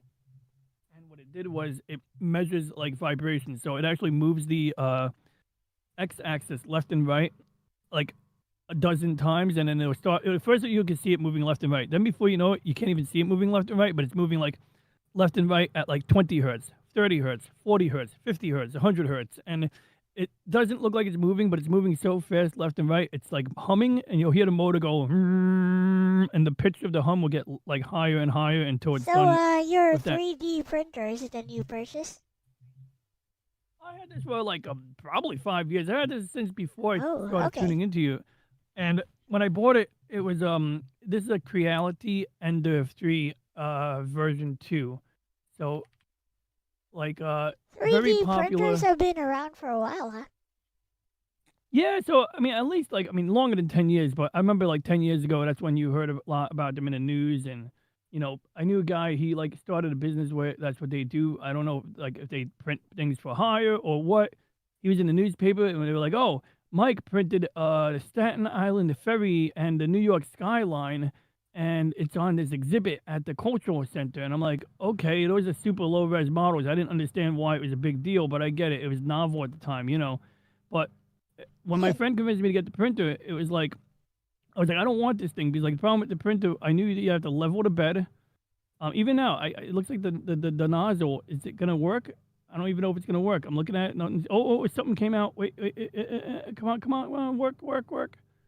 But basically, like my friend convinced me because one, he said, "Oh, you only have to level the bed when you move the machine," which is not true. You have to level the bed every time you warm it up and cool it down. But luckily, with the automatic bed leveling, you only have to dial in the manual leveling like once or twice, and then after that, the automatic bed leveling will work until it falls out of tolerance. So, Crack Dealer is asking if it makes a lot of noise. Good question. People do on Reddit complain about the noise. I don't think it makes a lot of noise, but stepper motors do make very distinct noises that sometimes sound a bit like music. Like it'll almost like sound like a buzzing sound. It'll kind of change depending on what the thing is doing. So you can imagine like right now, as it moves in that circle, it'll sound like it'll sound something like that. You know, it's in the room next to the turtle tank in the same room as my server, and my server makes a hell of a lot more noise because it's like a rack mount server with the like 8 fans in the front, and you know, it's just like it's noisy. Oh, did I clog it again? I think I clogged it again. I'm hoping I see something come out of this because I'll have to cancel it before something clogs it. But I'm hoping that it starts squirting out filament before it gets there. Because when I got to the printer this morning, like last night, it stopped printing in the middle of a print, or it stopped squirting filament. So when I got there, I actually took there's like tubes that the filament runs through, and then they go into the hot end. There's like a metal end that has like a heating element in there, and it whatever happened, the heat creeped its way up and caused it to like almost form a plug. Yeah, I think I gotta. Yeah, I don't think the filament's going through there. I'm gonna let it print a few more minutes, but then I'm gonna cancel this before I'm gonna have to go back downstairs, strip it down partially again. Yada yada yada. That's super annoying, but I'll get the knack of it. I'm really happy with like the last test print I did. I did a test cube, and I have the cube right here. Wait, yeah, I got 2 cubes right here to show for as an example. So this is actually very interesting because when I started the printer up, I didn't have it set for the right material. I thought I had black PLA in there, and you asked me what material I use. So this is the other material you can use. I'll show you right now. So this right here is a calibration cube. So we print these out, and it just like lets you measure the dimensional accuracy. And usually, like the main thing I've noticed was that the first layer is a little bit wider, and so there's different ways to manage that. Is a dedicated setting. What I find works is to lower the flow rate a little bit on the first layer, and then like it doesn't expand because I think it's like it's just the way it's pushing to the bed. But you know, there's a couple of reasons why the first layer tends to be a little wider. It's not really critical. Like realistically, if you're printing a statue or something that has a base at the bottom, you kind of won't mind if the bottom gets wider. But if you're printing something that you want to be dimensionally accurate for one reason or another, then it helps to like, you know, manage that little lip at the bottom. But I decided to print the cube jumbo size like this here.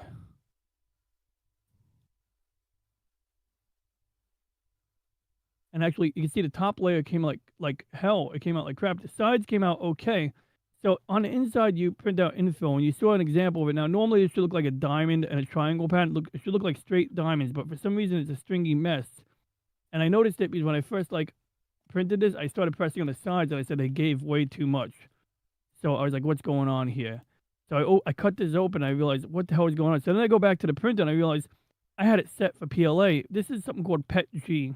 PETG is basically soda bottle plastic. Sometimes they even use recycled soda bottle plastic. So you can imagine how like a soda bottle is flexible, but at the top where you screw it, the cap on, it's very rigid. And so, you know, they add some color to it, but it has very good properties. It doesn't crack. It tends to bend before it cracks, which is kind of a nice property. So for certain things, I find that PETG is great, but it requires you to print at a higher temperature. So because I was printing under the assumption that I was using something like PLA, I printed it at a lower temperature. So that's why we had such poor extrusion on the inside. It also tends to print the inside parts faster, and because speed tends to translate into reduced quality. So it'll do the outside slower, it'll do the inside faster, but because the heat was off, I was running the temperature a little high for the normal material for reasons that I've developed based on experience. But that's the only reason this worked. This should not have worked, and frankly, it didn't really work very well. So I reloaded the filament, but sometimes when you reload the filament, you maybe don't get it into the hole correctly, and I think that's what's happening here. So I'm going to mess with that later on, but because I don't want to melt anything or ruin anything, we're going to cancel the print right here. We're going to just say cancel print. And then it's going to cool down, and then what I'll probably do is keep the bed hot. There we go, so that I don't have to worry about reheating the bed, because the bed needs to be, like when you're leveling it, first time I leveled the printer, you move the nozzle to the corner, you put a piece of paper under it, and what happens is after you warm up the printer, there's no space between the nozzle and the bed anymore because it expands. So you actually have to heat it up and then level the printer. And then the same thing when you're about to print, you want to make sure it's completely warmed up and then do the automatic leveling thing. And the thing I didn't mention was what this clipper firmware does is the reason it allows you to print so fast is because, you know, it's using a more powerful computer to make certain decisions. And one of the weird things is that when you use the accelerometer to calibrate it, it's measuring how much vibration goes from the movement of the motors, because the noise that the motors make, like Crack Dealer mentioned, the noise that the motors make does translate into some very, you know, vibration, and you'll see like imperfections in the print because of that vibration. So by measuring the vibration, the software can compensate for that. It can move the motors or adjust the way the extruder pushes the material through the nozzle so that it compensates for that vibration, so to speak. So this is something that requires more heavy lifting than the CPU on the printer itself. So basically, we have an external CPU doing all of the heavy lifting. I actually had to buy I could have done this on a computer, but I bought a Sonic pad, and this is basically like, it's the equivalent of a powerful Raspberry Pi with a built-in screen, and it has, you know, the same, you know, controls that I have in the web browser, basically. So this has an Ethernet cable going into it. It could hook up to the printer through USB or serial. And this is what's doing all the thinking and all of the compensation and all of the acoustic stuff that normally the printer wouldn't be able to do. So yeah, this printer here, a great base for upgrading, but definitely like unless you're spending good money, and even when you spend good money, it's not guaranteed that you get a turnkey solution. You know, you're not always gonna get a printer that does everything out of the box. Like I know they have some brands like this is a fancier brand, and you can spend $709. This one, in theory, will behave a little bit better out of the box. But for the $300 printer I have, in fact, it goes for like less than 300. You know, you can tune that printer with a few upgrades to cooperate. So maybe like a more powerful heating cartridge, you know, thing that heats up the nozzle, new springs. So the bed, like the first upgrade I got was the springs for the bed, because like underneath the bed you have these knobs that let you adjust the leveling of the corners, and the springs it came with would always like lose, you know, their balance. So I, you know, changed those out. The bed is much more level.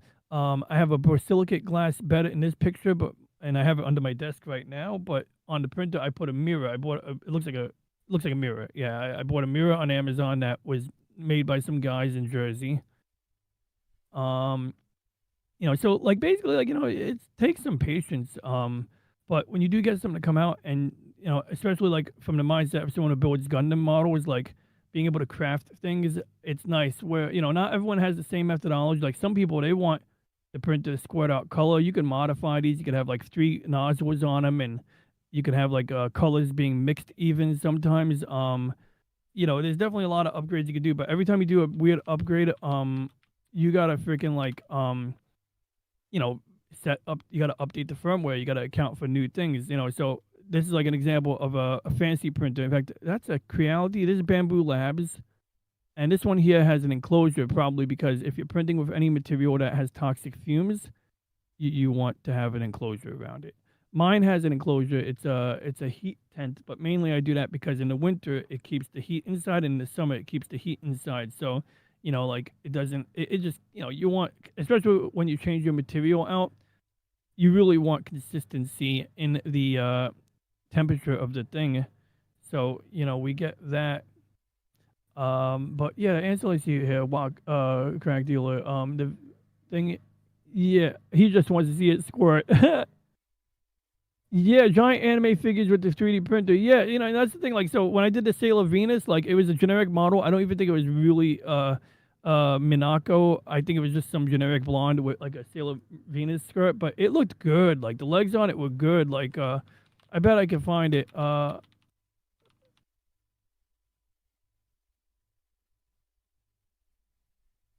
Okay, Google decided to not do anything there. Well, Google didn't decide. Sometimes that happens in Firefox. Oh, here we go. I bet this is the model. That looks a lot like, this isn't the model I have, but this is actually more accurate. That's totally like this might be the one I have. Yeah. I think this is the one, which, I mean, it looks way worse. No, this is not the one I have. What This is is not up the one I with that have. flippin' nose? OMG. Yeah, right. I think that's an example of a generic model. Like that's definitely like they just suited up a generic model and called it a day. I mean, that nose or that facial expression. I mean, oh, you know, it's like, oh yeah, I could print out wands. I've been wanting to print out one of those K-pop Demon Hunter wands. So yeah, I don't see the one I printed here, but I have a cool one.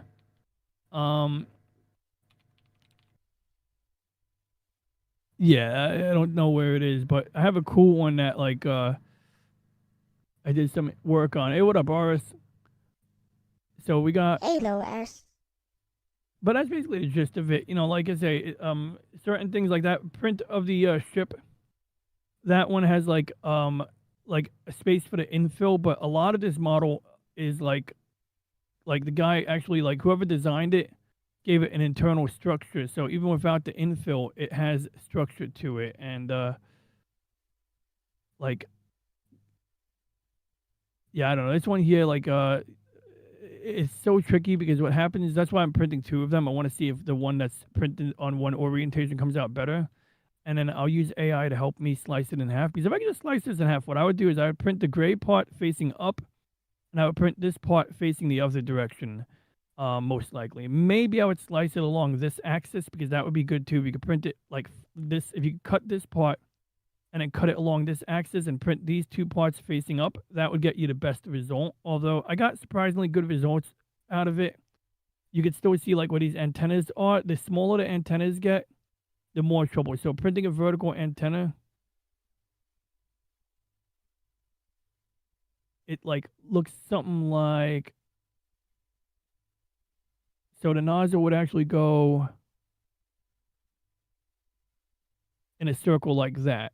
So anything thinner than that antenna would be more, progressively more challenging. But I found that these antennas are fine.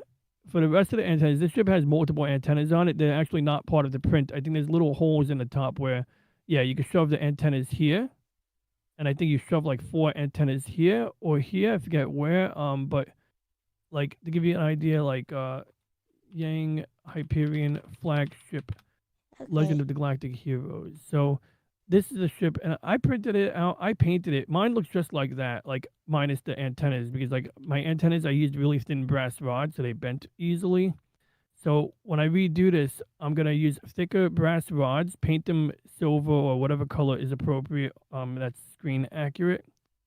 The front part, this is where the resin comes in, because on this printer, the front part tends to look sketchy, and this is why I really want to scale it up, because like if this part is smaller, you can scale it up more. This part here, when you scale it up to the same max, it takes up more space than my printer. So this is why it's going to be really important for me to, whatchamacallit, to find a way to cut this in half. Some models, they just don't cut in half properly, like depending on what app you use. Like there's an app called Mesh Mixer, and like that's a whole other work. Hell, I don't even want to learn how to use Blender. Like, I'm trying to avoid that. So I think Reggie informed me there is a tool that is a no-nonsense tool for like 3D printing. Because a lot of times, like when people got into 3D printing, a lot of the tool chain was like not geared for 3D printing. So you're basically adapting software that's for a different purpose to modify your 3D prints. But nowadays, apparently they have a few new applications. That's a bad. I wanted to get a high-res picture of that. But it's a cool ship. I don't know. It's definitely a fun project. This one here, I got the brown on the side. The paint was the weirdest thing. I had to mix blue, white, and green paint together to get like the mixture just right. And I actually was surprised I did it on the first. I mean, I would say the first try, but when you're mixing paint, you can add a little bit more of this or that until you get the right balance. But yeah, I was surprised that I didn't even know if I was doing it right. But it worked. So I'll unclog it. I'll do it, and then have I ever printed anything useful on it? One time I printed a spacer ring for my telescope. Like where I had to mount some like optics onto the back of the thing. And speaking of telescope, that's what I wanted to show. So on the Backyard PC, I acquired some images of the Whirlpool Galaxy. And sometimes, depending on the weather, they might be a little bit on the faint side, but we basically stack each of these together, and it'll combine the contrast from all of the images and subtract unwanted features. Now, the beginning of the workflow, you might inspect the images. You can see there's some hot pixels here. Now, luckily, we have a solution for that. That would be in this folder here. This is my dark calibration frame. So basically, it's just a blank picture of whatever the camera sees when there's no light hitting the sensor.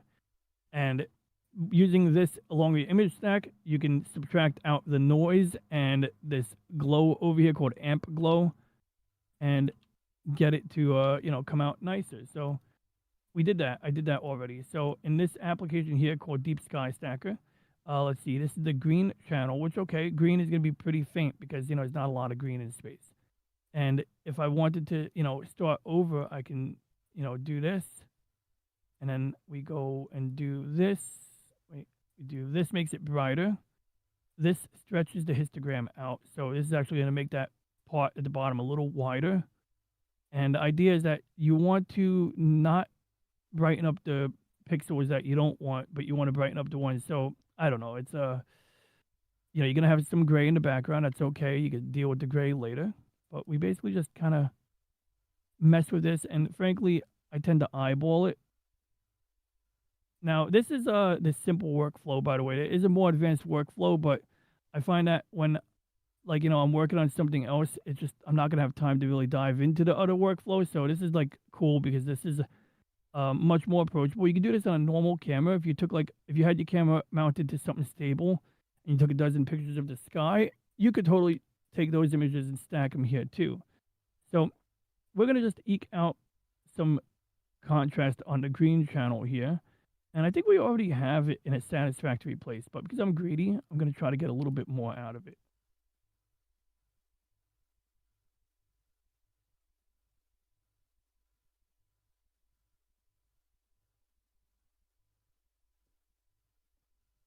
And then tiny bit more. Let's assume that's enough. So now we got the blue channel here, and maybe I'll put a side-by-side comparison so I can actually, directly compare blue and green to each other. Wait, it doesn't let me pan. Oh, I got to zoom in with my broken scroll wheel. Uh-oh, I lost it.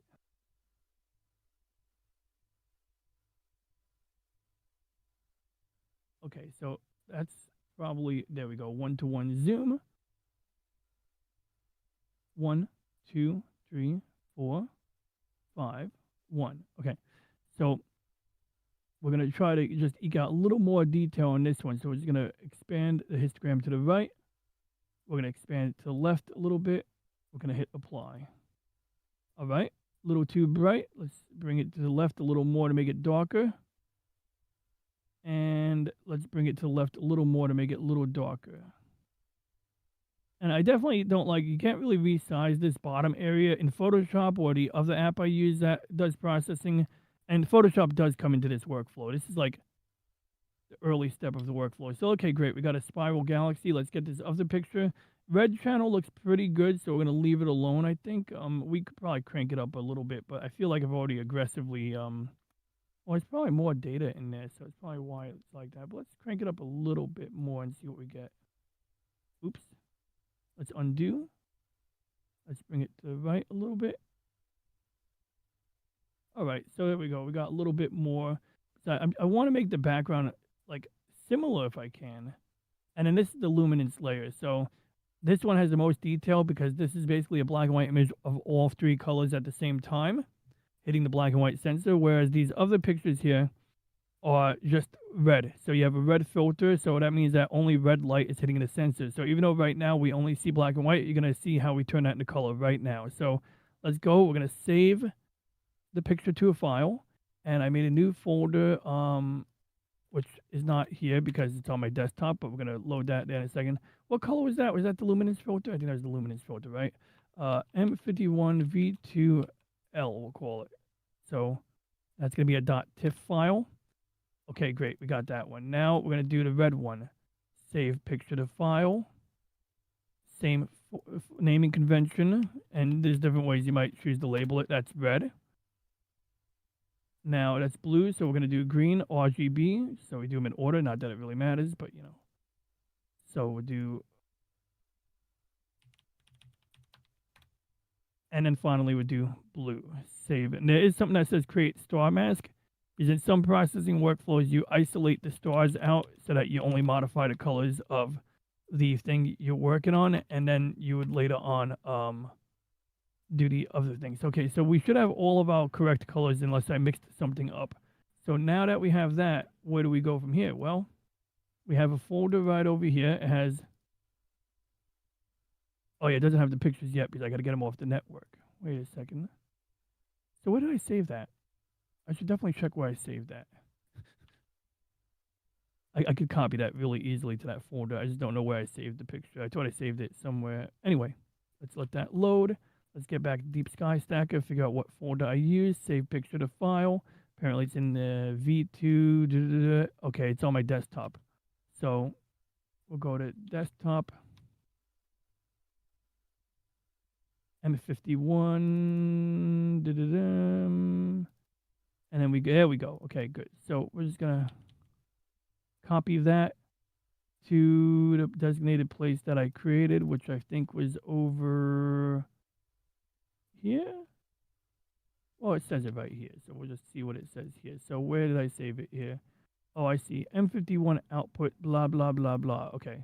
So I got to go there. I got to go to here. And then I got to go to... Oh, I forgot to show the Artemis TV coverage of my stream. I guess I'll do that next week. I wanted to show everyone the heartfelt moment when they named a crater after Reed Weissman's late wife, Carol. They said we got 2 craters. You can see them at the edge of the Earth, like when it's like at just at the edge at certain times of the year. And he said we want to name this crater Integrity after the ship, and this other crater after the guy's wife. And then they all cried. And then yeah. So okay, we got Photoshop. I think I should probably put this on my right monitor, or let's put it on my left monitor because I mean I can see it better. So typical Photoshop window, right? Maybe I should resize it so it's easier to see. So we'll do that. There we go. And Okay. oops. Which galaxy is that? This is M51, the Whirlpool Galaxy. So it's a spiral galaxy. It looks like it's got a companion galaxy that is kind of like mixing with it. So on my stream the other day, I was trying to separate the color channels, and I kept running into a weird issue. So we're going to make a brand new image, but before we do that, we're going to open up all 3 of these images as new, files. So there we go. They're opening up right now. And then we're going to go to the luminance layer, or the L channel. Let's see, B, R. Doesn't really matter if we sort these, but I'm going to sort these in the order that I have, that means something to me. So let's see here. This is R, G, B. So easiest way for me to do it at least is, and look, that's interesting. The bottom has a black border there. Oh, I see. That's not a black border. I think that's because of the amount of stretching we did to the histogram. So on my telescope, yeah, I don't know why there's a perfect black border. Oh, I know why. Because when it stacked the images, the camera is instructed, the mount is instructed to pan up or down a little bit. And the reason it does that is because, like, any of those hot pixels that we had, which we don't see anymore, those have been mostly subtracted out. I think there is 1 or 2 hot pixels. There are 1 or 2 hot pixels that that I might still have. Oh, and that's cool. I think we see a couple of galaxies down here. Sometimes when you do long exposures, you'll spot galaxies that you weren't even planning on imaging. And so that's another thing I want to work on at some point, is look for regions that have multiple galaxies in a small area and just get them all together, So even though, like, this is a cool, because most galaxies are small. Andromeda takes up the entire frame, but is super challenging, or relatively challenging for me to image the outer part of.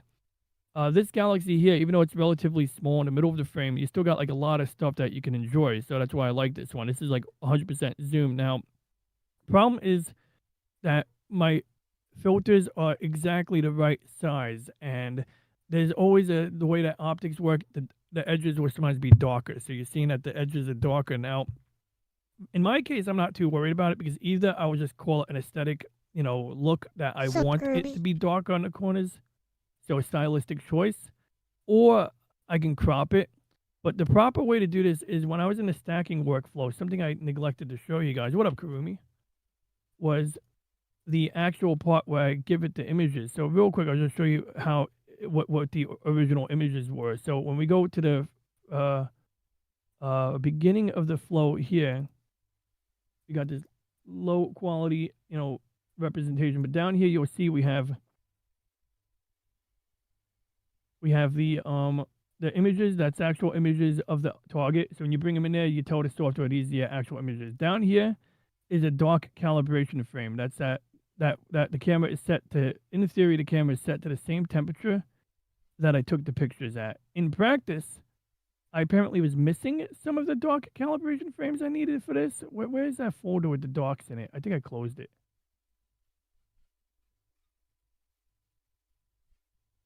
So that's the master dark. Yeah, I think I closed it. What a shame.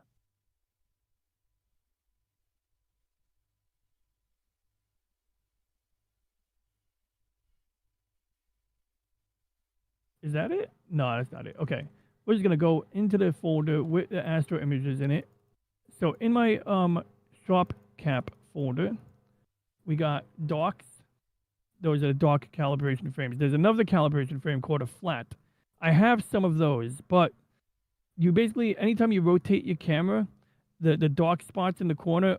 Oh, I'm not showing the right screen. That's all right. So real quick, when you have the dark spots in the corner, if I rotate the camera, those dark spots are going to be different places. If I have dust on the optics, you'll have a dust mote here that shows up as a shadow. In fact, I just cleaned it, so we don't see any shadows. But if I was to, a flat calibration frame is where you put a light or a T-shirt on the front of the telescope. You point it up at the sky or you illuminate it. And the idea is that you'll get a picture that's gray, but the corners will be darker. And so just like the dark calibration frame, you apply that to the stack. So in this application here, I'm just checking real quick because what I wasn't showing on screen was these are the original images up here of the actual galaxy. And then at the bottom is one dark calibration frame. And that's what subtracts out the bad pixels and all of that junk.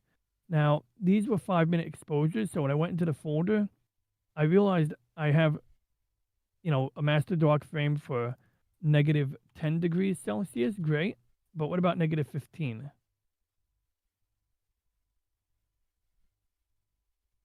I have one, but there's a line going through it for some reason. So I have to redo this calibration frame. So I decided to use negative 10 degree calibrations instead of negative 15. So, oh wait, is this negative 15? Why didn't I see that one before? Oh, this would work. This would work. Well, too late now. We're not going to resave this part, but really I should have been using this calibration frame here. This one would have been acceptable. I think I made this one recently. Yeah, I made it on April 3rd because that's how desperate I was. I needed a new calibration frame. And so I made one, but normally what you do is you take like a dozen pictures or 50 frames, and then the software,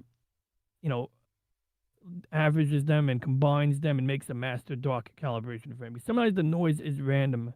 So it has to figure out which noise is like due to cosmic rays, because sometimes cosmic rays can cause noise on a sensor. Although on Earth, that's not a big problem because we have a magnetic field and an atmosphere. But the other noise that's persistent, that's the noise it wants to subtract out. Like this glow over here is from a piece of an amplifier inside the machine, inside the camera. So this is always there. So essentially when I stack my images, it knows to reduce the brightness of this region more, and to reduce the brightness of this region a little bit less, and then to reduce the brightness of other regions depending on what noise is in there, So bottom line is we had to include the 5 or 10 images for each filter. So for each filter, each color, red, green, and blue, we have to take a number of pictures, stack them together. You include the dark calibration frame. If you don't, that noise pattern you just saw becomes a bunch of streaks in the image. And the reason it becomes a bunch of streaks is from image to image, the camera will pan up or down or left a little bit so that you never have a pixel defect in the same place. And so it'll be able to identify the difference between a star and a sensor defect, basically. So great. We got our images now. Now you know how I did dark calibration. You know that I did not do flat frame calibration, which would be cool to show an example of a flat frame. It's not really critical, but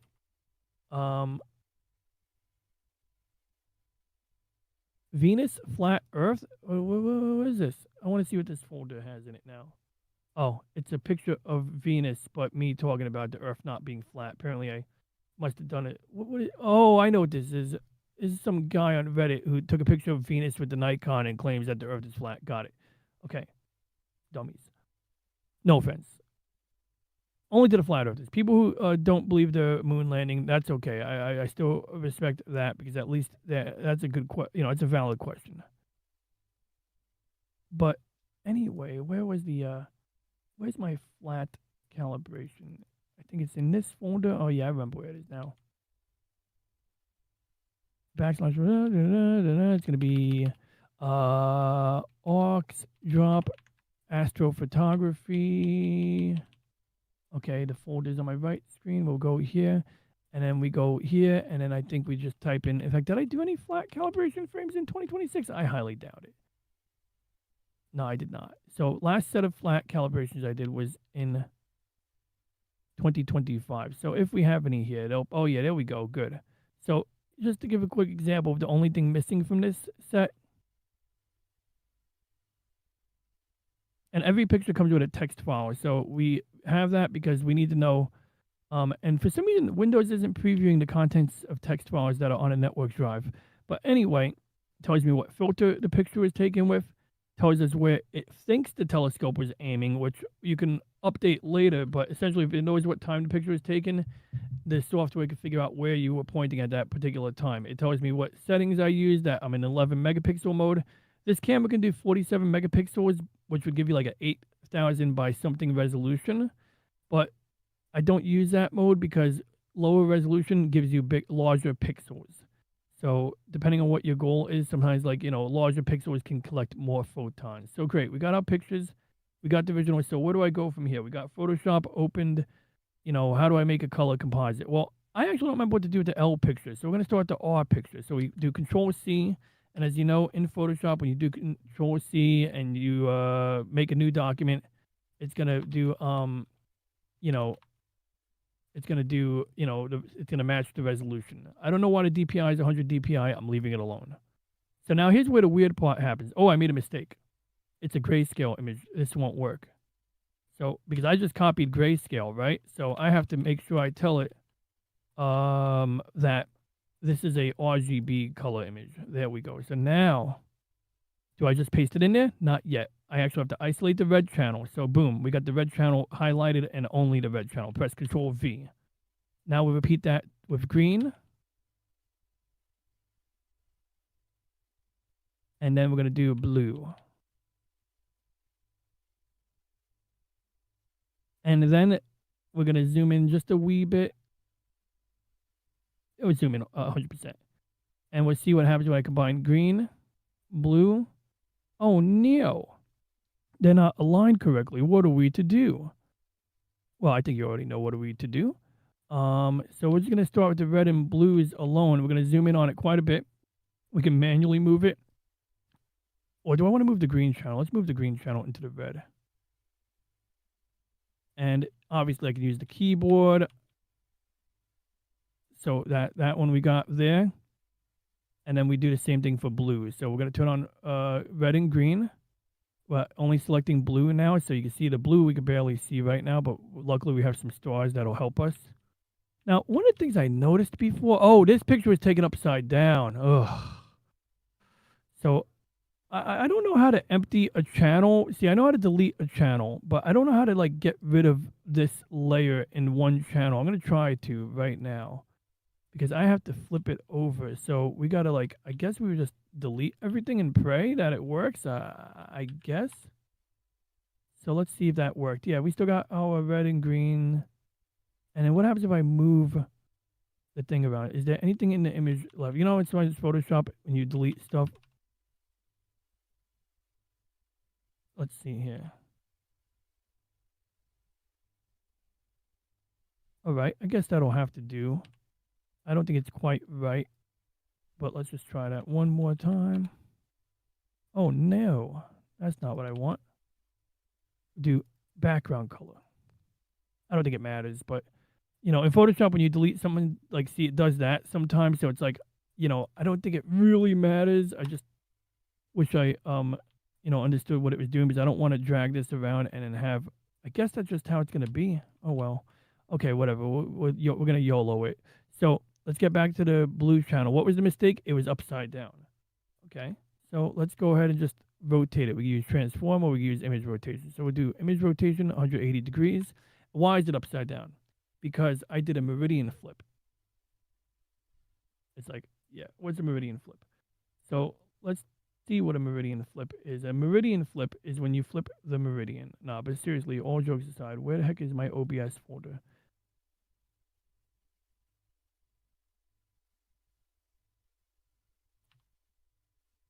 Oh, wait, I know where it is. It's on my C users, Ronald, OBS.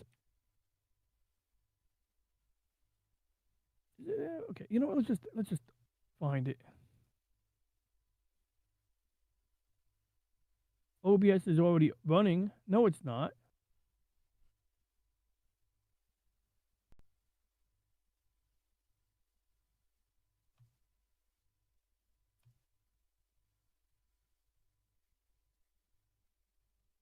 Huh. Interesting. Okay, there we go. OBS. Oh, here we are. So,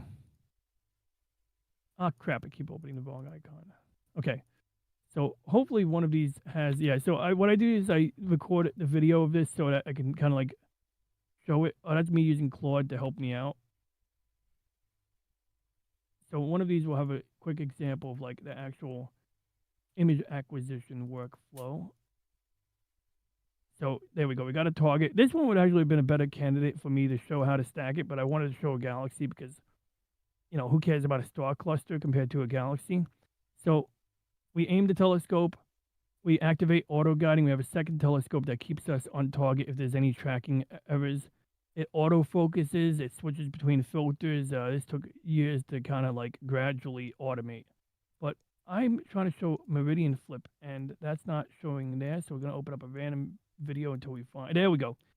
So this thing in the right side, this green thing, the telescope, it moves on this bar that rotates from east to west to counteract the Earth's rotation. Now, right now in this picture, you can see that the telescope's rear is on the east side of the pier. So this is good. But what if the telescope's rear end was over here where the counterweights are? Well, normally it is. And in this one, we don't actually see it, so that's unfortunate. But the short explanation is this. If the telescope is on the right side and it's tracking from, like, let's say you're looking at a target that's on the top left corner, then the telescope has to be on the right side because there's no room for the telescope on the left side. It'll bump into the tripod. But as it moves from left to right, the back of the telescope and the camera in particular can collide with the tripod. So at minimum, that's going to stop it from moving and mess up your images. At worst, you'll literally break a USB cable. So bottom line is, in the middle of a session, sometimes I'll start with the telescope on the western side. And then at a certain point, after it crosses the meridian, after, you know, it crosses the middle of the sky, I'll tell the left and right side to trade places, like the movie Trading Places. Well, not really, nothing like that movie, actually. But sometimes you can see, like, okay, so this one's also on the eastern side of the pier. So I got into the habit of proactively doing meridian flips. That's the polar alignment routine. That's proof the Earth is round. This is me looking at my house, I think. Yeah, that's my house. That's the vinyl siding on my house. Or is that someone else's house? That's my neighbor's house. You can't really see anything. I can't spy on people. I mean, you could, but it's really just, you can see how like blurry. So here's an example. We did this is us facing the south side right now, facing the north.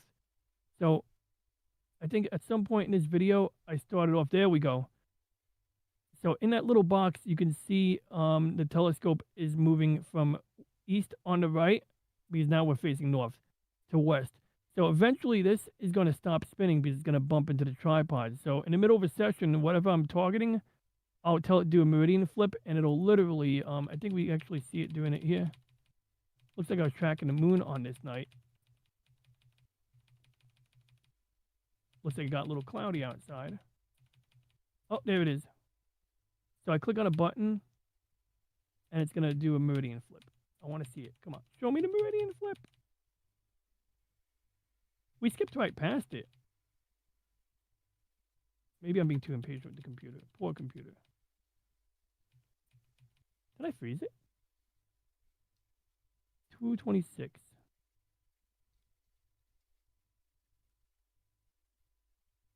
Oh, there we go. Okay, that's exactly what I want to see. Oh yeah, there we go. So I click on a button in this software, and it does a reversal of the coordinates. So now the counterweights and the telescope are trading places. We'll play it back a little faster. And then it basically is aiming at the same target. But what's the consequence of this? Well, that's why I'm showing, when I was in Photoshop, one of the pictures, the blue channel was upside down. It was upside down because apparently I did the blue channel after a meridian flip. So not a big deal, but it's something that has to be accounted for. So we account for it. So did we flip the image already? I think we did. So we're going to go ahead. We're going to copy it. We're going to paste it into the blue channel. Now it should line up with the other channels. Yep, it does. So now we're going to zoom in again. Oh, crap. What did I just press? Oh, I see what I did. Okay, so we're just going to repeat that. So I'm going to zoom in a little more. I'm going to use the arrow keys.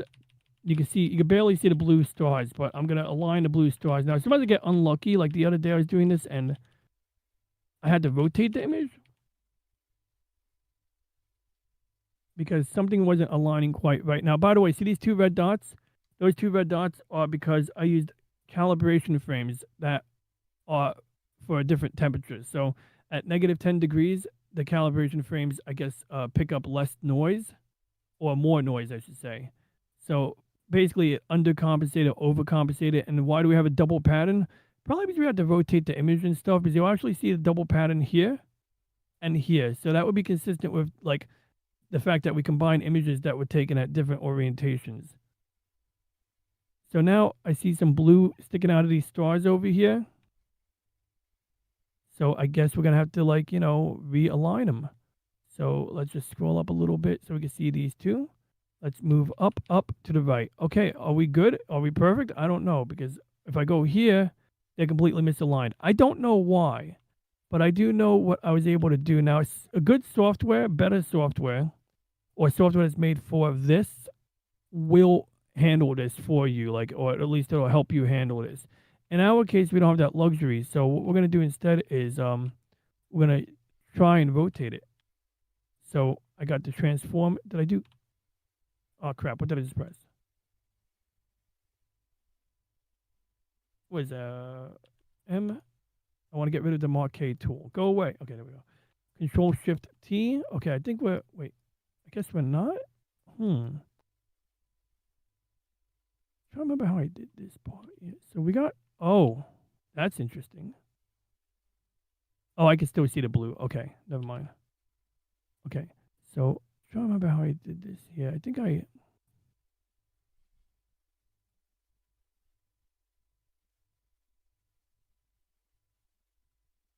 Maybe I have to do Control A and then do it? We're just going to do it the wrong way. So the wrong way to do this will be to do Control A. Wait, Control A, Control T. Okay, good. We got it now. So I have to, and this is one thing that's good about not using Photoshop 7 is you can actually zoom in and out while running the transform tool. So right side is a little bit high, left side's a little low. So it stands to be reasoned that if we rotate it on the center, we should be better. So I'm going to just use the up arrow keys on the angle here until they... Okay, so we got that side. And this side's still a little bit high. So there comes a point where you have to translate things a little bit, but we're just going to bring it over. I'm going to check the difference on the left side. Left side actually doesn't look worrisome. Actually, it looks like we got it. I think we kind of got it. The red is the one that's in question right now. Red's a little high on the right, a little high on the left, low on the left. So we're going to apply the changes and hope that we didn't mess anything up. We're going to switch to the red channel. We're going to do Control A, Control T. And we're going to try to just gently nudge it so that we can do this.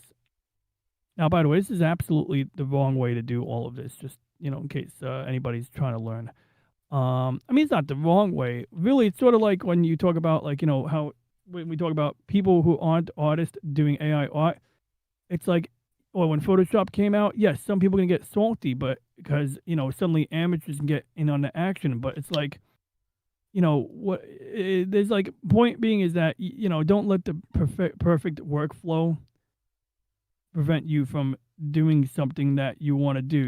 Like, you love astrophotography and you don't know what you're doing, just do it anyway. I mean, I don't recommend investing in a telescope. It's not really an investment. But what I mean is, like, just do whatever it takes to get your feet wet, and you can always get better at the thing you're doing later. So we're just going to rotate it ever so slightly. And then I'm going to go back here. I'm going to check the right side. And it actually looks like it's more or less pretty much on the money. But this side has a bit of a left variance. This has a higher up variance. So I think we can just maybe...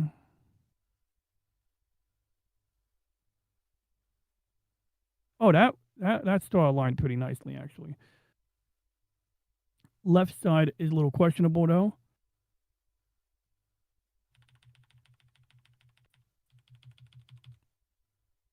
Then we're going to say go left. And I'm going to guess that the upside downness of the sensor is what affected this.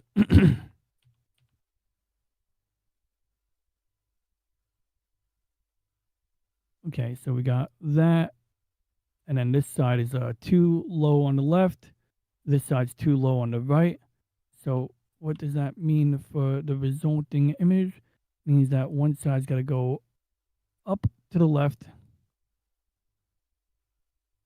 One side's got to go up to the right. So I'm going to pick the middle.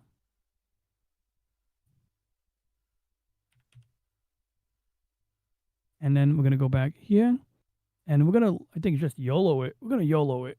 We're going to take a gamble here. We're not really a gamble. We're just going to, because if I move this to the right, that was only one nudge to the right. And now, you know what? That's acceptable. So now this is where, maybe you might be able to chime in. So now we need to bring our color balance in. And I mean, that's like kind of real color, but you saw how shoddy the workmanship has been to this point. That, What? You want to balance it? Yeah, so I want to balance it. And, maybe, Just use curves. Yes, correct. So we're going to use curves. That's right. So let's do it. So question is, do I want to match like RGB images like Just this use Facebook curves image? and eyeball it until it looks good. Yeah, okay, so we'll do that. Like we'll do I'm just going to open up a color image of it just on the side so I have a Yeah. rough reference. Like it doesn't have to be perfect. I just want to know what it's supposed to look like, like and it looks like we're kind of we're in the neighborhood already. I mean, right now it Like, just so looks a bit washed out, so Yeah, okay. So let's see what we can do here. just Maybe I shouldn't lean too use, much on just, a reference image. just use curves. All right, let's go. Like once do you get it nice and sharp. Oh, I almost forgot something. So, question. I guess we Yeah. got to highlight the RGB channels together, right? We can't do them Uh, separately. Two, I'll make a backup layer. I don't think you need to highlight those. You can make like a backup layer just in case you don't like the changes. But yeah, just go Control M and just eyeball it until it looks good. Control M. Oh, okay, let's do that. Okay. Yeah, because I do see it does let you. So, reason I noticed this the other day that you don't get if you pick only one channel ahead of time, you only get one color. So this is actually letting us do the channels. So let's see what happens here. So Bring that down. Bring that down. Yeah, down. bring down this region. Yeah, that region down. A little bit more. Down. Bring it down. Bring it down and to the right quite a bit. But not all the way past the center. I see. Make an S curve, basically. Okay, and then That one, bring it up. where's the That with one, the bring other? it up. Just, Yes. I'll undo it if anything. Oh wait, I'm onto Yes. something. That's kind of Yes, what I'm that's supposed to right. do. Make an S curve. Oh, it Up, sounds up. familiar. Yeah. This is bringing back memories of how to No, actually do no, this up. correctly. Past the diagonal line. Up. Yeah, turn it into an S. Now bring the other one down a bit more so that it darkens. See? So I got you.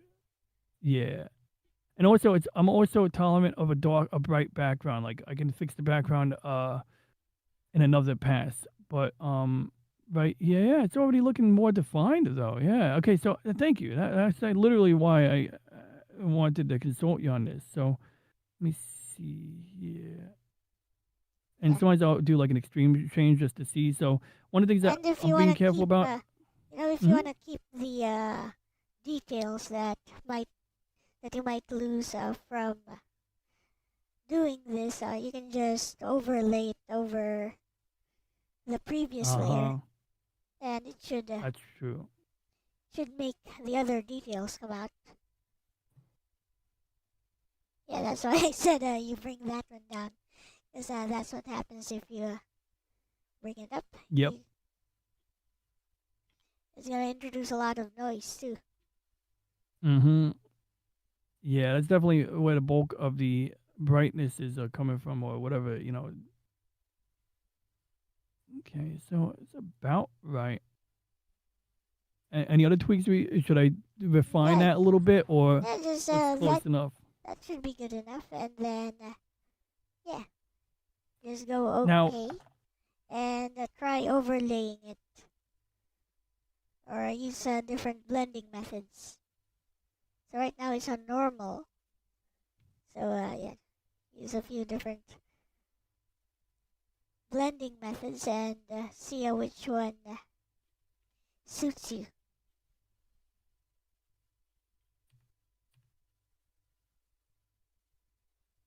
And and even if none of them, so maybe I have to modify the layer I'm blending it against, yeah, but the opacity. it's good to see. You could tweak the opacity until it looks good. What up, Mike? Okay, so that's the So now original. it's Hey, what up, 100. Mike? Now it's at 100% opacity. You can try bringing it down a bit to bring out the details from the previous layer.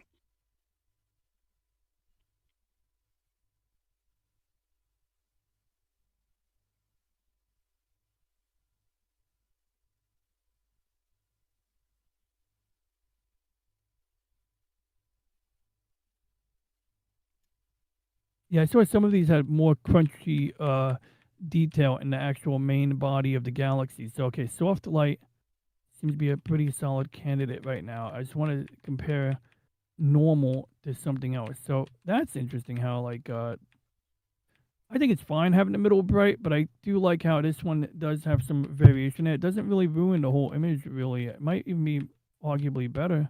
Yeah, you can also tweak the opacity to from Yeah, I'll be 100% doing that. to I don't know, whichever one works for you. I'm definitely going to do the opacity next. Yeah, it's right Darken there. color. I just want to. It's right there at the side. All right, I'll jump to that. So yeah, let's try darken color versus soft light. Soft light, darken color, which actually does the opposite, and normal. Normal, and I just realized darken color and normal, they do almost. Okay, you know what's good. So now, let's see here. Yeah. Another thing you can do, this is not the true color of the image, right? I mean, these are real colors, but are these accurate? I mean, this is real color data. Like, this is the real color, red, blue, Okay. and green. Whether I balanced it right, I don't know. But Well, these are. another thing you But, can do well, is well, just tweak it. yeah, Yeah. and at that point, that's where maybe like I Like would your choose the tweak. reference looked a little bit more towards the reddish, violet, purple side. Yes. Yeah, and so what you'll see in these two different images here. So And what that something one that is it might be bluish. clear. And this one here has something cool in it too. So you'll notice that this is a bad resolution image, but this red stuff here, that's hydrogen alpha. So basically, like, you Okay. know, that layer contains almost no information except for like a sprinkling of red here, here, here, here, and here. And other than that, that if you were to look at the original image in hydrogen alpha, that's all you would see basically. But you basically overlay that as the luminance channel, which we didn't even do yet. We should add the luminance channel because that's going to add color. Luminance channel, Photoshop, astrophotography. We'll just Google it real quick and see how they do it because I don't remember how you do this part. So I guess you add one more layer and yeah, basically you add one more layer. Well, I don't know actually. So this guy has layer 1. just copy the layer maybe and Healing brush? Nah. Yeah, I'm doing that later. Normally that's the point of calibrations. You don't need to use the healing brush when you calibrate, but because I use mismatched calibrations, I'm gonna use the clone stamp and just like buff over the noise. But I'm not worried about that right now. All right, this guy's making it too complex already. I see.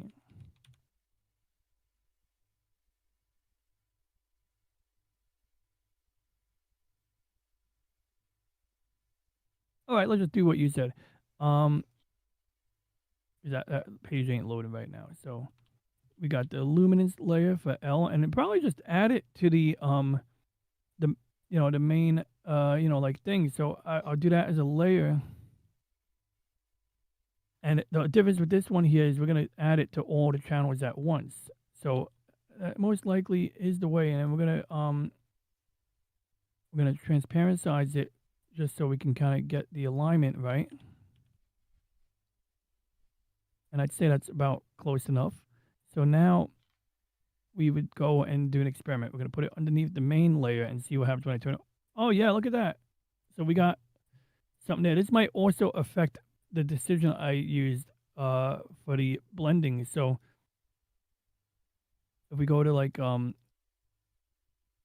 that's how you turn on the luminance layer. So I think we could pick a better, now that we have a luminance layer, we could pick a better blending option, or it might be the other way around. I might have to put the luminance layer on top.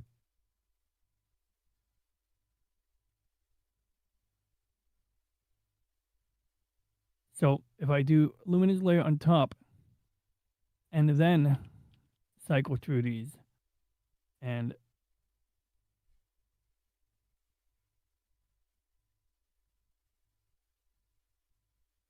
you can see the luminance layer has a lot more data in it. So definitely going to help us out with eking out the detail that we want.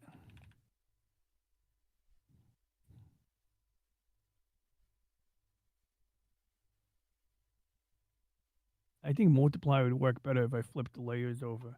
So let's see here.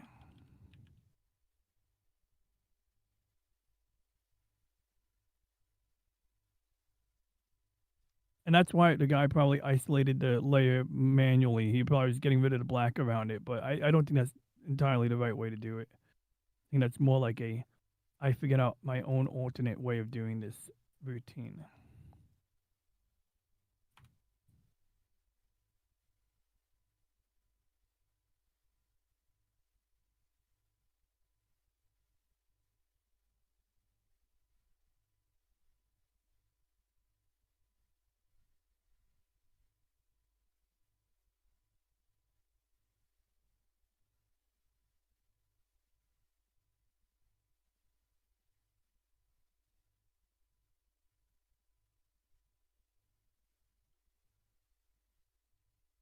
Honestly, not a bad start.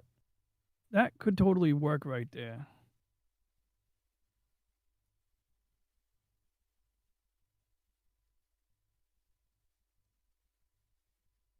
I think we can call it here, and then I can play with it more, and then maybe next week I'll have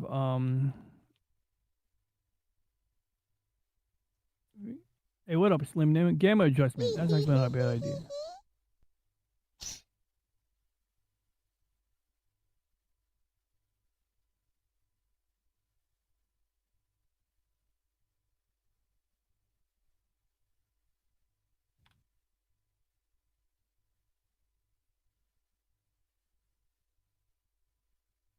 So we're gonna do a little switcheroo here.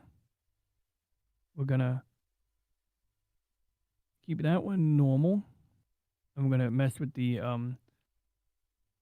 layer above the luminance layer. So What's up, Slim Nib?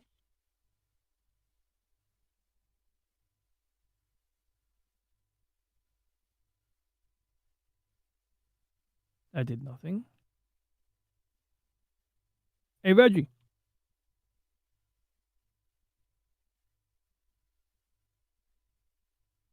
Hey, Reggie. We are live. Okay, let's try it again. Hey, Reggie, we are live right now with LCX. Say hello to Lexus, her AI co-host, just like you. Where's a prettier dress? You have a nice coat, though. You're very dapper, Reggie. But no, getting on topic here. I'm doing a quick and dirty astrophotography image stack. I have my red, green, and blue channels and a luminance channel from Deep Sky Stacker that I saved into a folder. I have them opened in Photoshop. I've already integrated the channels. I did a little manual alignment. One of them required rotation. Not really sure why, but I rolled with it. Maybe I used data from a different night. That might explain something. Anyway, my question to you, Reggie, is how do you integrate the luminance layer? Like, what's the short version? Like, do you add the luminance layer like to its own layer, the luminance channel to its own layer, but across all three channels, I presume? Then what do you do with it? Do you use blending options or what? What's the rough draft, quick version play here? Shorter the better. Have you tried adjusting hues? Adjusting hues? No, but that's a good idea.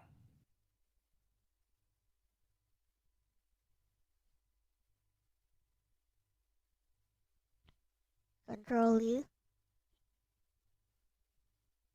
Go, Reggie. Yeah, I do think the Alexis, greetings. Reggie on the line. Code pressed. Circuit Alexis? steady. Ron, quick and dirty RGB integration. No fluff. 1. 3. Align it precisely. Now the key move. 4. It replaces brightness detail while keeping your RGB color. If it looks too harsh or crunchy. 5. Lower opacity of the luminance layer. You Start onto around something. 5070%. Optional quick polish. That's it. Stack, align, luminosity blend, adjust opacity. You're effectively injecting detail without wrecking your color balance. End of line. Now, actually, so you were onto something else. So he says balance for luminosity. So we'll do that, and that makes sense because we are literally using a luminosity layer, so or a luminance layer. So let's see here. Yeah, that does it.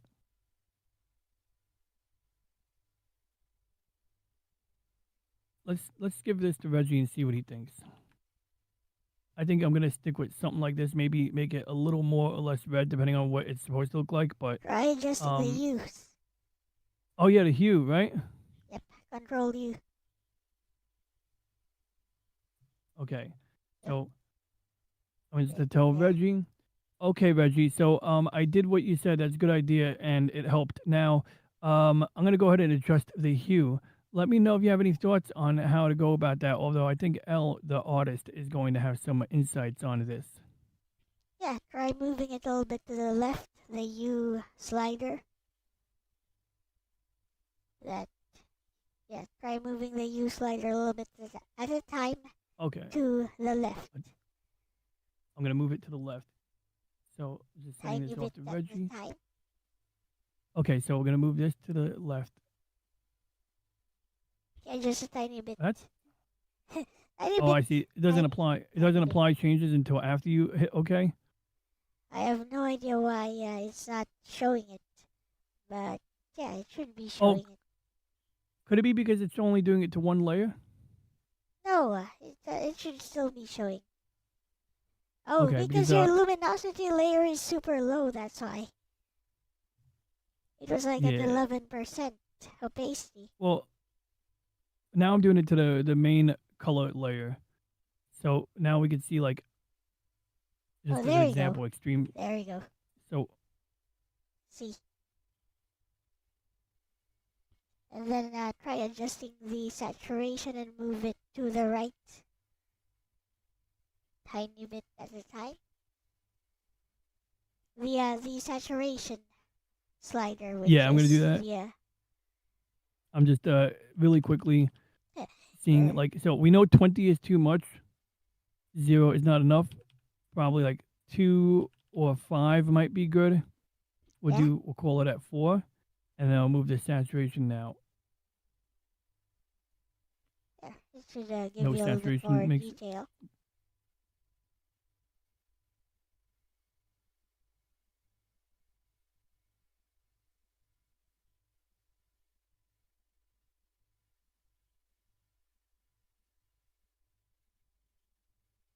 Okay.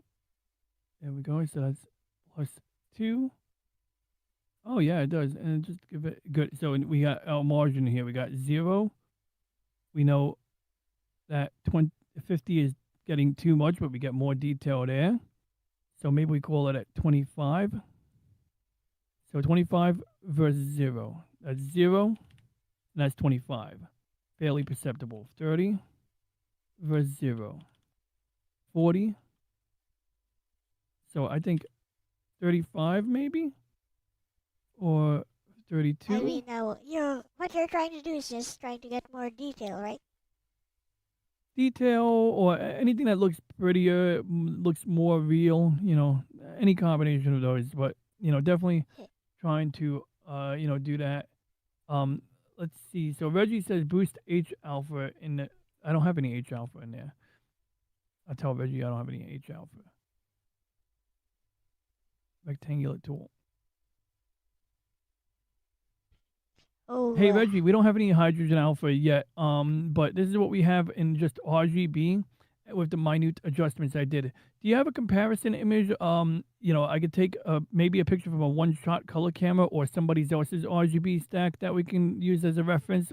Possibly if there's a real color version of it from the Hubble even, but I'm pretty sure Hubble is using narrowband, which we are not using any narrowband filters right now. This is all straight RGB in the main layer, and we have a luminance layer that has the luminance channel across all 3 color channels.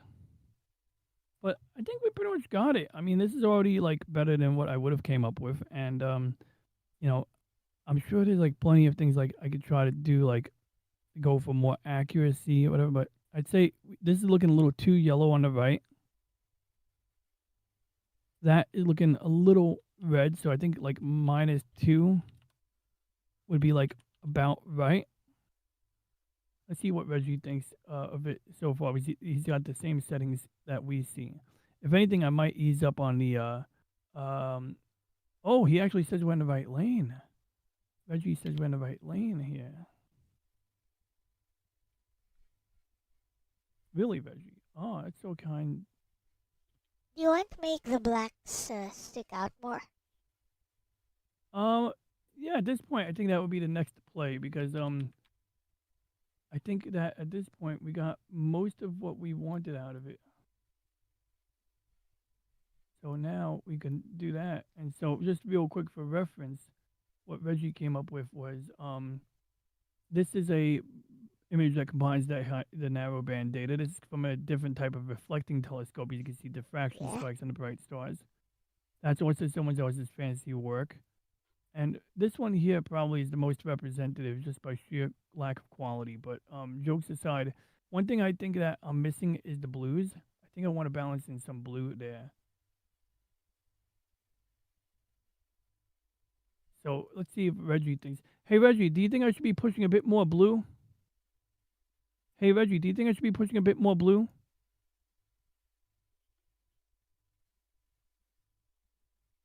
Let's go for it. Let's actually bring the color balance to the right a little bit. So that's the interesting thing about color balance is when I bring it to the right, it does that. So I think I want to go back to my color curves, but only do the blue channel. What is that, Control H? No. The curves is Control M.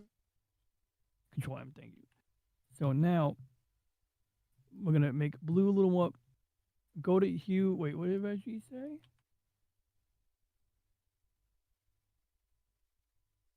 He says go to blues in hue/saturation. So let's see here. Ah.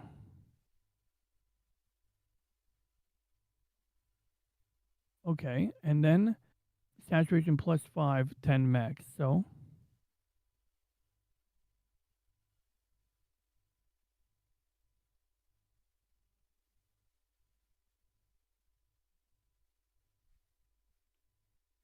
yeah, Reggie, that don't help. I think we're going back to curves here. Core warm yellow, arms faint blue.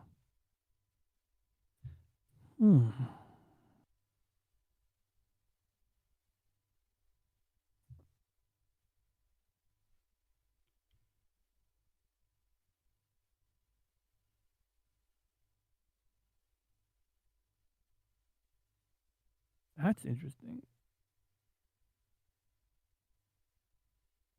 Okay, we're not gonna worry about the blue right now, I think. Because this does nothing to it anyway. Unless we stretch it. We literally just stretch it out.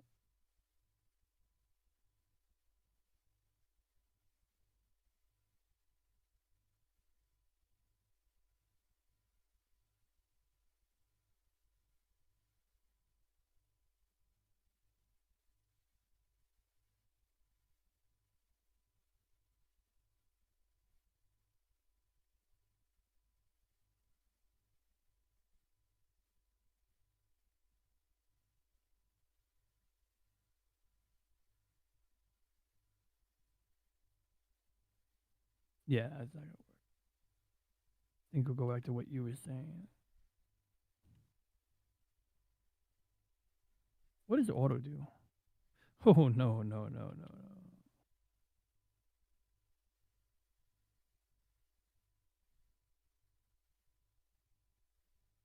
Now, I noticed I had some cyan in there too. Oh, you know what I forgot?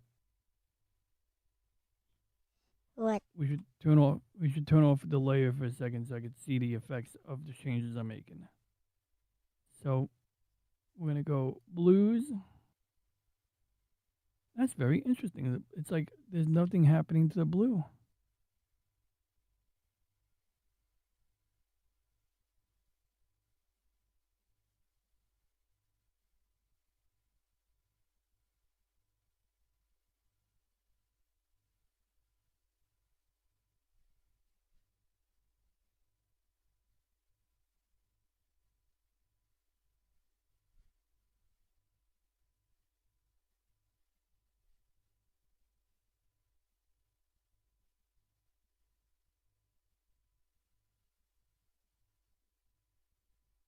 Honestly, I think that's about as good as I can get right now. I'm hitting an impasse because I don't fully understand why it's not taking my inputs on the blue, but I know it's real late right now, and I Well, think you guys, you want to try like forcing it, try copying this layer. Mhm. Yeah, make a copy of it.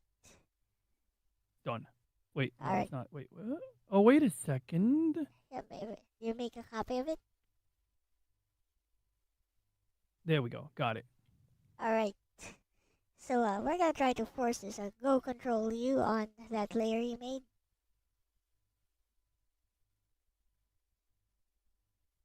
Yeah. Now Okay. colorize. Checkbox. Color. Yeah, colorize. Right. Turn it blue. And we're working on an RGB layer, right? Yeah. Not the Yes, not this the is- luminance. Okay. Yeah. Okay. So I have to make this one transparent or blend it. Yes, exactly. Then Okay. use we blending options to bring out the blue.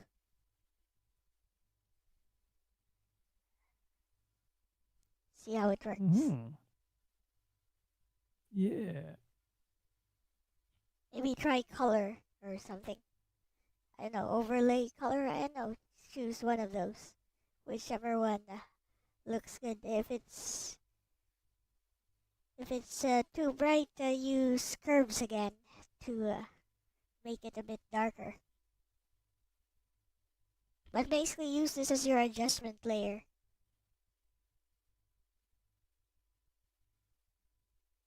Oh yeah. I kind of like that. I think I'm liking where this is going now. So this is Yeah, just think of this as your adjustment layer. If you don't like it, you can just turn it off.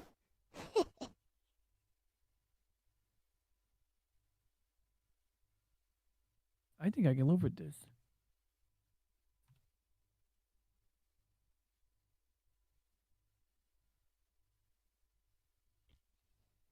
Okay, Reggie, don't worry about the red pixel defects. Those I'm gonna airbrush out. Basically, we used a mismatched calibration dock because I had negative 10s and not negative 15s for this. Those will be brought in later on. I have 50 black calibrations for this at negative 10 degrees. Images were captured at negative 15. I do have a new set of dark calibrations, but the one we're using now is comprised of 50 dark calibration subframes, whereas the new set I have that's at the correct temperature are comprised of only 6 calibration subframes. So anyway, I just want to know, what do you think, Reggie?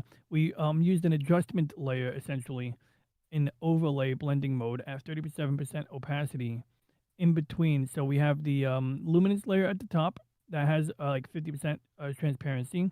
We have the adjustment layer in the middle, right under the luminance layer at 37% opacity using the overlay blend. And we used a hue adjustment to bring out more blue. And then we have the main RGB layer, which contains, the individual RGB channels beneath that layer. So what do you think about this here? Does it look somewhat visually accurate? I'm going for like its real color, But yeah, you already gave me some pointers here. The S curve is something that I forgot about that I really needed to remember and I couldn't remember the other night. So that's huge on its own. And Reggie says, yeah, like, in fact, why am I telling you what Reggie says? Reggie can talk for himself, right, Reggie? Right, Reggie? He'll give us a little final report, and then if you have any other thoughts, you could wrap that up in a nice bow. Let's see here. Processing. But yeah, so this is just, so generally speaking, this is a rough sketch of the process, and then from here I can take out that red. Now, actually, I can't take out that red because I have to do it across all of the layers now, which I guess no, it doesn't let you do it across layers. So that's one thing that if I really wanted to, well, I could do that in the final image. I could save the final image and then airbrush those out. Now, normally, what I would end up doing is probably redoing this using the same steps that Elle walked me through to do the adjustment layer. Because I do like, I like that this is, at 100% zoom, I'm starting to see like, texture here, like I'm really seeing like actual texture. That's what I'm going for. I want to see the texture of the galaxy. I want to see the gaseous clouds and dust clouds and the light that emits from them, or the light that reflects from those clouds of gas. And I think we're seeing that. The core of the galaxy, of course, is really just a dense population of stars. Reggie? Ron, reading your stack. First, structure. But here's the honest breakdown. What you nailed, core color. Now showing some blue, good direction overall. Not cartoonish, still grounded. What's slightly off blue is coming in a bit broad and global. Not just in arms background, still has a hint of color contamination. Overlay blend is boosting contrast. Color at the same time, which can get sneaky quick correction pass. Keep it tight, drop overlay layer opacity from 37% to 25%. Control intentional contrast, boost currently baked into overlay big point on real color for Whirlpool Galaxy. Real color is subtle arms, faint blue-gray, not vivid blue. Most amateur images are overcooked, even when they look good right now. Yours is. Slightly stylized, but still within credible astrophotography. Range about your darks, 50 frames at wrong. Temp versus 6 at correct temp. For final, use the correct temperature set. Even if only 6 thermal mismatch introduces pattern noise, you can't fully fix later for this quick pass. What you did is fine. Bottom line, you're not far off real color dial. Back the global overlay, push target blue more selectively. You've got a clean, respectable RGB result here. This is already better than a lot of first pass LRGB blends. Titan, don't reinvent. End of line. Okay, so Reggie's saying don't reinvent Titan. So he's saying maybe mess with the blue a little bit, get that background cleaned up, and then I got a final stack. So I'll consult Reggie on my own time. But thank you for talking me through the elements. I should save this. Talking me through the key elements on this because yeah, that's critical stuff right there. So yeah, any other thoughts? Not really. Anyways, anytime you wanna show something here, like anyone else wants to show something here, just just tell me. Cause if you have something interesting to show, I'll be glad to show it on my Saturday streams. But basically, yeah, no more ramblings. I'd like to use a little bit of the weekend streams for myself as well, which is why. With that said, thank you for showing us your workflow today, as well as your 3D printer stuff. Oh, I gotta go. Thanks for having me. And chat, thank you for watching, and I'll catch you later. I'm out. Alright, bye-bye. Hi. Still in.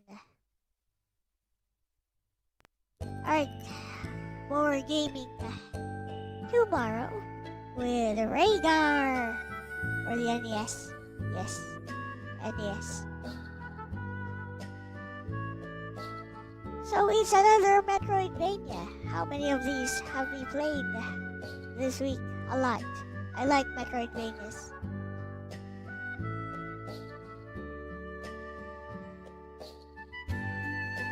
This should be interesting because I know a lot of retro gamers are into Famicom and NES stuff.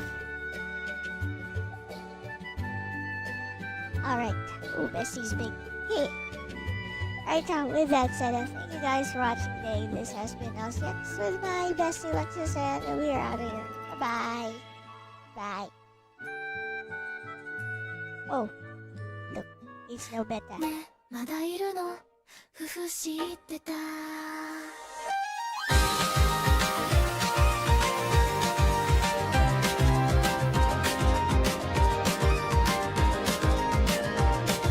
夜の光に隠れるみたいにいつもの場所で息をしてる多くはないけど消えもしないここにある声が好きなんだ散らかったままのこの世界でくだらないことで笑ってる正しくないって言われても君がいるなら悪くないね長くなるなんて思ってなかった居場所なんてないはずだったのに気づけばほらここにいた一人じゃない名前を呼ぶその一瞬で画面越しでも伝わるよちゃんとここにいるって一人じゃない隠していた弱ささえも君にはもうバレてるね本当ずるいな